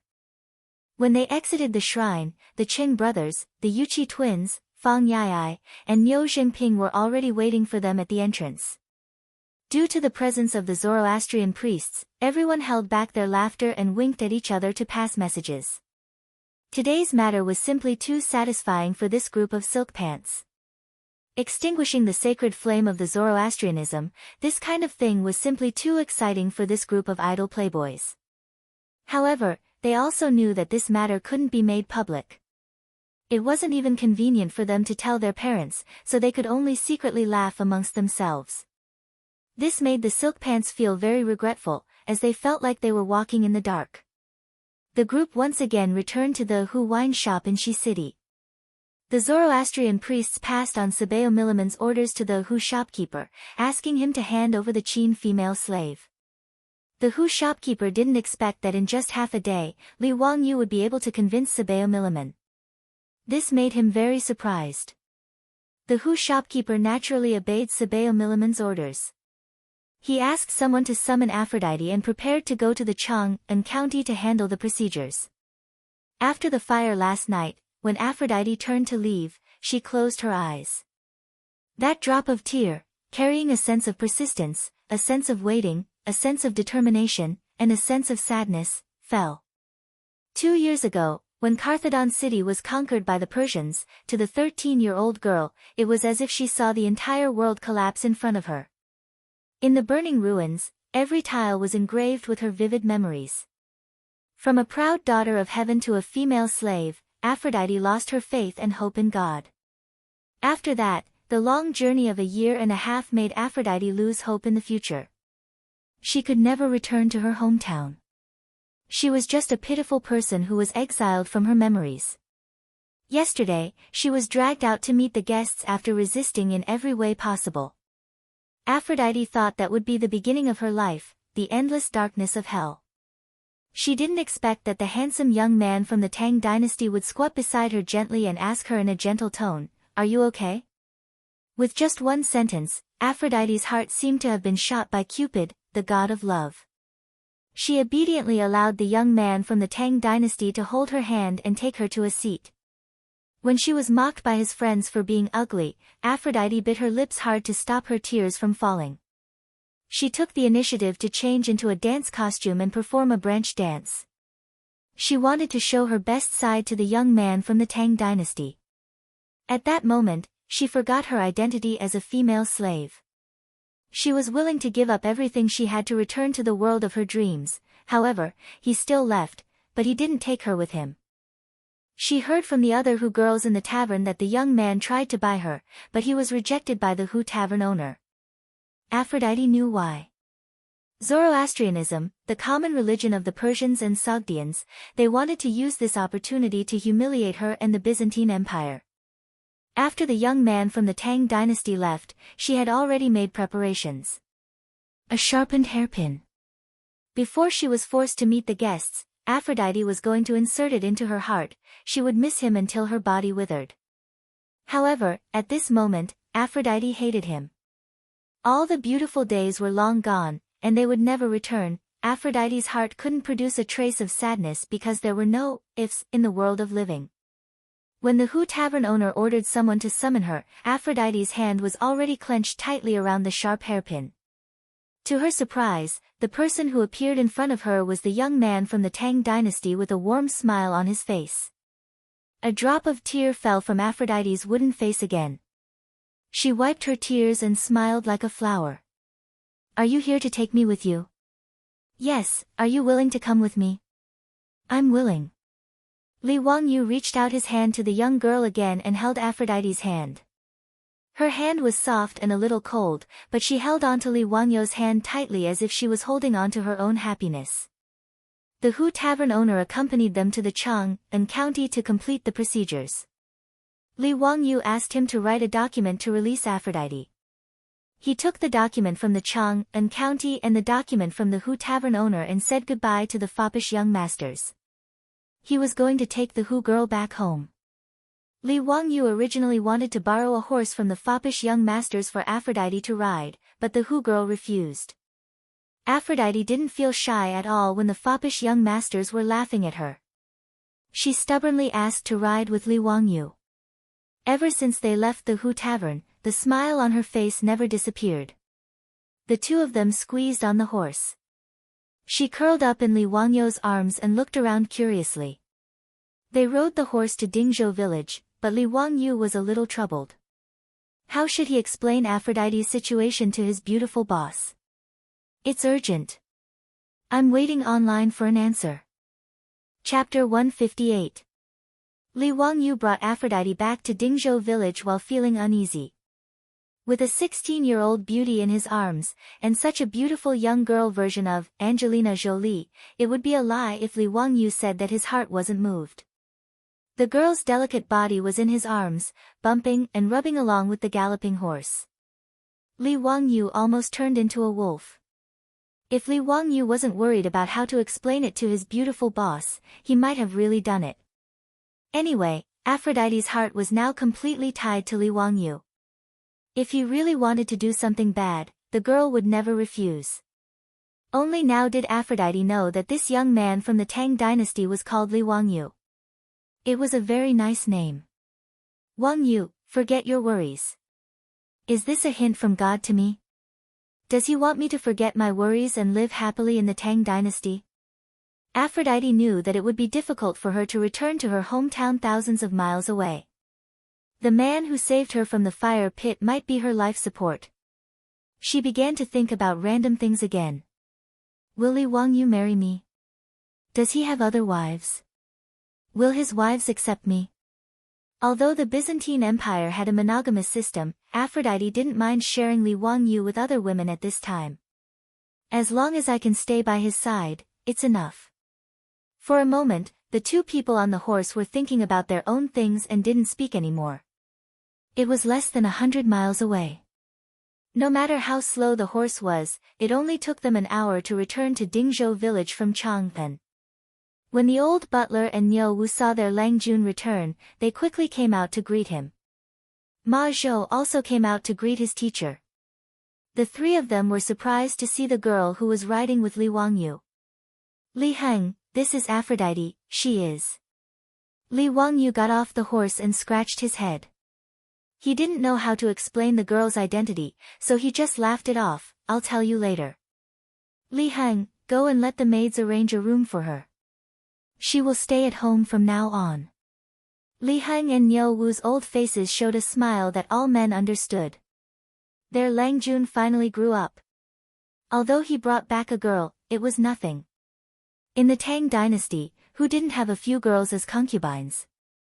Madame Su at home was also good, except that she was a little old. However, these days, the old butler admired Su Changqing's ability to take care of things in the manor. Not to mention that the four-wheeled carriage company was now managed by Su Changqing. In less than 2 days, the group of Guanzhong men in Dingzhou village all listened to her. Now in Dingzhou village, Su Changqing's words were more effective than the old village chiefs. Therefore, in the old butler's heart, Madame Su should be the main wife of the family in the future. And Li Wangyu brought back a girl who was obviously his Langjuan's concubine. However, Li Heng and Niu Wu both complained in their hearts that the women their Langjun found were really not good. The old ones were old, the ugly ones were ugly, as people of the Tang dynasty, in the eyes of Li Heng, Niu Wu, and even Ma Zhou, Aphrodite's appearance was the ugly type, the same as those rich playboys. As for Su Chongqing being old. If Su Chongqing knew that Li Heng and Niu Wu were secretly criticizing her for being old, there would probably be a bloodbath in the Li family. Lang Jun, this old slave understands. Hee, this Ah Fu. What? Do you need a maid to serve her? The old butler asked with a smile. Aphrodite's name was too long for the old man to remember. It's Aphrodite. Forget it. You probably can't remember it either. Arrange a maid to take care of her. Li Wangyu repeated it again. However, looking at Li Heng's confused eyes, it was obvious that he still couldn't remember Aphrodite's name. He simply turned to the girl. Can I call you Aphrodite in the future? Your name is too long for people of the Tang dynasty. Aphrodite nodded obediently. Okay, I like the name Aphrodite. Li Wangyu introduced both parties, and Aphrodite gave everyone a standard Tang dynasty curtsy. She clasped her fingers together and placed them on the right side of her waist before bowing respectfully. Everyone, I'm Aphrodite, Langjuan's woman. Aphrodite's words caused Li Wangyu, Li Heng, Niu Wu, and Ma Zhou to choke on their saliva and cough at the same time.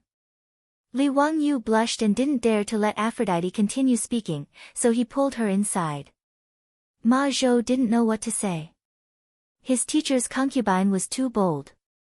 Li Heng, on the other hand, smiled and stroked his beard, thinking that this concubine actually said that she was Langjuan's woman in front of everyone.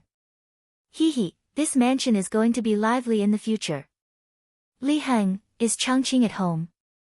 Li Wangyu asked as he walked inside. The old steward hurriedly replied, Lang Jun, Madame Su has yet to return from Chang'an City. Perrin and Niu Yong went with her. Got it. Li Wangyu didn't know why, but he inexplicably felt a lot more relaxed when he heard that Su Chongqing wasn't at home. However, looking at the sky, there were at most 2 hours left before the evening drum sounded in Chang'an City, and his beautiful boss was about to return home. If he died prematurely, Aphrodite would also say that she was his woman in front of his beautiful boss. That would be a lot of fun. Li Wangyu wanted to tell Aphrodite not to say that in the future, but looking at Aphrodite's smiling face, he couldn't say anything. Damn it, so be it if I die. At worst, I'll just go all out and wait for my beautiful boss to flip out with jealousy before I use my ultimate move. I'd better instruct the maidservants to tidy up the washboard in the house first. I don't dare to take it out. Fortunately, there weren't any keyboards or computer motherboards in the Tang dynasty, let alone fruits like durian. Looking at their Langjuan's conflicted look, the old steward Li Heng and Niu Wu couldn't help but shake their heads. What a scandal, what a scandal. How could the head of the Li family be afraid of a woman? If word got out, the Li family would lose all face. Ma Zhou also felt that his young master was good at everything, but why was he so afraid of women? He could learn everything from his master, but this was something that he absolutely couldn't learn. If Li Wangyu knew what Li Heng, Niu Wu, and Ma Zhou were thinking, he would definitely snort in disdain. In the future, a goddess like his beautiful boss was in existence that could instantly kill a group of men with a single look. Sigh, let's not talk about it anymore. The more I talk about it, the more I'll cry. Women's rights are rampant, Li Wangyu thought with grief and indignation. However, Li Heng's disdainful look made Li Wangyu somewhat unable to put down his pride as a man. He suddenly straightened his back. This isn't the future, this is the Tang dynasty. I want to have 3 wives and 4 concubines, so what? Li Wangyu decided to be tough for once. He absolutely couldn't face his beautiful boss with the same mentality as he did in the future. Otherwise, in the future, his wife wouldn't be respected, and that would be a terrible thing. As a man, he couldn't be a coward, he had to be tough. Li Wangyu coughed softly. Just as he was about to assume the posture of a family head, he heard the sound of hurried horse hooves outside the door. Then, a figure jumped off the horse and rushed through the door with a gust of wind. The one who rushed through the door was Niu Yong. He was panting heavily and sweating profusely as he shouted, Lang Jun, something happened. Miss Su is trapped in the East Market. Quickly go and save her. Chapter 159. Li Wangyu was shocked when he heard the news. Niu Yong's appearance scared him even more. This one-armed strong man had bruises on his face and his clothes were torn in many places. Some of the wounds even oozed blood. It was obvious that he had suffered a lot. Brother, who beat you up like this? I'm going to get even with them. Niu Wu was furious when he saw that his brother was injured. Niu Yong ignored him and grabbed Li Wangyu's arm tightly. Lang Jun, let's go and save Lady Su. Niu Yong, what happened? What happened to Su Changqing? Tell me the details. Li Wangyu supported Niu Yong. Niu Yong gasped for breath and said hurriedly, Lady Su is trapped in the carriage. Lang Jun, let's go quickly. We'll talk on the way. The city gate of Chang'an is about to close. If we're late, we won't be able to enter the city. Li Wangyu looked at the sky and saw that it was almost dusk. There was not much time left before the city gate of Chang'an closed. He was also anxious and shouted at Niu Wu, go and prepare the horse. We're going to Chang'an. Niu Wu agreed and was about to run outside. Li Han grabbed him and said, wait, let's go find the village chief first. Go quickly. Niu Wu was stunned for a moment and immediately understood. He jumped onto the date red horse that Li Wangyu rode back and ran towards the village chief's house. Although Niu Wu didn't know what had happened, he knew that he and his elder brother might not be able to break into Chang'an City to save Madame Su just by relying on the two of them. They might have to rely on the villagers of Dingzhou village to help out. When the old village chief heard that Lady Su was trapped in the carriage of Chang'an, he rang the old copper bell in the village without saying anything. The copper bell in the village could not be rung casually. If the copper bell was rung 12 times, it meant that the village was facing a threat. After the old village chief rang the copper bell, the men who were originally squatting in front of their house holding big bowls and chatting with others were suddenly startled and rushed back into the house. In less than a quarter of an hour, hundreds of strong men with all kinds of weapons had gathered on the grain-sunning ground in the village.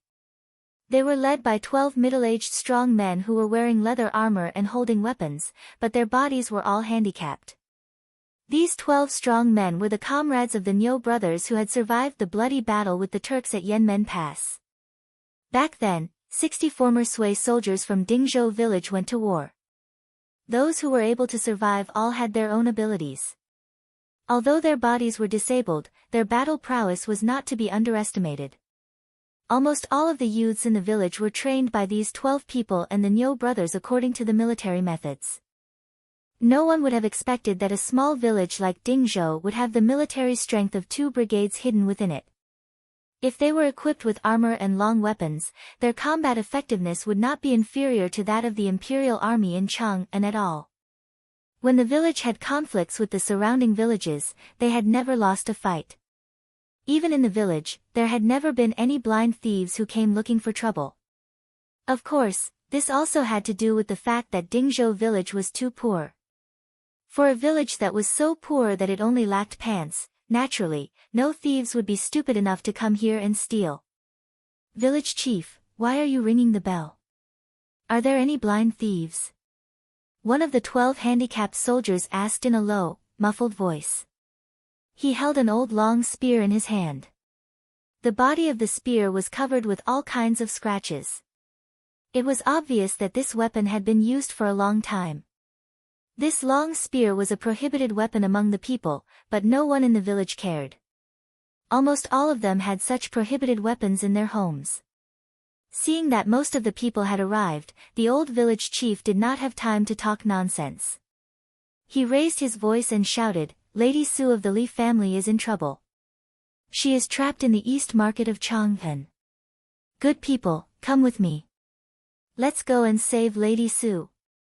Ever since Su Changqing took over the four-wheeled carriage business, the carriage business had already begun to take shape in just a few days.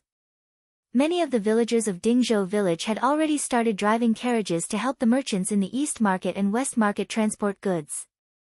However, Due to the insufficient number of carriages in the early stages and the poor quality of the carriages, Su Changqing limited the carriage's transport distance to 300 miles around Chang'an City, which was the distance that a four-wheeled carriage could travel in a day. Su Changqing also contacted many merchants in the East Market and West Market and recommended the four-wheeled carriage business of Dingzhou Village to them.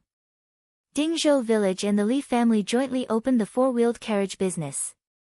Li Wangyu shamelessly named it the Shunfeng Express four-wheeled carriage business. His beautiful superior just rolled her eyes speechlessly. She did not object to this.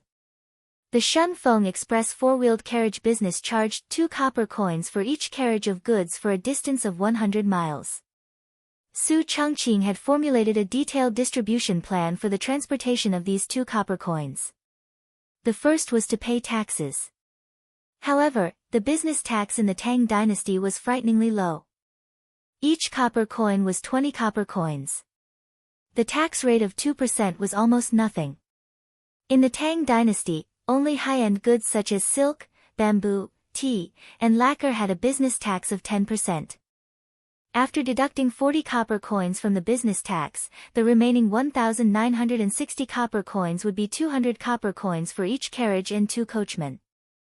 30% of the carriage business's income would be added to the public account of the carriage business. It would be used to purchase horses, expand the scale of the carriage business, and pay for its operating expenses. The Li family would take 60% of the remaining money, while Dingzhou Village would take 40%. The old village chief would distribute the remaining money equally according to the number of households. In this way, each carriage of the Shunfeng Express could bring the Li family more than 700 copper coins for every 100 miles of transportation. Dingzhou Village could get about 500 copper coins. It might not seem like much, but the carriage business now had nearly 30 carriages. It could bring in an almost endless stream of cash flow every day. In just a few days, not to mention the villagers who had taken up the post as coachmen, even the ordinary villagers could get a few hundred copper coins out of thin air. It had only been a few days, and there were not many carriages in the village at present. The villagers of Dingzhou Village now walked with the wind and felt that their backs were much straighter.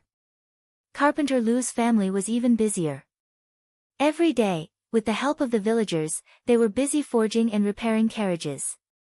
They even selected a few clever young men from the village to be their apprentices. Therefore, in the eyes of the villagers of Dingzhou Village, the Li family was the Buddha of all families. Madame Su was the goddess of wealth and the lifeblood of the entire village. Now that they heard from the old village chief that Madame Su was trapped in Chang'an East City, more than 100 young men were furious. Motherf *Ker, who dares to touch Madame Su? I'll chop him up alive. Village chief, stop talking. Tell us, should we attack Chang'an City now? Motherf *Ker. How dare they touch Madame Su of the Li family? We'll fight them to the death. Nearly 200 young men, under the leadership of the 12 disabled soldiers, wanted to immediately attack Chang'an City and fight the Southern Yamen Imperial Army to the death. Li Wangyu, who had just arrived at the grain-sunning field in the village, saw this scene. Large beads of sweat dripped down from his forehead. Are you going to start another rebellion like what happened at the Black Tortoise Gate? Chapter 160. Li Wangyu hurriedly stepped forward and stopped the furious old Muramasa. He had already communicated with Niu Yong. Su Changqing was not in danger for now, but he was trapped in the SF Express carriage and could not leave. If he really led 200 people and farmers with all kinds of weapons to Chang'an, the guards at the city gate would be mobilized. With great difficulty, Li Wangyu managed to calm down the agitated village chief and the villagers. However, under the unanimous request of the villagers, he finally led the Niu brothers and the 12 soldiers who had survived hundreds of battles. They mounted their horses and galloped towards Chang'an City. The huge Chang'an City had many city gates, palace gates, halls, pavilions, and streets. It took hours to open and close these gates every day. Night fell. After the first drumbeat, the palace gates closed. After the second drumbeat, the palace gates began to close. After the second drumbeat, the palace city gates, left and right eternal light gates, the imperial city gates, and the capital city gates began to close. After 800 drumbeats, the city gates closed. Li Wangyu led 14 horses and galloped all the way. They did not care about the horses and kept whipping their horses. Finally, they rushed into the illustrious Virtue Gate after the first drumbeat. Let's not talk about how Li Wangyu and the others were rushing to the East Market. This morning, Su Changqing led Pei Lan and Niu Yong to the Shun Feng Express Carriage Company in Chang'an City as usual. The little girl Perrin and Su Changqing rode on the same horse. Niu Yong rode beside them to protect them. Perrin curled up in the arms of her beautiful boss. The two of them chatted in a low voice. Perrin wanted to go to the East Market, so she begged Su Changqing to take her to Chang'an. Sister Changqing, Lang Jun did not come back last night. Humph, it must be that group of rich playboys who took him to indulge in wine and women, Perrin pouted and said unhappily. Yesterday, Li Wangyu and the other hedonistic sons of rich families stayed overnight at the Hu People's wine shop in the western city. He only sent someone back to inform them that he would not be returning to Dingzhou village that night. Regarding this, the little girl Perrin had a rather strong opinion. The beautiful boss reached out and pinched her face. Little girl, you have a lot of little ideas. Perrin twisted her body and said, I'm not. I'm just thinking for you, Sister Changqing. Hee, sister, don't you care about Lang Jun? Men, they're all like this. Let him be. Su Changqing came from the future, so he wasn't surprised by such things. She also knew that in the company, including Li Wangyu, it was not uncommon for white-collar workers like them to accompany customers to places like nightclubs in order to get an order. For Su Changqing, she didn't care much about men playing outside. She cared more about whether the two of them could be together for the rest of their lives. Some of the beautiful bosses liked the lyrics of the song, the most romantic thing I can think of is to slowly grow old with you. Until we're old and can't go anywhere, you'll still treat me as a treasure in the palm of your hand. Ever since Su Changqing transmigrated to the prosperous Tang dynasty, she regarded Li Wangyu as her lifelong partner. In addition to having a good impression of Li Wangyu, the main reason was that in the Tang dynasty, Li Wangyu was the only one who could understand her. It was like a man and a woman living on a deserted island. If you didn't choose him, did you have any other choice? Although the Tang dynasty was not a deserted island, in Su Changqing's mind, except for Li Wangyu, there was no one else she could open her heart to and communicate with. To her, this world was no different from a deserted island. Su Changqing didn't think that she could be like those female protagonists in novels who transmigrated to ancient times and lived happily with an ancient person. That was too much of a fantasy. She couldn't imagine marrying an ancient person from the Tang dynasty and then living a life of seclusion in the backyard. That was simply a disaster. However, the beautiful boss also had some worries in her heart.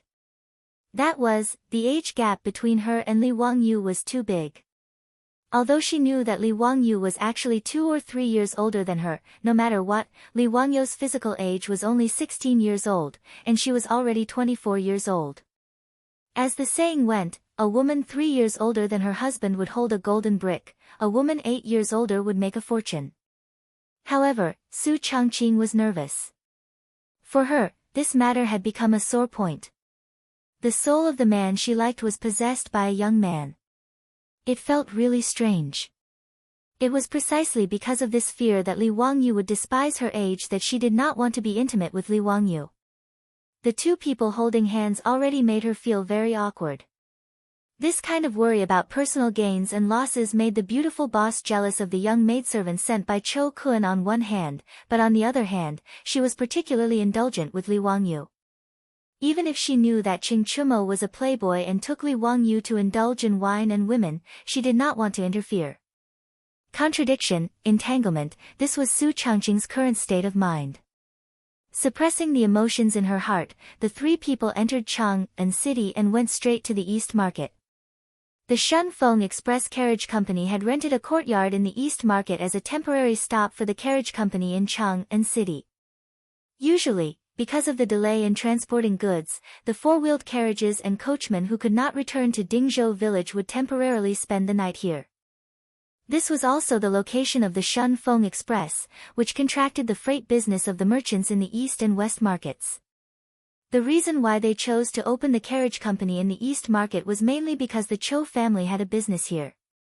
Since planning to open a carriage company in Chang'an City, Su Changqing first contacted Chou Kun and asked him to help find a suitable shop in Chang'an City. The Chou family was surprised to learn that Li Wangyu actually wanted to open a carriage company business. However, after Chou Yuanliang saw the carrying capacity and speed of the four-wheeled carriage, he immediately decided to cooperate with the Shun Feng Express for a long time. The biggest problem for the Chou family in the grain business was the transportation of grain.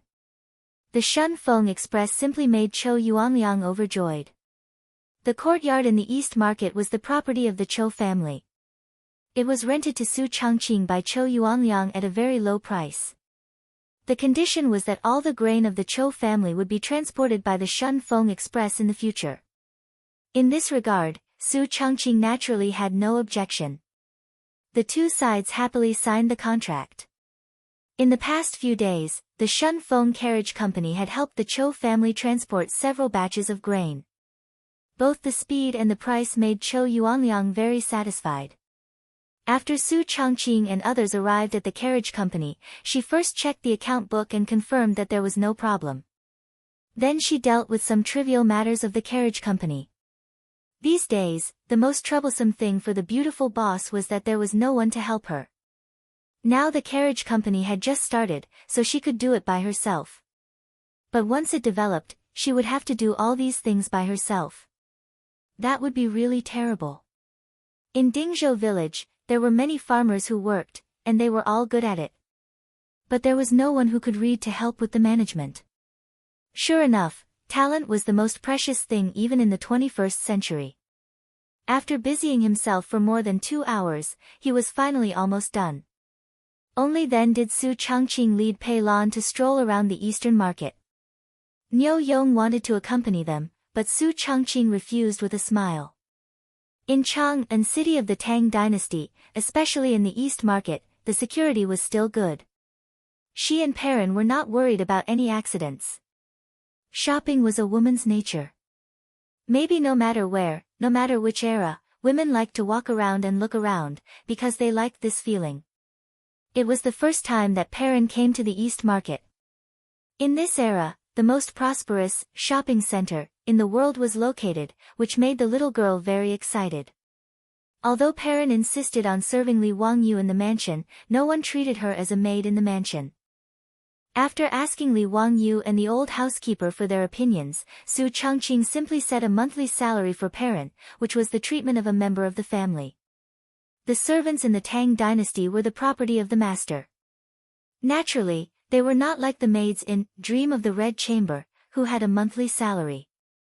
Generally speaking, the master would take care of the servants' food and accommodation, and reward them according to his mood. Today, Perrin came to the East Market of Chang'an City with all the copper coins she had saved these days, saying that she wanted to buy something. But whether it was a rouge shop or a jewelry shop, the little girl could go in and look around. However, although the little girl had money in her pocket, she just looked around and did not spend money to buy anything. "Perrin, what do you want to buy?" Su Changqing asked curiously. Perrin blushed and stuck out her tongue at her. "Sister Changqing, I want to buy a sachet for Langjun." The sachet she was talking about was a hollow metal ball with a pattern of flowers or animals. A metal incense pot was suspended on a balance frame inside, and the outside could be rotated at will. In the Tang dynasty, not only women liked to wear sachets, but men were no exception. Whether hunting, traveling, or playing, they all carried sachets with them. Wherever it went, the fragrance would spread. At that time, men even had the custom of comparing spices with each other, which was called competing in incense. Even the generals of the Tang dynasty used incense. In the Tang poem, Young Man's Journey, it was written, "Ping Ming little hunting out of the middle army, exotic fragrance filling sleeves." It was obvious how popular incense was in the Tang dynasty. Su Chongqing was speechless. In her mind, she could not imagine Li Wangyu wearing a sachet around his waist, and the fragrance was overflowing. Perrin, your Langjun definitely doesn't like to wear that stuff. You'd better not waste your money. Su Chongqing said firmly. Li Wangyu was a standard straight man. In the company of later generations, some male colleagues would wear perfume for men. But on Li Wangyu, the beautiful boss had never smelled any fragrance except for the smell of sweat. He was the representative of smelly men. Really? Langjun used to like it. Perrin was a little confused. Shouldn't wearing sachets be the favorite of men in the Tang dynasty? She remembered that her Langjun used to wear sachets. It's true, it's true. Let's go over there and have a look. I'll treat you to candy, okay? Su Chongqing could not explain to the little girl that her Langjun had been replaced. She could only say perfunctorily and pull Perrin away. When they passed by the door of a shop that specialized in women's ready-made clothes, Perrin looked at the colorful women's clothes in the shop and waved to Su Chongqing. Sister Chongqing, let's go in and have a look. The clothes here are so beautiful. Su Chongqing naturally would not refuse. She smiled and held Perrin's hand and walked into the shop. But she did not expect to meet a noble person in the shop. Chapter 161. This East City's ready-made clothing store was expensive, so there weren't many customers. Su Chongqing saw two beautiful women who were about the same age as her, so she smiled and nodded to greet them in a friendly manner. The two women also smiled and greeted her. After transmigrating for almost a month, even Su Chongqing could see that these two women obviously had a high status. Their hair was tied up in a bun, their breasts were exposed, and their shoulders were covered with a gauze. They were wearing a short-sleeved shirt, a long skirt, and a belt. One of the women was pregnant, and her belly was already showing. There were maids serving them. Although Su Chongqing didn't know much about history, she still knew a phrase called Tang Dynasty clothing. The Tang Dynasty clothing was the heyday of China's clothing development. Even in later generations, the shadow of the Tang Dynasty clothing could still be seen in East Asian countries. The Tang Dynasty women's clothing was the most wonderful chapter of China's ancient clothing. Their clothes were beautiful and gorgeous, and the decorations were strange and complicated, making it too much for the eyes to take in. Speaking of which, Su Chongqing was secretly shocked by the Tang Dynasty women's clothing, because even in the eyes of later generations, the Tang Dynasty women's clothing was too bold. The light, thin, and transparent fabric, coupled with the bare-chested clothing, which was the low-chested clothing of later generations, and the slow-chested gauze skirt, made Su Chongqing, as a woman, blush when she looked at it. In the Tang Dynasty, where plump breasts were considered to be beautiful, the white patch on the chest of a woman with a bit of status was a cheap sight for many men. Not to mention that there was no such thing as underwear in the Tang Dynasty. With such a low neckline, when these women bent down, the fatal temptation of exposing their bodies was simply too deadly. In the Tang Dynasty, bare-chested clothing was not something that just anyone could wear. Women from ordinary families were not allowed to wear such clothes. Only women with high status could wear such clothes. Just like the two beautiful women in the store at this time, who were wearing bare-chested clothing, revealing their plump and snow-white chests. Obviously, they were of noble status. Su Chongqing didn't want to disturb them, so she led Perrin and whispered about the various clothing in the store. But she accidentally overheard the conversation of the two beautiful women. Sister, look at this belt. It suits you so well. It does look good, but it's not convenient for me to wear this belt right now.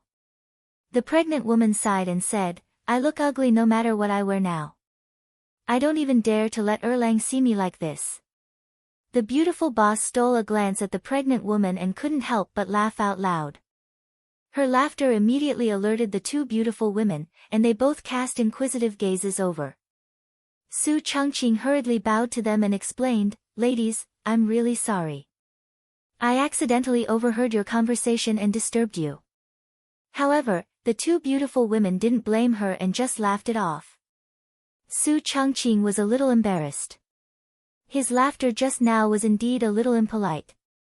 He hurriedly said, "My 2 wives, actually, I know of clothes that are suitable for pregnant women. Would you be interested?" "Oh." The pregnant woman's eyes lit up upon hearing this, and she hurriedly asked, "Young lady, tell me about it." What Su Changqing thought of was the maternity clothes of the future. When women in the future were pregnant, they would usually buy maternity clothes that were wide, comfortable, breathable, sweat-absorbent, and easy to wear. And women in the future would pay more attention to the beauty of maternity clothes. Aside from the large waist, the style wasn't inferior to ordinary fashion. Su Changqing asked the female shop assistant of the ready-made clothing store to bring over a chest-length skirt. He pointed at the waist of the skirt and said, "Actually, this chest-length skirt is the most suitable for pregnant women. You just need to modify the waist a little." The chest-length skirt looked like the Korean clothing of the future. The so-called Korean clothing was passed down to Korea during the Tang dynasty. The chest-length skirt tied the belt high above the chest.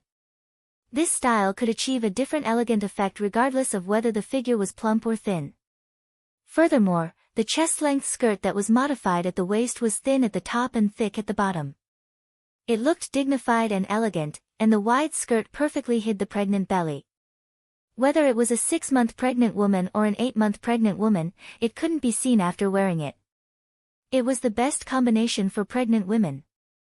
Su Changqing's words made the 2 beautiful women quite interested. The female shop assistant on the side was also very tactful and quickly said, "Honorable guests, there are tailors in this small shop. If you need, I can ask them to modify it right away. It can be done in a moment." The 2 beautiful women smiled and looked at each other. They nodded and asked her to take the chest-length skirt to the back of the shop to modify it. Su Changqing said with a smile, "Ladies, it's better not to wear silk clothes when you're pregnant. It's better for the fetus to wear cotton clothes." "Oh. Why is that?" the beautiful woman asked. "Because cotton clothes are not irritating to the fetus and the pregnant woman. Moreover, cotton clothes are breathable and comfortable to wear." The beautiful woman immediately called the female shop assistant and asked if there were any cotton clothes. Cotton clothes were not common in the early years of the Tang dynasty. It was just a novelty. It wasn't until the middle of the Tang dynasty that cotton clothes became popular. There was no cotton cultivation in the Tang dynasty. At that time, there was only cotton from Gaochang in the western regions. The 7 indigenous people in Gaochang planted cotton, then spun and weaved cloth before sending it to the interior of the Tang dynasty. Because of its high price, its quality was not as smooth as silk, and it was much more expensive than linen. Therefore, cotton clothes were still a very small luxury at this time. This ready-to-wear shop specialized in making all kinds of women's clothes. They also had chest-length skirts made of cotton. The beautiful woman immediately asked the female shop assistant to modify it. While waiting for the shop to modify the clothes, Su Changqing talked with the 2 beautiful women again. He talked about many methods and tricks for pregnant women in the later generations, which greatly interested the 2 beautiful women. In fact, these were all common sense for women in the later generations. Although the beautiful boss was a virgin, she also had relatives, friends, and classmates who were married and pregnant. Therefore, she also knew a thing or two. The beautiful boss now understood why Li Wangyu often shamelessly plagiarized. She was also the same now. Showing off some common sense of the later generations made the 2 beautiful women exclaim again and again, giving her a great sense of satisfaction. The 2 sides chatted happily. Then, the topic changed to the problem of maintaining a pregnant woman's figure. Although women in the Tang dynasty were beautiful with plump bodies did not mean that they were fat. However, it was easy for women to gain weight and lose their shape when they were pregnant. In this regard, the 2 beautiful women, who were already mothers, were also very distressed. Su Changqing said, "Ladies, you can try practicing yoga. It is very effective for maintaining your figure." "Yoga? Isn't that a Buddhist technique?" the beautiful woman asked in astonishment. Yoga had been introduced to China as early as the Han dynasty along with Buddhism. It was mainly used as a Buddhist cultivation method. The Chinese transliteration of yoga was also yoga, which first appeared in the Chinese translation of Buddhist scriptures. However, yoga at this time was very different from the yoga of the later generations. Ancient yoga was mainly used for meditation, which was the so-called repair of the soul. However, the modern yoga of the later generations was used to exercise the body. Modern yoga could adjust the body's muscles, bones, and endocrine system to the healthiest state through long-term exercise. In order to maintain her figure, Su Changqing specially learned yoga exercises and insisted on practicing every day to maintain her good figure. In response to the two beautiful women's questions, Su Changqing smiled and explained the difference between her yoga and Buddhist yoga. Hearing that yoga could maintain one's figure and make one young, the two beautiful women's eyes lit up. Women loved beauty, and this was the case no matter which dynasty it was. "Young lady, I wonder if it's convenient for you to teach us yoga?" the beautiful woman asked expectantly. Chapter 162. Su Changqing didn't refuse the two beautiful women's request. She didn't mind getting to know a few more noble women of the Tang dynasty. Since she and Li Wangyu were going to live in the Tang dynasty for a long time, she still needed to expand her network. These two beautiful women, whether it was their conversation or temperament, made Su Changqing have a good impression of them. Naturally, she was willing to get closer to such beautiful women.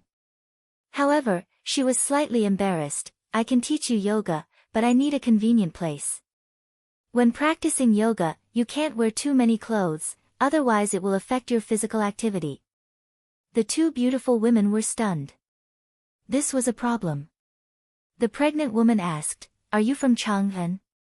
Su Changqing smiled and shook her head, "I'm from Dingzhou village in Hu County. I run a carriage business in the East Market." Dingzhou village in Hu County. The beautiful woman smiled and asked, "Do you know Li Wangyu from the Li family in Dingzhou village?" The beautiful woman's words caused Su Changqing to be stunned as well, and only after a long time did he reply. "Of course I know him. I'm Li Wangyu's cousin." "May I ask how the two of you know my cousin?" Her cousin's words were even vague, but the smile in the pregnant woman's eyes deepened. "I'm Li Jia Xiaolang's elder." "So, you're also my niece." "What? Li Wangyu's elder?" Except for the Li family in Hu County, who had already shed all pretense of cordiality, Li Wangyu's current identity, what other elders did he have? Su Changqing was confused by the beautiful woman's words. She didn't know how to address these two beautiful women. He, niece, let's go. I'll tell you in detail when we go to my house." After learning Su Changqing's identity, the beautiful woman became very enthusiastic and stepped forward to hold her arm. Su Changqing was dumbfounded. These two beautiful women didn't look much older than her. The two of them were about 27 or 28 years old. How did he suddenly become the junior of these two beautiful women? It was too late for regrets. She hated Li Wangyu's fabricated identity so much that her teeth itched. "Damned Li Wangyu, why couldn't you have made up an identity?" Su Changqing still didn't want to acknowledge this relative, but he was pulled out of the house by two enthusiastic beautiful women. He didn't even bother to take the dress that he had asked the shop to modify. A simple-looking two-wheeled carriage was parked at the entrance of the clothing store. Su Changqing was forced by the two beautiful women's warm invitation and had no choice but to follow them onto the carriage. Perrin was also invited by the beautiful woman's maid to get on the horse at the back of the carriage and follow the carriage all the way. The little girl also didn't know what was going on. Since when did his Langjun have any elders? Perrin, who grew up in the Li family, knew very well about Li Wangyu's relatives. She had never heard of any elders or relatives in Chang'an City. However, the two beautiful women didn't seem to be bad people. Perrin could only suppress the suspicion in her heart and follow the carriage all the way. After the carriage drove out of the East Market, Perrin found that there were many strong men on horseback in front and behind the carriage. They were guarding the carriage with solemn faces, which made her even more surprised. It was obvious that the two beautiful women's family power couldn't be underestimated since they had so many troops. Inside the carriage, Su Changqing had been carefully inquiring about who exactly the two beautiful women were. However, the two beautiful women just smiled and didn't say anything. They only told her that she would know when she arrived at the mansion. Perrin, who was riding behind the carriage, was horrified to find that after the carriage left the East Market, it went all the way north and then turned in the direction of the imperial city. Finally, the carriage drove straight to the Yanxi Gate on the east side of the imperial city. From here, the imperial city was to the south and the imperial palace of the Tang dynasty, Taiji Palace, was to the north. When the carriage passed by the Yanxi Gate, the imperial guards guarding the gate of the imperial city didn't stop them for inspection. Instead, they all bowed and saluted. Even if the little girl Perrin was slow, at this moment, she realized that the two beautiful women were nobles in the imperial palace. This discovery frightened Pei Lan to the point that her entire body trembled. She rode on horseback in a daze and followed the carriage into the Taiji Palace. Su Changqing didn't know where the carriage went like Perrin. She didn't know the way, nor did she know the imperial palace of the Tang dynasty. However, when the two-wheeled carriage stopped, she and the two beautiful women were helped out of the carriage by the maidservants. She was still shocked by the buildings in front of her. Even in the future, she had visited the magnificent palace complex in the Forbidden City, but she was still shocked by the Taiji Palace in front of her. The continuous imperial city and the imperial city, the imperial palace was majestic, gorgeous, solemn, and had strict security. It had an irreplaceable sense of oppression. In the magnificent era of the Tang dynasty, whether it was the 150-meter-wide Vermilion Bird Avenue or the palace complex in front of her, they were all so magnificent. The palace complex in front of Taiji Palace was 40 feet above the ground, with its back against the blue sky. It was tall and majestic, and it was breathtaking. On both sides of the stairs leading to the main hall were blue stone handrails. The handrails on the upper level were engraved with the image of a swordsman's head, while the middle and lower levels were engraved with the image of a lotus flower. Su Changqing was stunned.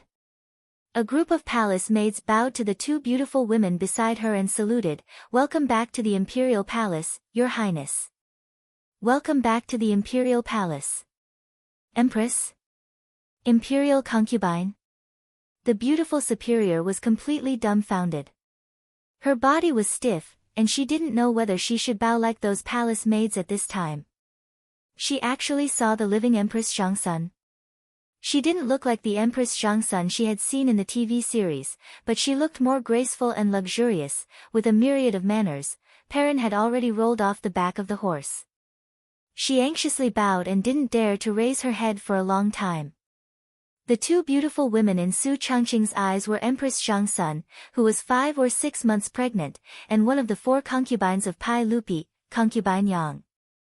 Concubine Yang's identity was also very noble. Her father was Emperor Yang of the Sui dynasty. She was a princess of the royal family and was born as an emperor. After Sui dynasty was subjugated by Tang Xing and replaced the Sui dynasty, concubine Yang married Pai Lupi and gave birth to the 3rd Prince Li Gu and the 6th Prince Li Gu. Because of the special background of concubine Yang, she didn't want to fight for power.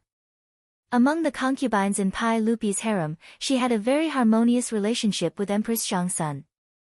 Today, because Empress Zhangsun felt depressed in the imperial palace, and because she was pregnant, she took concubine Yang out of the imperial palace and went to the East Market to relax. Even the Honorable Empress Zhangsun and concubine Yang had a strong interest in things like shopping. Although the two women were already the mothers of several princes and princesses, and Empress Zhangsun was the mother of the world and the ruler of the imperial harem, in the end, she was only a young woman in her 20s. As the most powerful and open country in history, the imperial palace of the Tang dynasty didn't have the same strict restrictions on the imperial harem in the Ming and Qing dynasties. Not only could the imperial harem leave the imperial harem, but even the concubines didn't live in the imperial palace and built their own mansion outside. Compared to the imperial harem in the Ming and Qing dynasties, it was simply a heaven-like existence. Therefore, it wasn't very surprising that Su Changqing would encounter Empress Zhangsun and concubine Yang in the East Market today. Su Changqing understood a little bit why Zhangsun and concubine Yang said that they were her elders. Li Wangyu was born in the imperial family and hadn't left the imperial harem. Weren't Empress Zhangsun and concubine Yang He and Li Wangyu's elders? My life. I'm afraid that my fake cousin will be exposed. Chapter 163. While the beautiful boss was feeling uneasy, she didn't notice that Empress Zhangsun and concubine Yang were both smiling. She didn't know that ever since Li Wangyu did a series of things, the Li family had entered Pai Lupi's sight. The 100 Horsemen Department, the secret service of the imperial family, had already secretly investigated Li Wangyu and reported all of his recent activities to Pai Lupi. Su Changqing, this woman who suddenly appeared in the Li family, even the 100 Horsemen Department couldn't find out her origin. She was very mysterious. The 100 Horsemen Department even found those servants who were released by Li Wangyu, but they only found out that this woman appeared out of nowhere in the Li family's residence a month ago. As for where she came from, the 100 Horsemen Department didn't know. It was as if this woman suddenly fell from the sky. The 100 Horsemen Department didn't know that Su Changqing really did fall from the sky, but she fell into Li Wangyu's bathtub. If they wanted to find out her origin and where she came from, the 100 Horsemen Department would have to travel 1,300 years and go to the police station in the future. The Li family announced to the public that this woman named Su Changqing was Li Wangyu's cousin, but no one believed this. However, the 100 Horsemen Department's report clearly stated that this woman was very smart and capable, and that she had feelings for Li Jia Xiaolang. Not only did Pai Lupi read the 100 Horsemen Department's report, but Pai Lupi also showed it to Empress Zhangsun for a look. Pai Lupi and Empress Zhangsun didn't care about Su Changqing's origin. A woman wasn't in the eyes of the emperor of the Tang dynasty. She was just Li Jia Xiaolang's concubine, although she was a bit older. However, because Empress Zhangsun had a good impression of Li Jia Xiaolang and met Su Changqing today, she admired Su Changqing very much after talking with her. The more Empress Zhangsun looked at her, the more she liked her. In addition, the yoga that Su Changqing mentioned made her and concubine Yang very curious, so they simply brought Su Changqing back to Taiji Palace and revealed her identity. The so-called niece was just a joke between Empress Zhangsun and concubine Yang and Su Changqing. Empress Zhangsun smiled and invited Su Changqing to follow her into Lizhen Hall, which was Empress Zhangsun's bedroom. Lizhen was the main hall of the second courtyard. In the courtyard was the imperial palace's palace, the palace's palace. Li STSS Books's always, strictly speaking, this place was not part of the harem, but Empress Zhangsun lived here in order to accompany Pai Lupi. Only the Tang dynasty had this kind of tolerance. Other dynasties hated that they couldn't lock the harem's empress and concubines behind the palace walls, not to mention that they could go out of the palace to play from time to time. Perrin was so scared that she couldn't speak clearly and didn't dare to enter the palace. Su Changqing simply let her stay outside the hall. Although Su Changqing respected Empress Zhangsun and concubine Yang, because she came from the modern era, she didn't have much respect for imperial power. After all, except for a few countries in the modern era, in most countries with monarchs, the monarch was just a decoration. Therefore, even when facing the empress and the harem's imperial concubines, Su Changqing was relaxed and didn't have much uneasiness or nervousness. She asked the palace maids to bring her 3 soft mats and put a towel on them to act as yoga mats. Yoga mats were necessary to practice yoga. Firstly, it was to prevent slippage and protect the safety of the trainer. Secondly, it was to protect the knees and spine. Su Changqing also asked the palace maids to bring them close-fitting clothes. Women in the Tang dynasty often wore short skirts, which couldn't be used for exercise. Fortunately, women in the Tang dynasty also liked to wear hu clothes, which were narrow sleeves and tight, with separate clothes and pants, which could barely be used for yoga exercise. After telling the palace maids to close the door, Su Changqing began to teach Empress Zhangsun and concubine Yang the method of yoga exercise. 2 hours later, the door of Li Main Hall slowly opened. Su Changqing, Empress Zhangsun, and concubine Yang all came out with fragrant sweat. Empress Zhangsun asked the palace maids to bring snacks and food. The 3 of them sat in the side hall to rest and chat. Niece Changqing, your yoga is really magical. I feel much more relaxed after exercise. Empress Zhangsun said while stroking her slightly bulging belly. Concubine Yang also smiled and nodded. Indeed, Changqing's yoga is really effective. I also feel much more energetic. Your Highness, Imperial Concubine, yoga requires long-term exercise. Today is just the beginning. If you want it to be effective, you must persist in practicing every day. Su Changqing said. Empress Zhangsun said, that's good. Niece Changqing, if it's convenient for you, you can come to the palace every day to teach us. Is that okay? Su Changqing hesitated for a moment, but quickly nodded and agreed. She naturally wouldn't refuse to have a good relationship with the royal family of the Tang dynasty. Empress Zhangsun took a jade pendant from her body and handed it to her. This is my jade pendant. You can keep it well. With this jade pendant, you can enter and leave the palace at any time. Su Changqing didn't refuse. She thanked Empress Zhangsun and took the jade pendant. The front of the jade pendant was carved with a phoenix that symbolized the status of the empress, and the back was carved with 8 characters. Ding has fire virtue, he is a phoenix.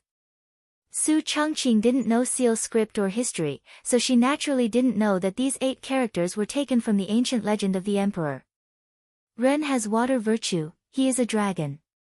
Ding has fire virtue, he is a phoenix.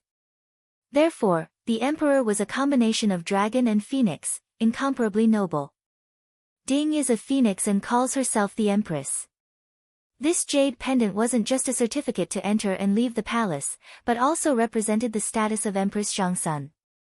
In a sense, it was like the imperial sword and the golden token arrow made up in the TV series of later generations. It was like the emperor himself. Although she couldn't use the jade pendant to do whatever she wanted or order the court officials, it was enough to avoid a lot of trouble when necessary. This jade pendant represented that the holder had a close relationship with Empress Zhangsun. At least no one in Chang'an would be blind enough to offend the holder of the empress's jade pendant. The reason why Empress Zhangsun gave the jade pendant that represented her status. She gave it to Su Changqing to give Li Wangyu a backer. She had long known about the filthy things that the Li clan of Hu County had done before. Empress Zhangsun wanted nothing more than to have Pai Lupi remove all of them from the imperial family. They had simply lost all of the imperial family's face. Li Wangyu was now showing more and more ability, so Empress Zhangsun's impression of him was getting better and better. That was why she gave Su Changqing such a jade pendant. She hoped that Li Jia Shaolang could use this jade pendant to dispel some people's distracting thoughts if he encountered a similar situation again. Su Changqing naturally wouldn't think so much. He simply thought that this jade pendant was a certificate similar to a pass, so he didn't think much and put it away. While the 3 people were chatting by the table, Yang Fei suddenly looked at Su Changqing's clothes and sighed. Changqing, it's really been hard on you. Li Jia Shaolang actually let you wear Huanzhuo clothes. Su Changqing was stunned. What did this mean? Wear Huanzhuo clothes. Huanzhuo referred to clothes that had been washed many times. Who didn't wash clothes? Why did it become him suffering? While she was still confused, she saw Yang Fei turn to Empress Zhangsun and say, Sister, Li Jia Shaolang is very pitiful. This made the beautiful superior even more confused. What was Li Wangyu pitiful about? Chapter 164. Su Changqing didn't understand. Concubine Yang meant that Li Jia Shaolang was so poor that even his woman was still wearing washed old clothes. Yes, in the eyes of Empress Zhangsun and Concubine Yang, wearing washed clothes was too shabby. Su Changqing's impression of the Tang dynasty and Empress Zhangsun came from a TV series he watched in modern times, The Rule of Zhengguan. In the TV series, Empress Zhangsun was thrifty, righteous, and a motherly model. She once made her beautiful superior cry. In the TV series, Empress Zhangsun even wore patched clothes. In history, Empress Zhangsun and Empress Ma of Zhu Yuanzhang were known for being thrifty, but the difference between the two was too big. Empress Ma was only born in an ordinary family. Her family was even increasingly poor. It could be said that she was born in a bitter family. Therefore, in history, the only imperial concubine who was thrifty enough to wear ragged clothes was Empress Ma. Empress Zhangsun was born in the imperial family of Northern Wei. As the imperial family, the Zhangsun family produced many capable people from Northern Wei to Sui dynasty. It could be said that, the family has mountains and rivers. Therefore, Empress Zhangsun's thrifty was just not extravagant and wasteful. In the Old Tang book, it was recorded that Empress Zhangsun was very thrifty. She only gave what she wore. Translated into the vernacular, it meant that Empress Zhangsun was a very thrifty person. She only asked that the clothes and jewelry she wore and the carriages and horses she used were enough. The so-called enough was not to change the old jewelry and then reuse it, nor was it to reduce the grade of the carriages and horses. It was just that the overall quantity was not excessive. That was all. In the Tang dynasty, including the nobles, they absolutely did not wear washed old clothes. In other words, they would throw away the clothes if they were dirty. Empress Zhangsun, who was known for being thrifty, was also like this. The so-called thrifty was 3 years of new clothes, 3 years of old clothes, and 3 years of sewing and patching. That was a plot purely imagined by the scriptwriter. In history, wearing washed clothes was the model of being thrifty and would be recorded and praised in the history books. For example, in the Book of Sui, Food Records, it was recorded that the emperor bowed and walked frugally, while the 6 palaces wore salty clothes. This was similar to modern luxury clothing in the future. There was once news that high-end clothing was deformed after being dry cleaned. The answer the company received was, "We didn't consider the issue of cleaning when designing this clothing." The level of extravagance in both ancient and modern times was comparable. It was precisely because of this that Yang Fei would look at Su Changqing's clothes and say those words. Empress Zhangsun agreed with Yang Fei's words. She lovingly looked at Su Changqing and felt that Li Jia Shaolang treated his woman too harshly. By the time Su Changqing understood the meaning of the Empress and Gue Fei's words, he didn't know whether to laugh or cry. Did the royal family and nobles of the Tang dynasty have some misunderstanding about the concept of being thrifty? However, a thought suddenly appeared in her mind, and her expression immediately became miserable. He had to admit that women were born actresses. His beautiful superior's expression at this moment was very much like a young lady who was poor and had been wronged. The only thing missing was a weeping beauty. "Your Highness, Gue Fei Nyang Nyang, you may not know, but Wang Yu is currently carrying a debt of nearly 3 million yuan. If he doesn't have the money to pay off the debt by the end of the year, I'm afraid he will be sued and beaten. It's a pity that his parents are dead and he is being humiliated. He almost couldn't even keep his lord's grave. Under such circumstances, how could he dare to wear new clothes?" Her words weren't false. Empress Zhangsun also knew the situation and felt that Li Jia Shaolang wasn't easy. Empress Zhangsun said, "That child has suffered. Why don't I help him pay off the debt?" Su Changqing hurriedly said, "No, Your Highness, Wang Yu is stubborn and definitely won't accept charity." That day, Yu Shernan's secret supervisor also wanted to pay off the debt for him, but he refused. Empress Zhangsun sighed, "Ai, then what should we do?" Su Changqing suddenly smiled and asked, "Your Highness, I have an idea. It can benefit the imperial family and also help my Li family get out of trouble. I don't know if Your Highness is interested." "Oh. There's such a good thing. Let's hear it." Empress Zhangsun and concubine Yang were very curious. Su Changqing told them all about the Shun Feng Express Carriage Company and analyzed the profits in detail for Empress Zhangsun and concubine Yang, as well as the current financial problems the carriage company was facing. Due to the lack of sufficient funds, the four-wheeled carriage company's development was very slow, and the market demand was abnormally large. In fact, this wasn't a whim of the beautiful superior. Originally, she had discussed with Li Wangyu whether or not to pull Cheng Chumo and the other dandy families into the company. The four-wheeled carriage company was really too big a cake. It was so big that the Li family and Dingzhou village couldn't eat it all. If they weren't careful, they might even choke to death. This wasn't an alarmist talk, but the seemingly inconspicuous four-wheeled carriage transportation business actually had too much profit in it. Li Wangyu only relied on Fang Xianling and the Imperial Edict of Cheng and City's special franchise. It was difficult to resist the greedy eyes of the aristocratic families.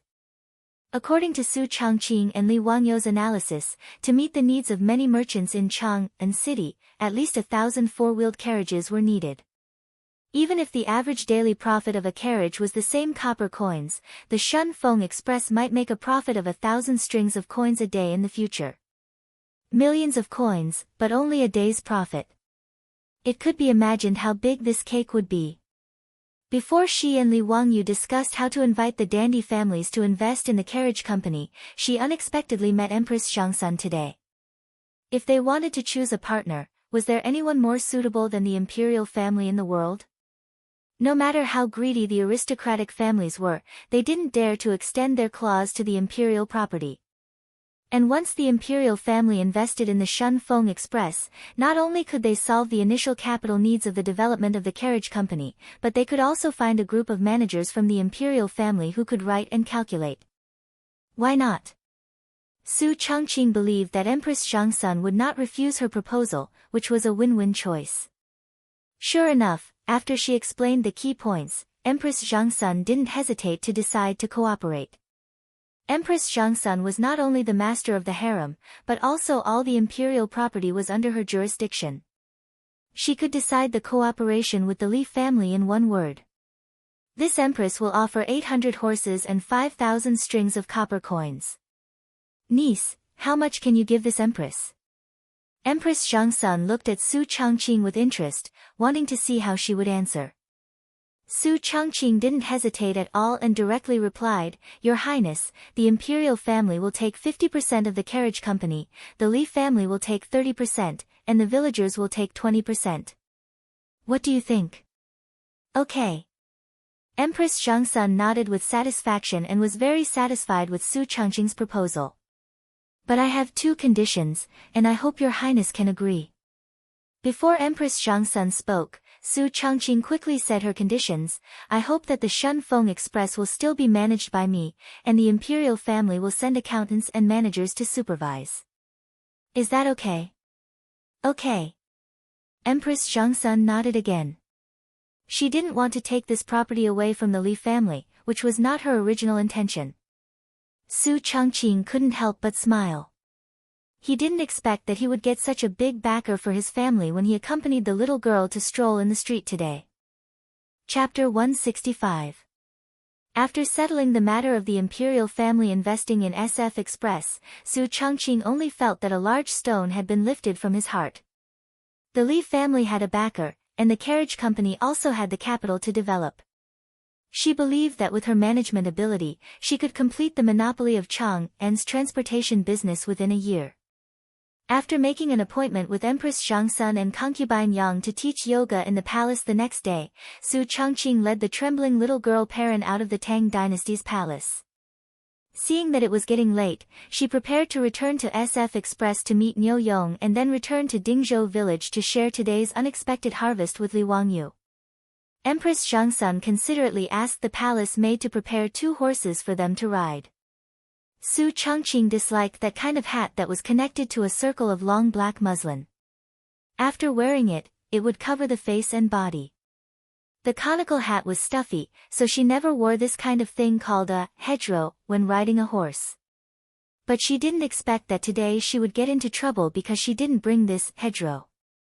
The Zheng family of Xinjiang was one of the 5 families and 7 kings of the Tang dynasty. The ancestors of the Zheng family of Xinjiang could be traced back to the Zheng state that was enfeoffed by King Xianwang of Zhou.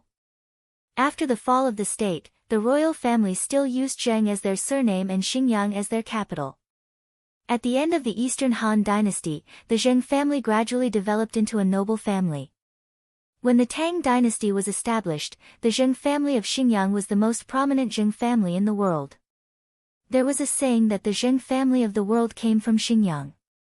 The Zheng family of Xinjiang had many officials in the imperial court. The head of the family, Zheng Yuanshou, was an official in the Sui and Tang dynasties. Zheng Yuanshou's cousin, Zheng Shanggua, was the minister of war, civil affairs, and works in the Sui and Tang dynasties. The other members of the Zheng family of Xingyang held the positions of general, minister of war, commander of the army, and so on. Not only did the family have such great power in the imperial court, but the Zheng family of Xingyang had been doing business for generations. The wealth of the Zheng family was piled up like a mountain. The number of horses, fields, grains, silk, and jewelry was comparable to the Pai Lupi's imperial treasury. Just the interest from the loans alone was no less than 100,000 strings of cash every year. It could be said to be the richest in the world. The luxurious lifestyle of the Zheng family in Xingyang was well known in Chang'an. Just in Chang'an city alone, there were 600 to 700 servants in the Zheng mansion. Every day, there would be banquets, singing and dancing, bathing, sightseeing, luxurious clothes, and delicious food. Zheng Kongbua, the eldest son of Zheng Yuanshou, the head of the Zheng family in Xingyang, was 20 years old, but he was a famous playboy in Chang'an. Unlike Qing Chumo and the other top playboys, Zheng Kongbua could be said to be the top scum of the Tang dynasty. Although Qing Chumo, Fang Yai, and the others loved to play around, they knew when to stop and did not use their family's power to do evil. But Zheng Kongbua, on the other hand, kicked a widow's door, dug up a family's grave, drank the mother's milk during confinement, and scolded a big blind man as a mute. It could be said that the top of his head was oozing pus, and the soles of his feet were covered in ulcers. Furthermore, Zheng Kongbua also had a huge hobby, which was that he loved beauties the most, especially the women of good families. He would often bring his men to snatch women from the common people and make merry every night. Because of this, the people in Chang'an city who sued the Zheng family almost broke the drum of grievance of the Chang'an county and Wanyan county. However, the Zheng family in Xingyang had power and money. These people who complained were often coerced by the Zheng family, or used both the carrot and the stick. They paid a small sum of money and sent them away. Now in Chang'an city, when Zheng Kongbua brought his men to the streets, they could almost achieve the effect of clearing the streets, and people could not wait to avoid them.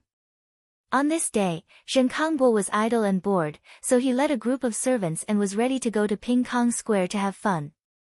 The Zheng mansion was located in Daning Square, which was not far from the imperial city. When they came out of the square, a group of people shouted and shouted as they went to Ping Kong Square in the south. When they arrived at Wangxianmen Street, Zheng Kongbua's eyes suddenly lit up. What a beautiful girl! There were 2 rouge horses in front of them, and one of them had a young lady sitting on its back. Although her figure appeared thin and frail, she had the countenance of a flower and the face of the moon, and was indescribably beautiful. Beside her on the horse, there was a 13 or 14-year-old girl, who also looked lovely. When Zheng Kongbua saw her, he felt a burst of heat in his lower abdomen. This woman was delicious, and she was his type. He did not care about the people coming and going on the street, and they were near the imperial palace. He waved his hand and was ready to let the troops surround them. He had done this kind of thing many times, so he did not have any scruples. In Chang'an city, no one dared to interfere with the Zheng family's business, including those martial marquises who were patrolling the streets. When he thought that he could drag this young lady back to the mansion, press her on the bed and wantonly ravage her, he felt hot blood rushing to his body. He did not even intend to let go of the pretty girl. Although she was young, she also had a unique flavor. Today's luck was really good, to be able to meet such a pair of beauties as soon as he went out. He, Zheng Kongbua, was going to have a second chance today. Just as Zheng Kongbua felt as if his heart was being scratched by a cat and was impatiently preparing to have his troops surround them and capture them, a servant beside him said softly, "Young master, those 2 horses seem to be horses from the palace. Look at the horses' buttocks. There's a brand from the palace. Horses from the imperial palace." Zheng Kongbua was slightly stunned and reached out to stop the troops. He looked up carefully and found that the buttocks of the 2 rouge horses indeed had a mark of the imperial palace of the Tang dynasty. Damn it, are these 2 bitches from the imperial palace? Zheng Kongbua was full of anger. He thought that he could capture the 2 beauties back to the mansion and enjoy himself, but he did not expect to meet people from the imperial palace. Although he was arrogant and domineering, he was not stupid enough to rob Pai Lupi's women.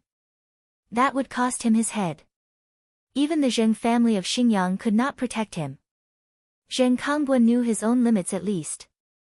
Seeing the two beauties go farther and farther, Zheng Kongbua looked at the graceful back and felt very unwilling. He waved the horsewhip and said, "Let's go and see if they are from the imperial palace." A group of people followed the two beauties in front of them and went to the East Market. Zheng Kongbua, the eldest son of the Zheng family of Xingyang, took a fancy to Su Changqing and the little girl Perrin. After they came out of the Taiji Palace, they talked and laughed all the way to the East Market. No one noticed that a pair of wretched and greedy eyes had been staring at them. If Empress Zhangsun had not arranged 2 horses for them, they would have been taken into the mansion by Zheng Kongbua at this time. It was lucky. Zheng Kongbua and his people followed the beautiful boss and Perrin all the way to the yard of the Shun Feng Express carriage in the East Market. Seeing the two beauties, he took a fancy to today. Riding into the yard of the carriage, Zheng Kongbua immediately asked the servants to inquire about the two women's background. At the door of the carriage, several villagers of Dingzhou who did not carry goods were squatting on the ground and chatting. The servants of the Zheng family used the pretense of looking for people to get information from these simple men easily. When he came back, his face became quite strange. "Did you get the information? Are the two beauties from the imperial palace?" Zheng Kongbua asked impatiently. The servant shook his head and said, "Yes, they are not from the imperial palace. They are from the Li family of Dingzhou village in Hu County." Zheng Kongbua was stunned. "Li family of Dingzhou village in Hu County? Is there a noble surnamed Li in my dynasty who lives in that Dingzhou village?" The servants and troops shook their heads again and again, which made Zheng Kongbua slap his thigh regretfully. "Damn it, I made a mistake. They are clearly the young ladies of Tian Shilang's family. Go, rush in and grab the two beauties for me." The troops of the Zheng family responded loudly and jumped off their horses. They grinned and rubbed their fists and rushed to the carriage, ready to take them by force. Chapter 166. At present, the drivers of the Shun Feng Express were all farmers in Dingzhou village. Because there were not many carriages in the carriage company, there were not many farmers in the carriage company. Suddenly, they saw more than a dozen big men rushing to the carriage company. The farmers who were squatting at the door were all shocked. Seeing that these people were not friendly, the farmers immediately stood up and blocked the door of the carriage company. Some smart ones immediately turned around and ran to the carriage company to inform others. They were not ordinary people without the strength to truss a chicken. With the guidance of more than a dozen experienced soldiers in the village, the farmers in Dingzhou village all knew how to fight. "Stop, who are you? What do you want to do?" A farmer shouted loudly. The leader of the Zheng family shouted, "Go away. Who dares to stop the Zheng family of Xingyang? Zheng family of Xingyang? Have you all made a mistake? We are a carriage company. Go away, Zheng family's work. Do we need to explain it to you farmers?" The leader of the troops ignored him and shouted to his men, "Rush in and catch them. Young master will reward you handsomely." While speaking, the troops of the Zheng family had rushed to the door of the carriage company and waved their fists at the farmers. Zheng Kongbua's troops did not put these farmers in their eyes at all.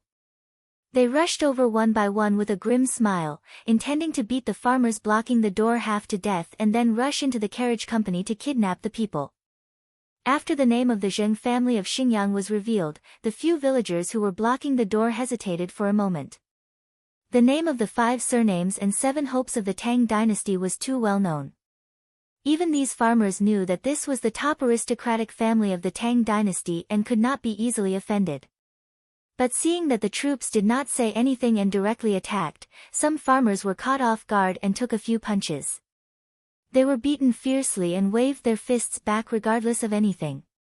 For a moment, the door of the carriage company was in a mess.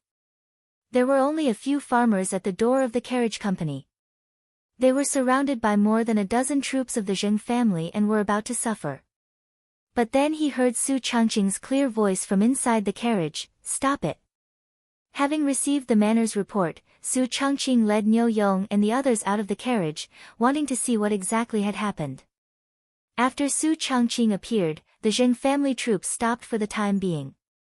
The villagers quickly retreated and blocked Su Changqing's former bodyguard, afraid that they would be injured by this group of people from the Zheng family. Everyone, did you make a mistake? We are Shun Feng Express Carriage Company.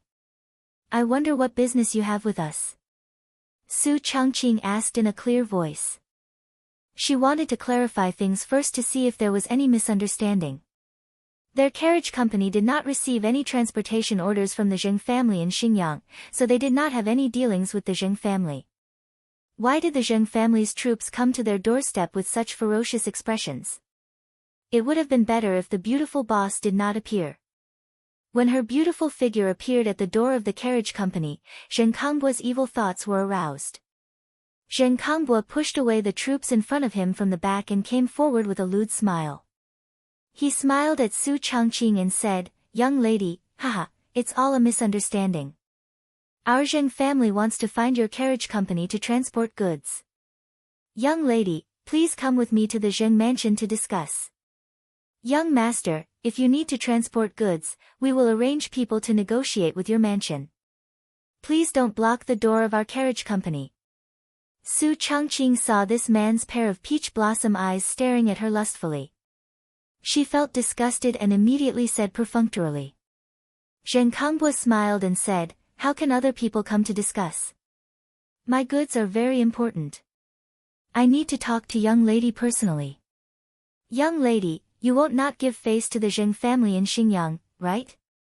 Su Changqing did not want to be entangled with this person and coldly refused, "I'm sorry, we can't do business with your mansion. Please find another place." "Young lady, you don't want to give face to the Zheng family?" Zheng Kangbu suddenly put on a straight face and shouted at the troops of the Zheng family, "Go! Capture that young lady and bring her back to the mansion. Lowly servant, you don't want face." As soon as he said this, the villagers of Dingzhou village were suddenly awakened. It turned out that the reason the Zheng family came knocking on their door was not for anything else but to snatch Madame Su. Because they were afraid of the Zheng family's power, the villagers who did not dare to act freely all clenched their fists and angrily glared at the troops of the Zheng family. As long as they dared to rush forward, the villagers of Dingzhou village would dare to risk their lives. They dared to touch the goddess of wealth of Dingzhou village, the lifeblood of the entire village. Su Changqing was also angered by Zheng Kangbu's words to the point that his face turned frosty. He said coldly, "In broad daylight, under the clear sky, your Xinjiang Zheng family dares to be so lawless?" As if he heard a funny joke, Zheng Kangbu raised his head and laughed loudly, "Ha, to you farmers, our Zheng family is the law. Young lady, why bother to be a farmer's slave? Isn't it good to pleasure under this young master's crotch? This young master promises to make you wish you were dead, ha! You!" The beautiful superior was so angry by Zheng Kangbu's filthy words that her body trembled and she was speechless for a long time. Zheng Kangbu continued to tease, "Lowly servant, as long as you serve this young master well in bed, this young master promises you endless glory, splendor, wealth and rank in the future. That's right, bring that young lady along too. Today, this young master wants to eat both young and old." His words angered Niu Yong to the point that he could not restrain his anger. Niu Yong did not wait for Su Changqing to speak and rushed out of the main door. He waved his iron fist and rushed towards the Zheng family troops. When the villagers who were blocking the entrance saw Niu Yong rushing forward, they all rushed forward and fought with the Zheng family troops. At this time, in the carriage, there were no more than 10 villagers of Dingzhou village while the Zheng family troops numbered no less than 20 to 30 people. However, although Zheng Kangbu's troops had a lot of people, they had already been spoiled by the luxurious lifestyle of the Zheng family. Those who could be recruited into the Zheng family troops were originally fierce soldiers in the army. However, ever since they joined the Zheng family, especially the troops that followed Zheng Kangbu, they had been indulging in debauchery and committing atrocities every day. They had long lost the courage they had in the past and could only bully some ordinary people. At this moment, the group of villagers led by Niu Yong rushed forward and barely resisted for a few rounds. They were somewhat unable to withstand it and retreated in a mess. Zheng Kangbo was so angry at the clumsy performance of his own troops that he stomped his feet. "Trash, you bunch of trash. Go! Beat this bunch of farmers to death." The 20 to 30 troops gathered again after being yelled at by their own Lang Jun. Relying on their numbers, they turned back and fought with the villagers again. After all, they were in Chang'an City. Regardless of whether it was the Zheng family troops or the villagers of Dingzhou village, they did not use weapons. Therefore, Niu Yong's abilities could not be used. Instead, he suffered some losses because he was missing an arm. Seeing that the villagers of Dingzhou village were in trouble, Niu Yong suddenly lifted his leg and kicked a troop in front of him. He shouted, "Retreat to the carriage and defend." The villagers immediately clustered around Niu Yong and fought as they retreated. They all retreated to the main door to defend. The width of the main door of the carriage was only enough for 5 to 6 people to stand side by side at the same time. For a moment, the Zheng family troops' advantage in numbers was not effective and they were blocked at the entrance. When both sides were in a deadlock, a copper whistle was heard. It was the marquises of the East City who had heard the news and rushed over. Chapter 167. Seeing the marquises of the marquis shop arrive, Zheng Kangbo coldly snorted and waved his hand to signal his troops to retreat. Although he was arrogant and did not put these marquises in his eyes, he was not arrogant enough to kidnap people in front of them. After all, the Zheng family of Xingyang was only one of the 5 surnames and 7 nobles, not the royal family of the Tang dynasty. If this matter was reported to the government, it would be troublesome. When Su Chongqing opened the carriage business in Chang'an, he had already taken the initiative to visit the Qing family. Although he did not say it explicitly, he meant that he wanted Lu Guogong to take care of them when it was convenient. Qing Yaojin naturally did not refuse. After knowing that the carriage business was opened in the East Market, he ordered the housekeeper to pass a message to the colonel of the East Market marquis shop to take care of the Li family's business. The colonel of the East Market marquis shop was called Qin Xian, a collateral relative of Qin Qiong. The Qin family had a good relationship with the Cheng family, Yuqi family, and other military leaders. This could be seen from the fact that these playboys could gather together to eat, drink, and play. Of course, the reason why Qin Huaidao, Qin Qiong's son, was not invited to play with the playboys was because Qin Huaidao was only 3 years old this year. He was too young, therefore, with Lu Guogong's words, Qin Xian naturally obeyed. He also often sent marquises to patrol the streets of the East Market to prevent Chang and ruffians from causing trouble. Today, the Zheng family suddenly made trouble. 20 to 30 Zheng troops surrounded the carriage business. This gave Qin Xian a headache when he received the report. He was a small 8th-grade general and a collateral relative of the Qin family. How could he dare to go against the Zheng family of Xingyang? But if he allowed the Zheng family to cause trouble and Lu Guogong found out, he would not be able to get away with it. In a dilemma, Qin Xian ordered all the marquises of the marquis shop and rushed to the carriage business. He planned to see what happened first and think about whether he could mediate. It would be best if he could resolve this conflict. When Qin Xian saw that Zheng Kangbo was there, he felt a headache. Why was it this playboy? He didn't need to think to know that today's incident must have been caused by Zheng Kangbo, the eldest son of the Zheng family, who was used to being domineering. As the colonel of the East City marquis shop, Qin Xian often interacted with the Zheng family's eldest son. If it wasn't for the fact that the Zheng family of Xingyang was powerful, he felt that even death wouldn't be enough to wipe out this guy's crimes. No matter how disgusted he was, Qin Xian could only smile and salute Zheng Kangbo. "Young Master Zheng, may I ask what brings you here today?" "It's fine." Zheng Kangbo replied coldly, "There's nothing for you to do here. You can leave now." He wasn't an idiot. He knew that he couldn't openly announce the fact that he had taken a fancy to a beauty and wanted to snatch her back to his residence. Although Zheng Kangbo knew that in Chang'an City, none of these marquises dared to meddle in the affairs of the Zheng family. But no matter what, this was not a glorious matter. Therefore, he only wanted to send these martial marquis away, and then let the troops rush into the carriage to kidnap them. Young Master Zheng, look, there are so many people coming and going in the East City. If this matter gets out of hand, it won't look good for everyone. Why don't you give me face and let this matter go? Qin Xian didn't dare to offend Zheng Kongbua, so he could only plead softly. Zheng Kongbua glared at him. Get out. When is it your turn to meddle in my affairs? If I give you face, who do you think you are? Qin Xian's face stiffened after being scolded, but he didn't know what to say. But in his heart, he was cursing this bastard. Who do you think you are? Relying on your family background? Bastard! No matter what, I'm still an 8th grade general of the Tang dynasty. You're just a foppish man who doesn't even have an official title.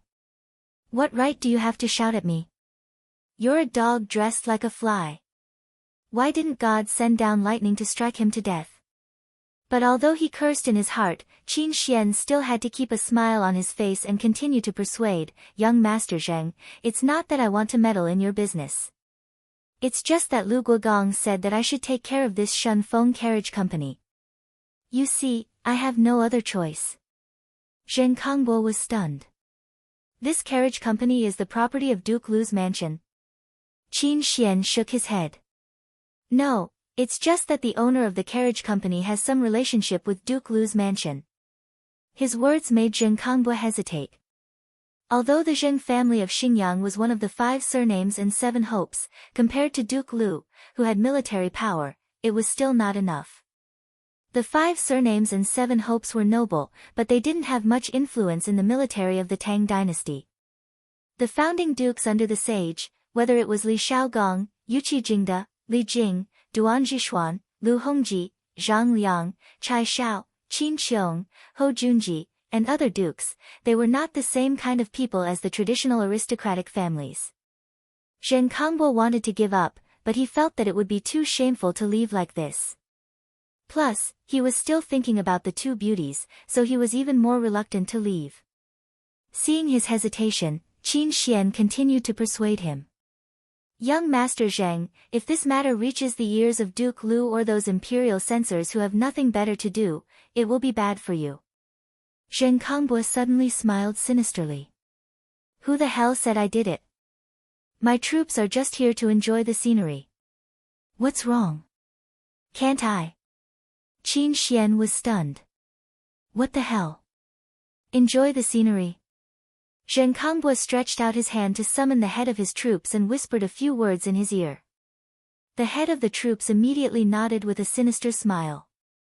Under the command of the head of the troops, the 20 to 30 troops of the Zheng family immediately scattered. Except for nearly 10 people who continued to block the entrance of the carriage company, the others all scattered around the carriage company and directly surrounded it. Moreover, not only did they surround the carriage company, but they also pulled out the weapons they carried with them. It looked like they would attack if there was any disagreement. When the villagers in the carriage company saw that the other party had used weapons, and they could only use wooden sticks as weapons at most, they did not dare to rush out and could only guard the entrance. If Li Wangyu were here, he might have adapted the modern poem, Broken Chapter, to exclaim at Zheng Kongbua's shamelessness. You stand outside the door to enjoy the scenery, and the people who enjoy the scenery are looking at you from inside the door.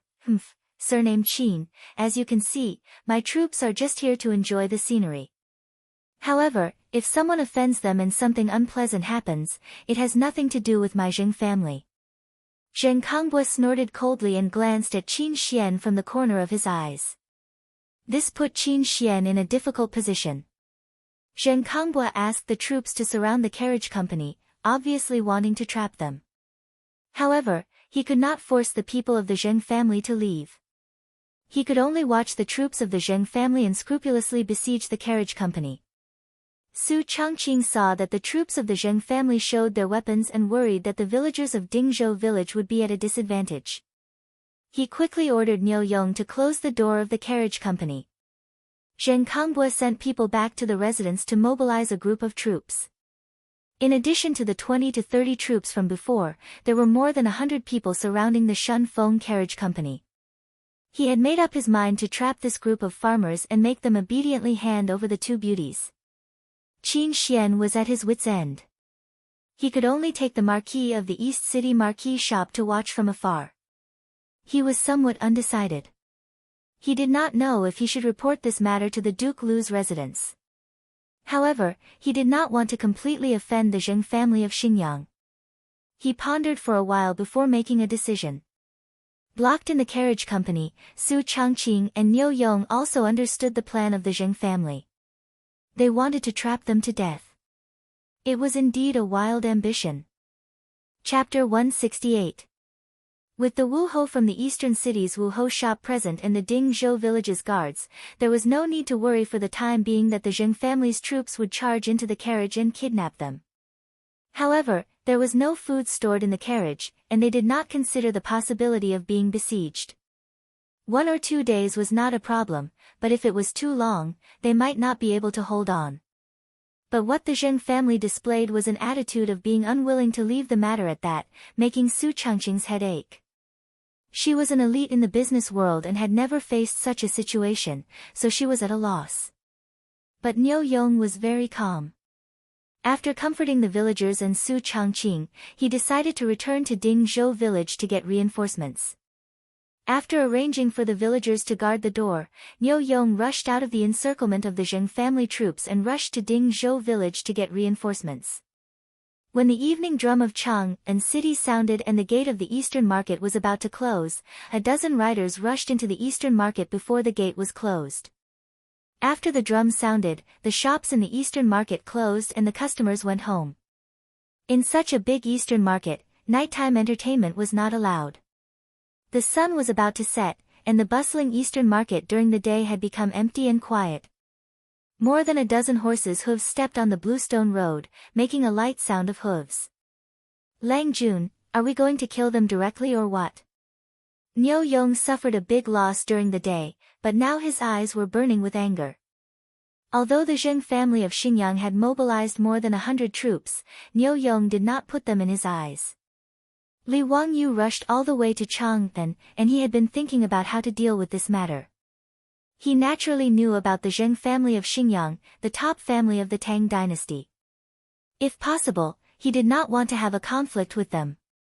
But since the Zheng family wanted to target his beautiful boss and parent, then no matter how powerful the Zheng family of Xingyang was, Li Wangyu would have to fight them to the death. Although Li Wangyu was only a white-collar worker in his previous life, he still had the fierceness of a village boy. Since you dare to touch my woman, I will fight you to the death. Although the Zheng family of Xingyang was a giant to him and Dingzhou village, Li Wangyu was not necessarily afraid of them. If he was really forced into a corner, he would dare to take out the black powder and let the Zheng family of Xingyang see the power of modern weapons.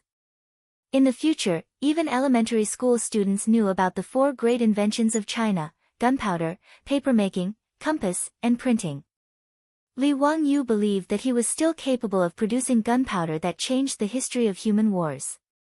When he was young, Li Wangyu's village had a small firecracker workshop. Later, it was shut down because it was unsafe. Although he had never personally made gunpowder before, he was still very clear about the basic process. If there was a need, he could succeed after a few experiments. Li Wangyu wasn't as impulsive as Niu Yong. The journey had allowed him to calm down. Don't worry, let's observe the situation and then make a plan. Li Wangyu wanted to find a way to contact Su Changqing and ask about the situation before thinking about how to solve the situation. Purely using force to fight with the Zheng family of Xingyang was not the best choice. He and Su Changqing did not care, but he did not want to implicate the 127 families of Dingzhou village. If he really angered the Zheng family of Xingyang, then he could only turn the world upside down and then take the 500 villagers of Dingzhou village and retreat to the Qinling mountains to be savages. The threat of the Zheng family of Xingyang, for the first time, made Li Wangyu feel that it was not easy to be a small landlord in the prosperous Tang dynasty. He vaguely had a desire for power in his heart. In order not to disturb the Zheng family's troops, the riders slowed down and slowly moved towards the carriage. When they turned a corner and saw the carriage, Li Wangyu signaled everyone to dismount. He planned to observe from the dark before making a plan. Just when they passed by a closed shop at the corner, the shop's door was suddenly opened from the inside. A figure flashed out and grabbed Li Wangyu, wanting to drag him into the shop. This sudden turn of events gave Li Wangyu a fright. Behind him, Niu Yong, Niu Wu, and the others also drew their weapons. "Xiao Lang, it's me," the person quickly whispered. Li Wangyu looked up and could not help but laugh. The person who grabbed him was not someone else, but the fatty Cho Kun. "Brother Cho, why are you here? Why are you here?" Li Wangyu quickly asked everyone to put away their weapons and turned to ask Cho Kun. The fatty first pulled everyone into the shop, even the horses were led to the backyard of the shop. He then ordered the shop assistant to reclose the shop's door. Only then did he pull Li Wangyu to sit down and talk. "Nonsense, this is my family's grain shop. Did you forget that your Miss Su rented my courtyard?" Cho Kun said snappily. Li Wangyu suddenly realized that the courtyard Su Changqing rented from the Cho family was actually next to the Cho family's grain shop in the East Market. Between the Cho family's grain shop and the carriage shop, there was only a 10-meter wide alley. Today, Zheng Kangbo brought people to surround the carriage shop, which caused an uproar in the East Market. However, the merchants in the East Market did not dare to provoke the Zheng family of Xinjiang. They just silently shook their heads and whispered to each other that the carriage shop was in big trouble. Cho Yuanliang and Cho Kun naturally also received the news and were very anxious. For Li Wangyu, the Cho father and son both wanted to be on good terms with him. However, today's matter involved the Zheng family of Xinjiang. The Cho family was a merchant family. Even if they had a small family property, they could do nothing. The Cho family sent someone to Dingzhou village to deliver the message, but they missed Li Wangyu and the others. Cho Kun simply ran to his family's grain shop to see if he could help. The carriage shop was surrounded by more than 100 troops of the Zheng family. Cho Kun could only watch helplessly. He was anxious but there was nothing he could do. "Xiao Lang, now the situation is like this. What do you plan to do?" Cho Kun told Li Wangyu what he knew about the situation. Knowing that the one who caused today's absurd matter was the eldest son of the Zheng family of Xinjiang, Li Wangyu also felt a little toothache. What af *king be *starred? He actually dared to bully him. Li Wangyu suddenly had the urge to go and make explosives. Suppressing his anger, Li Wangyu asked, "I want to get in touch with Changqing first. Brother Cho, do you have a way?" The fat man shook his head. "The Zheng family's troops have surrounded the carriage shop. Even the alley between my family's grain shop and the carriage shop is guarded. Unless we force our way in, there is no way. Damn, this is really a little troublesome." Li Wangyu silently weighed in his heart. Should he directly use force to break in and save his beautiful boss? Is there any way to get in touch with Su Changqing? Damn, the modern era is more convenient. A phone call can solve the problem. When he was depressed, a thought flashed through Li Wangyu's mind. This method seems to be reliable. Chapter 169. Li Wangyu suddenly smiled, which made Cho Kun, Niu Yong, and Niu Wu puzzled. "Xiao Lang, why are you smiling?" Fatty asked curiously. Li Wangyu said, "Hee, I just suddenly thought of a way to contact Changqing." "What way?" "You'll know in a while. Brother Cho, help me prepare a few things." Li Wangyu told Fatty the items he needed, but Fatty was stunned by what he heard. "What the hell is this? Can he use these things to contact Miss Su who is trapped in the carriage?" Fatty shook his head. No matter how he looked at it, it didn't seem reliable. However, Fatty immediately asked the shop assistant to help Li Wangyu prepare. Fortunately, the things he wanted were not complicated, so they were easily found. 2 hollow bamboo tubes, thick mulberry paper, and thin copper wire. The other things were simple, but the copper wire was rare. In the end, the shop assistant of Cho family knocked on the door of a jewelry shop in the east side of the city and found a copper wire about 10 meters long for Li Wangyu. Obviously, Li Wangyu thought of the telephones he played with when he was young. He wanted to make one to contact Su Changqing, who was in the carriage. Actually, cotton thread could also be used, but the copper wire had a better effect. Anyone who studied physics in junior high school would know that sound was transmitted through vibration. The copper wire's metal structure was tightly rehearsed, so the loss of sound transmission was small, and the self-made phone had a better effect. He used thick mulberry paper to seal one end of the bamboo tube, making it like a drum's resonant cavity, and then he put the copper wire through the mulberry paper and fixed it. Without much effort, the two ends of the bamboo tube were connected to the telephone. Xiao Lang, what is this thing used for? Fatty couldn't understand what Li Wangyu wanted to do. Li Wangyu pretended to smile mysteriously. Hee, you'll know in a while. Let's go. We'll find a place to send the telephones over. Compared to the other areas of Chang'an City, the land in the east side of the city was worth an inch of gold. Therefore, the shops here were usually 2 stories tall, or even 3 stories tall. The Cho family's grain shop and carriage shop were 2-story-high shops on both sides, and in the middle was a 10-meter-wide alley. Everyone went up to the 2nd floor of the shop and quietly opened the window to look outside. At this time, the sky was already dark, but there were still Zheng family troops holding torches in the alley below, guarding the alley to prevent anyone from jumping over the wall to escape. Li Wangyu saw that the carriage shop's windows were tightly shut, so he had Niu Wu pick up some small pebbles. Across the alley, he continuously threw the pebbles at the window on the 2nd floor opposite. The slight sound of pebbles hitting the window frame traveled far in the night, attracting the Zheng family troops who were guarding the alley to come over and take a look. Li Wangyu and the others quickly shrank back to avoid being discovered by the Zheng family troops below. That troop held a torch and looked around. After confirming that no one had escaped, he cursed and left. Li Wangyu asked Niu Wu to continue throwing pebbles. After a few more pebbles, the window on the 2nd floor of the carriage shop opposite was silently opened. Because there were no lights on the opposite side, it was dark and they couldn't see clearly. Li Wangyu and the others didn't dare to make a sound, fearing that they would attract the Zheng family troops.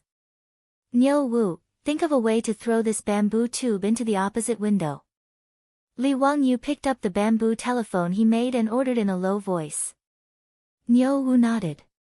Although he didn't understand what his Lang Jun wanted to do, he still picked up the bamboo tube.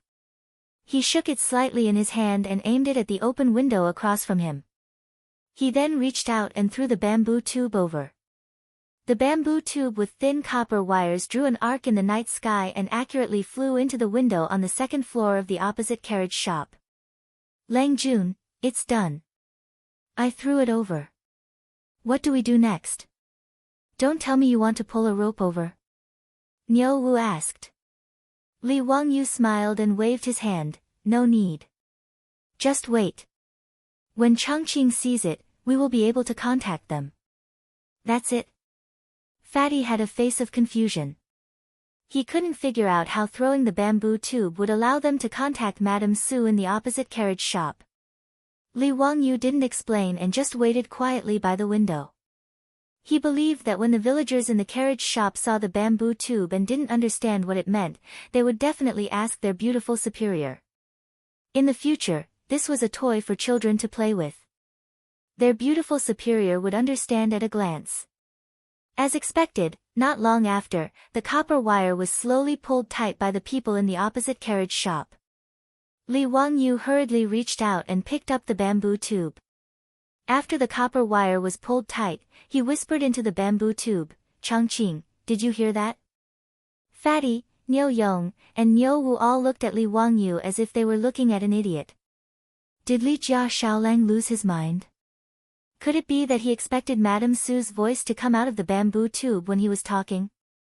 However, before they could persuade Li Wangyu, they suddenly heard a clear female voice come out from the bamboo tube in Li Wangyu's hand. Hey, is that Wangyu? I heard it. Immeasurable deity. Buddha above. This bamboo tube really came out with a voice. In the exceptionally quiet night, the soft voice that came out of the bamboo tube was unusually clear. The voice wasn't loud, but it made Fatty and the others feel as if they were struck by lightning. They froze on the spot. Everyone dared to use their heads to guarantee that this voice was definitely Madame Su's voice. Is Li Jia Xiaolang really an immortal? This ordinary bamboo tube was refined into an immortal item by him. If not, how could Madame Su's voice come out from the bamboo tube? At this moment, the waiter of the Cho family's grain store directly knelt on the ground and muttered to himself. He wanted to receive Li Jia Xiaolang's blessings. He was directly worshipping Li Wangyu as if he was a bodhisattva. At this moment, Li Wangyu didn't have the time to pay attention to the reaction of this group of Tang Dynasty's country bumpkins. He hurriedly asked into the bamboo tube, "Changqing, are you okay?" "I'm fine. Perrin and I are both safe. It's just that the Zheng family's people are blocking the door, so we can't leave." "That's good. Don't worry. First, tell me, why did the Zheng family suddenly come knocking on our door?" Li Wangyu asked. Su Changqing's voice came, "I'm not sure.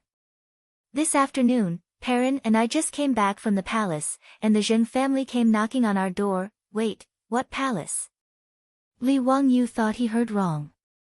What did Su Changqing mean when she said she just came back from the palace? "He, do you know who I met today?" Su Changqing told Li Wangyu from the beginning to the end of today's encounter with Empress Zhangsun, then going to the Taiji Palace, and Empress Zhangsun becoming a shareholder of the Shun Feng Express Carriage Company. Her words made Li Wangyu dumbfounded.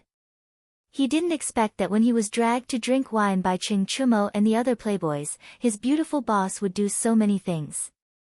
She even met Empress Zhangsun of the Tang Dynasty and invited her to teach yoga in the Taiji Palace.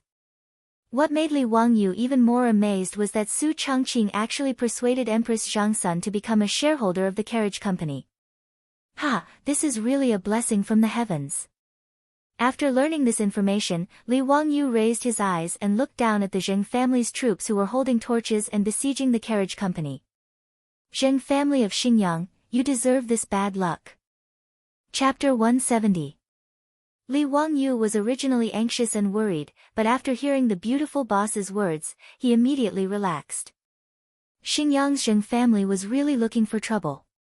The Shun Feng Express Carriage Company that Empress Zhangsun wanted to invest in was actually besieged by the Zheng family's eldest son. Did they want to rebel? Not to mention that the beautiful boss was now Empress Zhangsun and concubine Yang's yoga instructor. How dare they want to snatch it back? It was simply provoking the lion.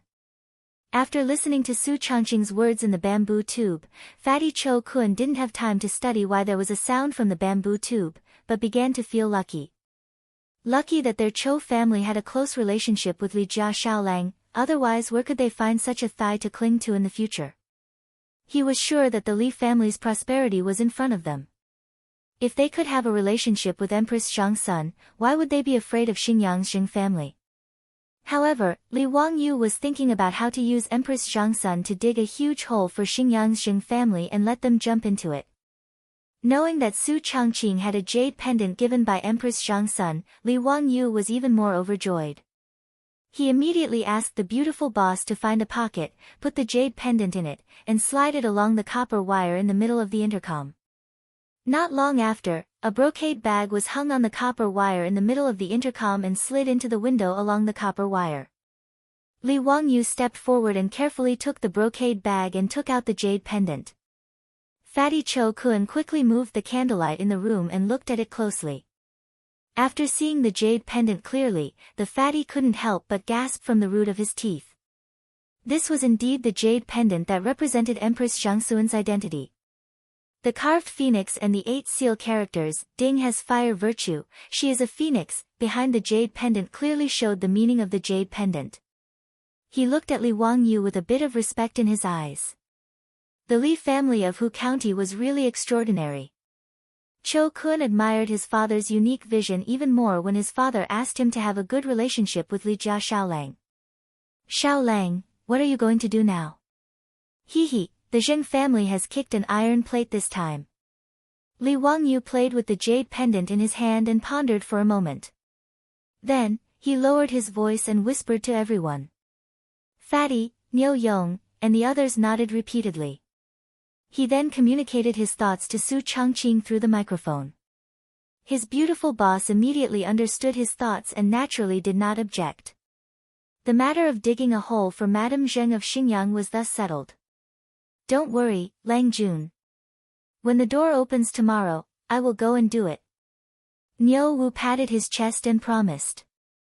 Li Wangyu then looked at Cho Kun, Brother Cho, when this matter is settled, I will definitely compensate your family for your loss.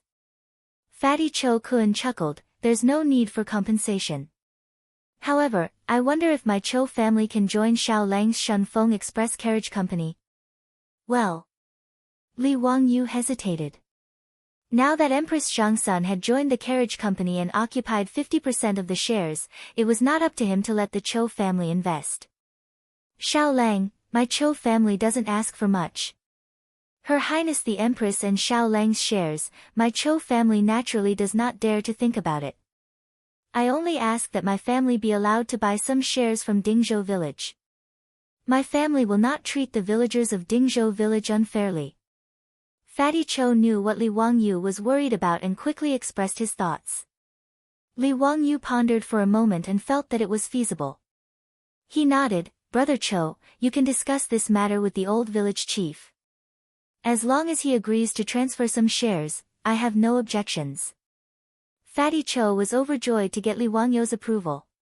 This matter was proposed by him on his own initiative, but Cho Kun believed that even if his father, Cho Yuan Liang, knew about it, he would only praise him for doing a good job. If the Cho family could invest in the carriage company, even if it was only a small share, it would allow the Cho family and the Li family to have a closer relationship, not to mention that they would have some connection with the royal family. For a merchant family with no status to speak of, this was much more important than earning more copper coins. After discussing tomorrow's matter, Li Wangyu drove Fatty Cho and the Niu brothers out of the room. After the light bulbs left, Li Wangyu whispered into the microphone with Su Changqing for a long time.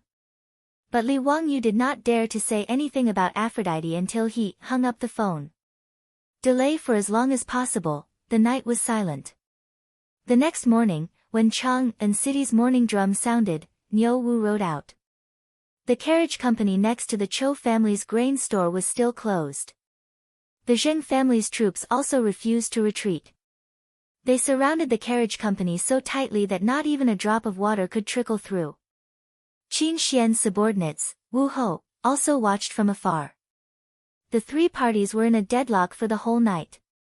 Zheng Kongbua naturally did not stay here last night. After he let the troops surround the carriage company, he led his people to Pingkongfang. He spent the whole night drinking and playing with women.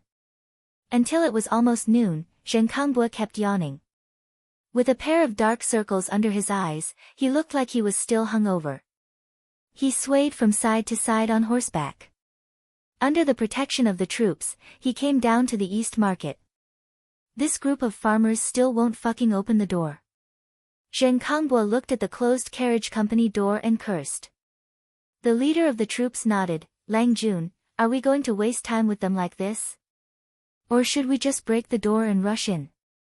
Zheng Kongbua glanced at Wu Ho who was not far away, no need, let's first surround them and play with them. Ha, it's been a long time since something so interesting happened. Anyway, there shouldn't be any food in the carriage company. Let's starve them for 2 days. Send someone to the restaurant and bring me a table of food. Today I will drink and have fun in front of the carriage company. Yes, Lang Jun, you go rest in the shade of the tree. I will do it right away. The leader of the troops asked someone to lay out a mat for Zheng Kongbua under the shade of the tree opposite the carriage company. He also ordered someone to send a table of food to the restaurant. Not long after, the doctor of the restaurant, led by the troops of the Zheng family, brought a table full of food and wine to Zheng Kongbua. Under the deterrence of more than 100 troops of the Zheng family, the road in front of the carriage company was almost cleared. The people coming and going in the East Market would rather take a detour than come near here. On both sides of the street where the carriage company was located, there were many merchants and Chang and residents who were watching the fun. They whispered to each other. Are these people from the Zheng family of Xingyang? Why did you surround this carriage shop all of a sudden? I heard that the eldest son of the Zheng family took a fancy to a young lady in the carriage company and threatened them to hand her over. Ah, then they are really unlucky. How can it be good to be targeted by the Zheng family's playboy? In the house where I live, there was a young lady who was kidnapped by the Zheng family. She was humiliated for several days before being released. After returning home, she hanged herself. How pitiful. That family carried the body and went to Wanyan County to beat the drum and complain. In the end, they paid the family 10 copper coins. Tisk, tisk, 10 copper coins to buy a life. The Zheng family is really overbearing. Isn't that right? God is blind. Why didn't he strike this bastard with lightning? Shoo, lower your voice. Don't talk nonsense. Be careful not to get into trouble. The carriage company is definitely finished. Look at the marquee shop. Even the marquis doesn't dare to interfere with the Zheng family's business. The onlookers discussed animatedly, but they could only shake their heads and sigh. They felt that the carriage company was doomed today. While Zheng Kangbo was happily eating and drinking, he did not notice that on the second floor of the Cho family's grain store not far away, through an open window, Li Wangyu was watching him with an expression of watching a play. Chapter 171. Cho Kuan, who was accompanying Li Wangyu, was slightly anxious. Xiao Lang, why aren't your troops back yet? There won't be any changes, right? Don't worry. They should be back soon. Li Wangyu replied confidently. Just as he finished speaking, Niu Yong suddenly said, Lang Jun, I saw Niu Wu. He's back. Li Wangyu and Cho Kuan looked in the direction that Niu Yong was pointing. On the street not far away, Niu Wu was riding a horse slowly towards them. He immediately grabbed the bamboo mouthpiece and said, Changqing, Niu Wu is back. We can start now. Got it. Su Changqing's voice came from the mouthpiece. Be careful. Don't worry. It'll be fine. Zheng Kangbo was still eating and drinking when he inadvertently raised his head. Suddenly, he saw that the door of the carriage house opposite was open. There was no one at the door. He suddenly became excited. He thought that the carriage house was finally ready to compromise after being surrounded by them for a night. Zheng Kangbo threw down his chopsticks and suddenly stood up. These farmers are finally willing to open the door. Men, rush in and invite the two beauties out. Ha! The leader of the troops immediately waved his hand and led the troops into the carriage house. After the troops of the Zheng family rushed into the carriage house, they found that there were only a few four-wheeled carriages in Noda's courtyard. There were no signs of the farmers. Motherf *Ker, this group of field workers actually dare to hide. Search, find them for me. Be careful not to hurt the two women that Lang Jun wants. The leader of the troops shouted at his men. Yes. The troops of the Zheng family responded and prepared to search around. But just as they dispersed, something unexpected happened. A few buildings in the carriage house suddenly emitted thick smoke. Before the troops of the Zheng family could react, the fire had already engulfed those buildings. The sudden fire in the carriage house not only shocked the troops of the Zheng family. Outside the door, Zheng Kangbo, who was waiting for his troops to bring the two beauties out, was also shocked. What's going on? Who set the fire? These idiots. Zheng Kangbo stomped his feet and cursed. In his opinion, this fire should have been set by his own troops. In fact, he had asked them to do this kind of thing many times. But did these bastards not have brains? Don't you know where you are? The Tang dynasty is the most prosperous place in Chang'an City. Are you afraid that others won't find out that you've set fire to it? Without waiting for Zheng Kangbo to let the servant beside him call out to his own troops, Qin Xian, who had been watching from afar, rushed over with the marquis of the marquee shop. Young Master Zheng, you. Qin Xian's face was filled with indignation. He pointed at Zheng Kangbo for a long time before he could speak. He really did not think that the Zheng family's eldest son would be so daring. In broad daylight, he ordered his family to charge into the carriage and set fire to capture people. Qin Xian knew that he could not do anything to Zheng Kangbua, and could only hatefully stomp his feet, and turned to Wu Hou behind him and instructed, "Quickly go and gather water bags to extinguish the fire. Do not let the fire spread. Go." Since ancient times, fire prevention had been the most important thing in China. People were used to using all kinds of wood as building materials. Whether it was the people or the imperial palace, fire prevention was the most important thing. Even in the imperial palace, because of fire, it was not the first time that the palace was burned down. In the Tang dynasty, the responsibility of fire prevention was more important than public security. But fortunately, when Chang'an City was first established, there were sufficient preventive plans on how to prevent fire. The wide road was the best place to isolate the fire. Like the burning carriage, even the nearest building was separated by a 10-meter wide alley. It was very difficult for the fire to spread. Qin Xian led a group of Wu Hou into the carriage and began to use water bags to extinguish the fire. Zheng Kangbua was also in a difficult situation. He cursed those stupid troops in his heart. Looking at the burning houses in the carriage, his face twitched. He secretly thought that things were not good. Seeing his own troops retreat from the carriage, Zheng Kangbua decided to slip away first.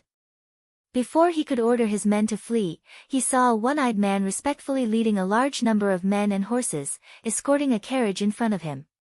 Zheng Kangbua did not want to complicate matters at this time. He did not have time to see who this group of people was. He called his troops and was about to leave.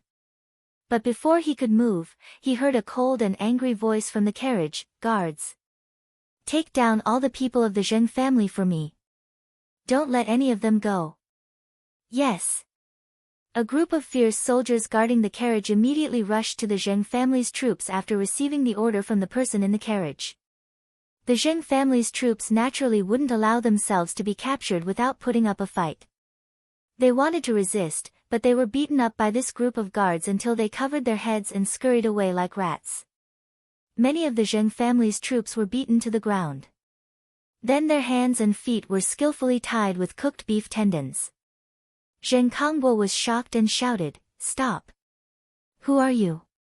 "I am Zheng Kangbua, the eldest son of the Zheng family of Xingyang. Who dares to touch me?" He never thought that there would be people in Chang'an City who dared to touch his Zheng family. Zheng family of Xingyang? How powerful they are! Today, I want to ask Madame Zheng who gave them the courage to set fire and kidnap people in broad daylight in Chang'an City. As the voice fell, the curtain of the carriage was opened. Empress Zhangsun, with an angry face, came down from the carriage with the help of a palace maid. She was followed by concubine Yang. Your Highness, I. Zheng Kangbua was angry at first. But when he saw Empress Zhangsun coming down from the carriage, he was so scared that he could not speak clearly. His body trembled like a sieve and he directly collapsed to the ground. As the eldest son of the Zheng family of Xingyang, he was taken to the palace by his father to attend several banquets in the palace. Naturally, he knew Empress Zhangsun. Zheng Kangbua did not expect that he just wanted to grab two beauties. How could he attract Empress Zhangsun? Thinking of the marks on the backs of the two rouge horses yesterday, he thought, are these two beauties really from the harem? Zheng Kangbua regretted it so much that his intestines turned green. He wished he could slap himself several times. As for the Zheng family's troops who originally wanted to resist, when they heard their Langjuan's words, they were so scared that they all knelt down. Empress Zhangsun did not look at Zheng Kangbua who was paralyzed on the ground. She anxiously looked at the burning carriage and ordered the guards on her left and right, "You also go help put out the fire. Quickly go and rescue Lady Su." "Yes." The guards responded and rushed to the carriage without hesitation. With the help of Empress Zhangsun's guards and the quick response of the East City's marquee shop, the fire in the carriage was quickly put out. Su Chongqing led the little girl Perrin and the villagers of Dingzhou village out of the carriage under the protection of the palace guards. "Chongqing thanks your highness and concubine Yang for saving me." Su Chongqing curtsied to Empress Zhangsun and concubine Yang. Lady Su, are you okay? Empress Zhangsun asked with concern. Su Changqing did not suffer any injuries. Except for the traces of smoke on his body and face, he was not injured. Su Changqing shook his head, I'm fine. When the fire started, I was protected by the villagers and hid in the cellar. Empress Zhangsun nodded, that's good. Fortunately, your family's song came to the palace today to inform me of this matter. Otherwise, the consequences would be unimaginable. Su Changqing's face was miserable.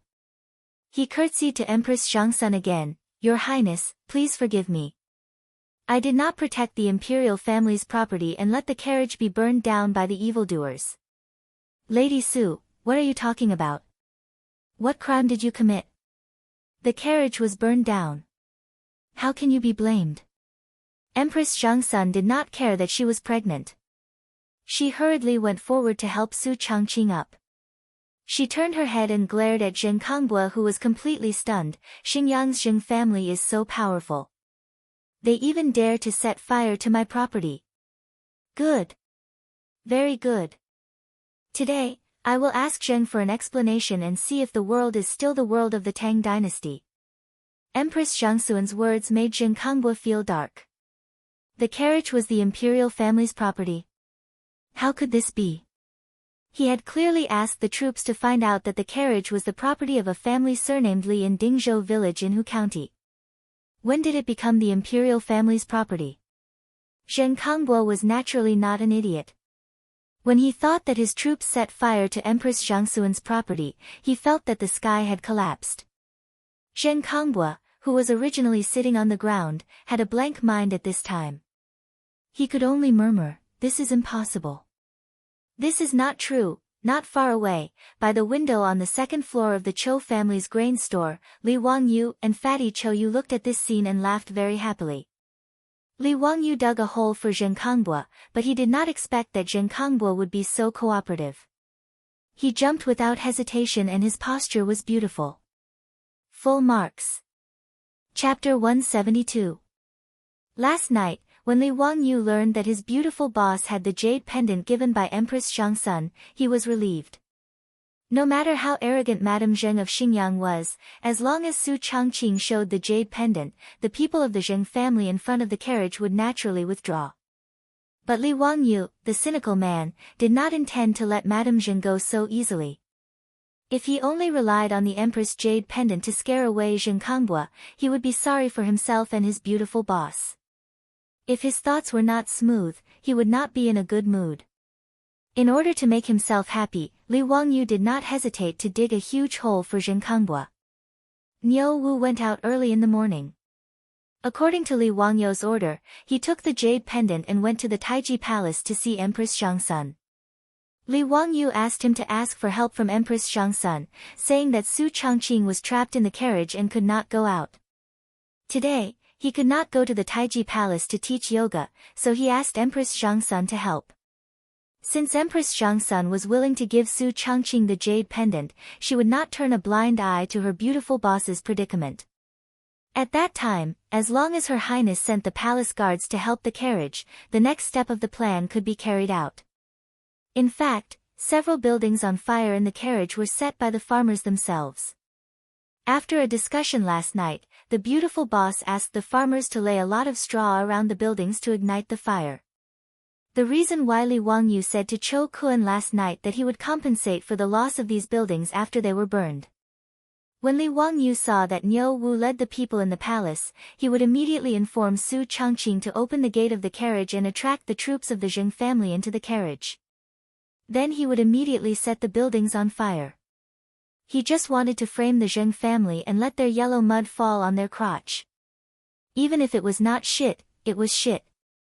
Under the watchful eyes of the public, countless people saw the troops of the Zheng family rush into the carriage like wolves and tigers, and then the carriage was on fire. No one would believe that it was not the troops of the Zheng family who set the fire.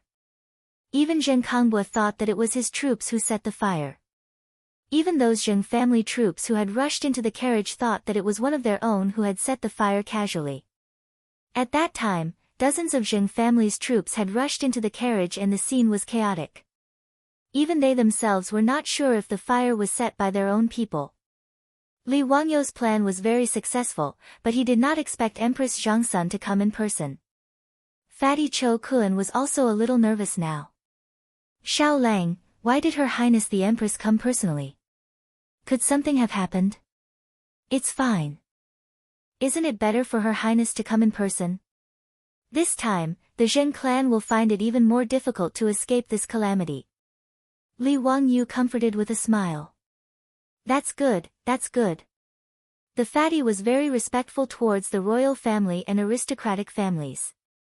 He was afraid that today's matter would bring about some trouble.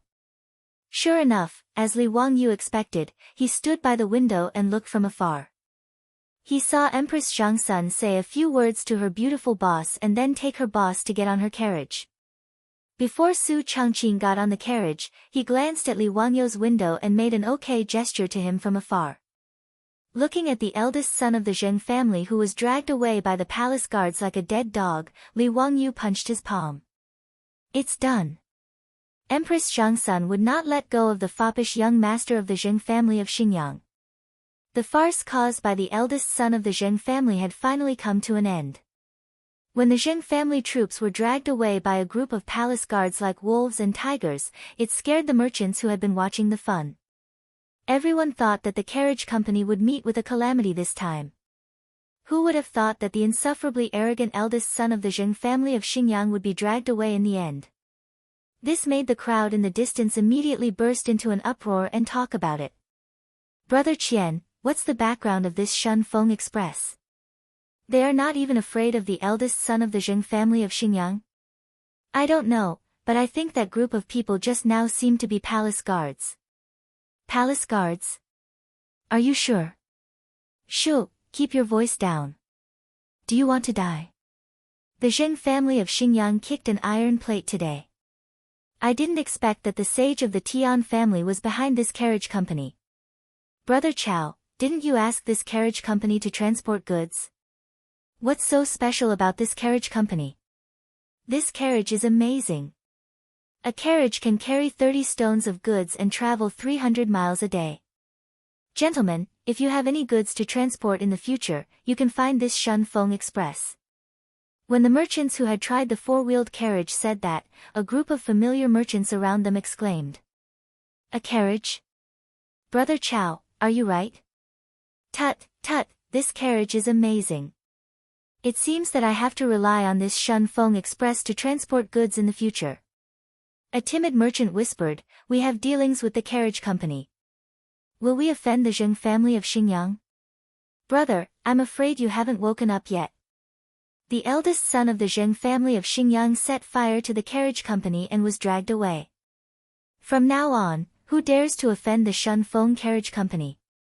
Isn't that courting death? Yes, that's right.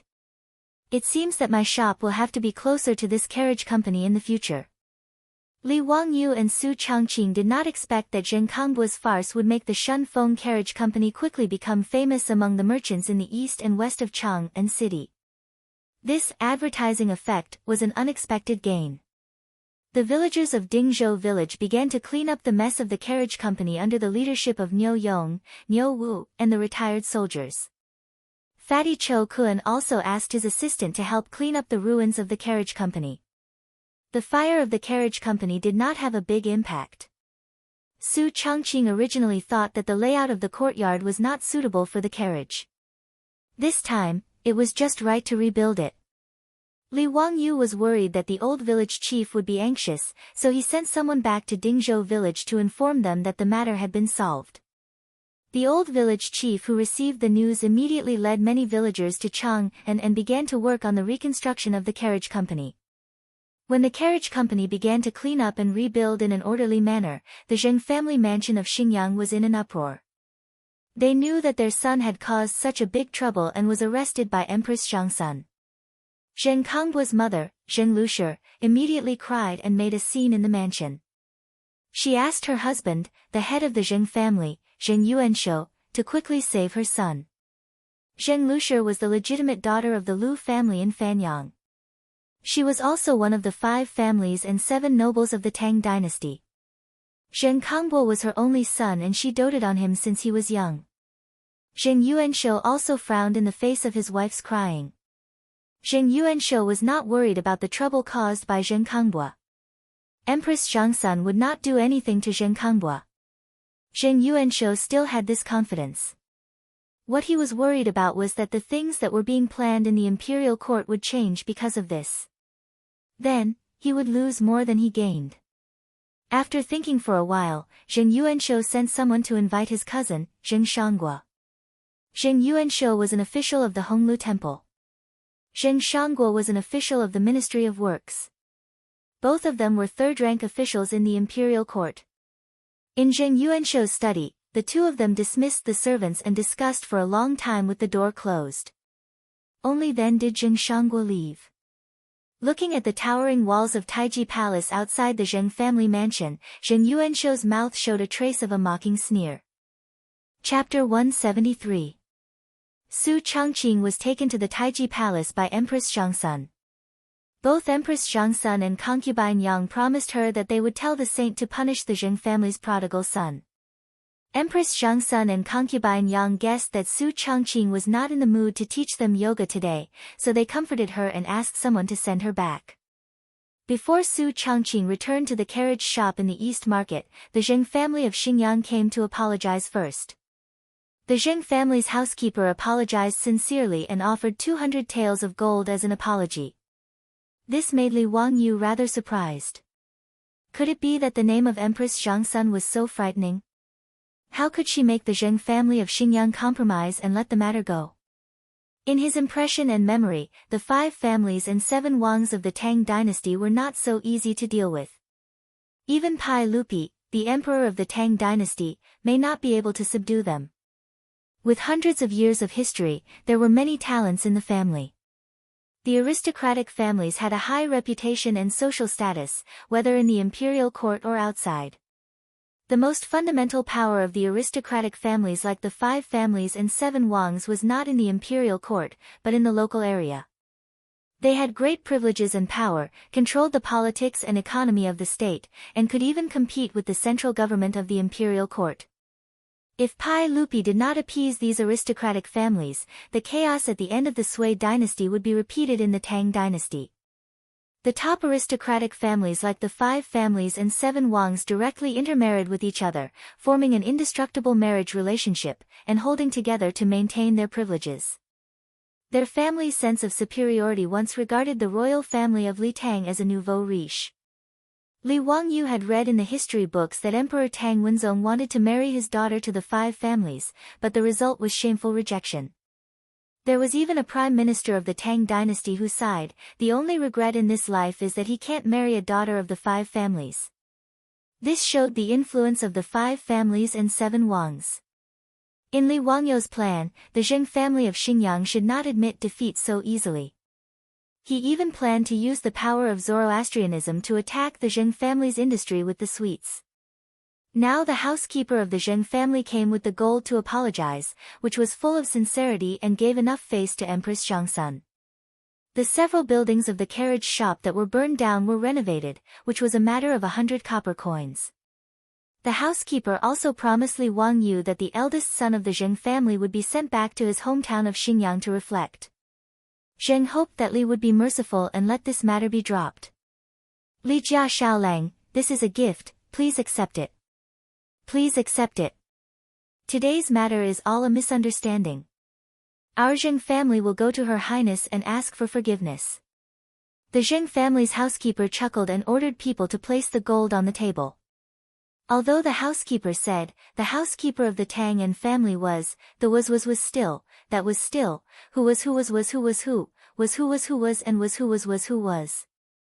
To the face, throw to the face it, face to the face, and shouted, "Tus tu," and shouted, and then, yours sit. Get out as far as you can.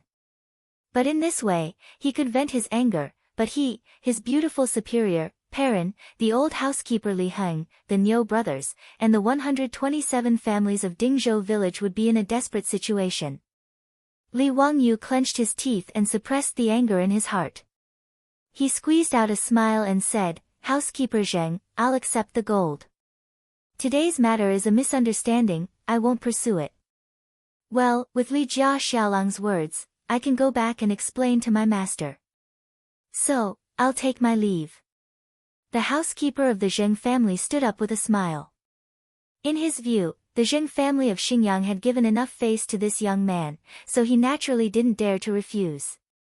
The fact was, Li Wangyu didn't dare to refuse the kindness of the Zheng family of Xingyang, so he could only pinch his nose and accept it. Li Wangyu looked at the back of the housekeeper of the Zheng family with his hands clasped behind his back. A desire for power surged in his heart again.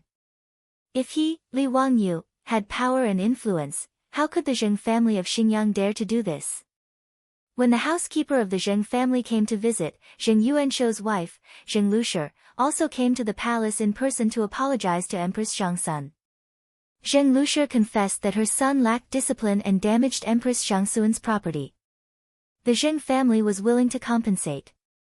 Zheng Lushi gave Empress Zhangsun 1,000 taels of gold as compensation and promised to send her son back to Xingyang to reflect on his mistakes. Xingyang Zheng Lushi bowed her head and admitted her mistake.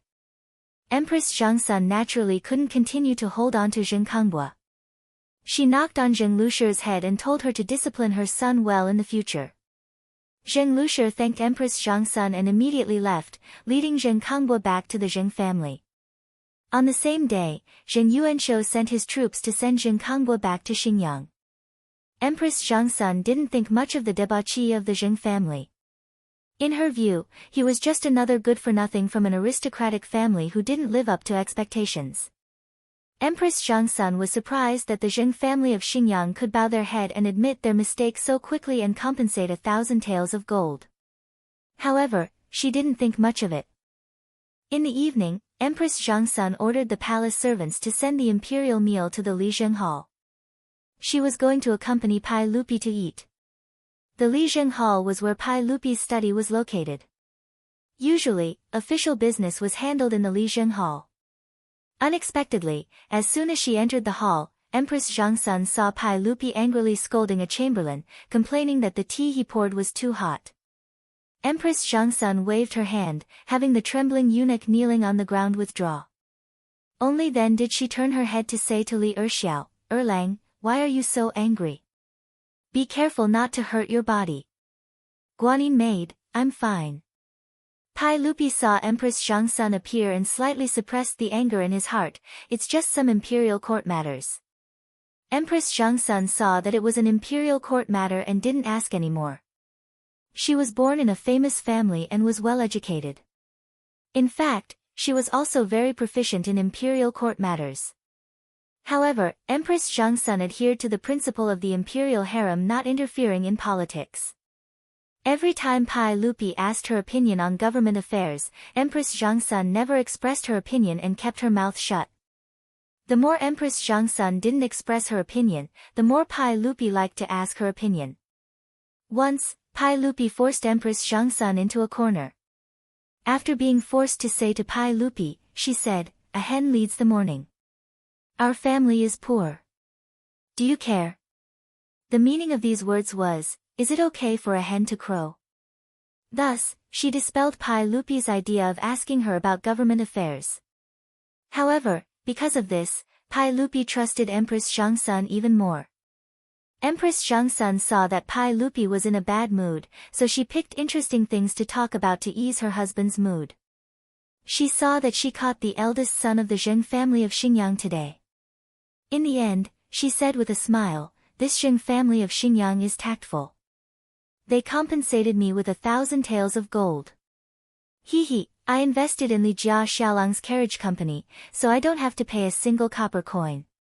Empress Zhangsun said this as a joke, but Pai Lupi suddenly stood up. "What?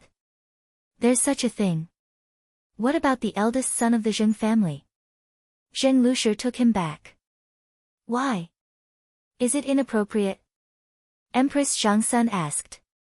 Pai Lupi slapped the table gloomily. "Zheng Yuanshou, that old man. I hate that I can't pull out my sword and cut him down." His words stunned Empress Zhangsun. She didn't care whether the imperial harem was interfering in politics or not. She quickly asked what happened.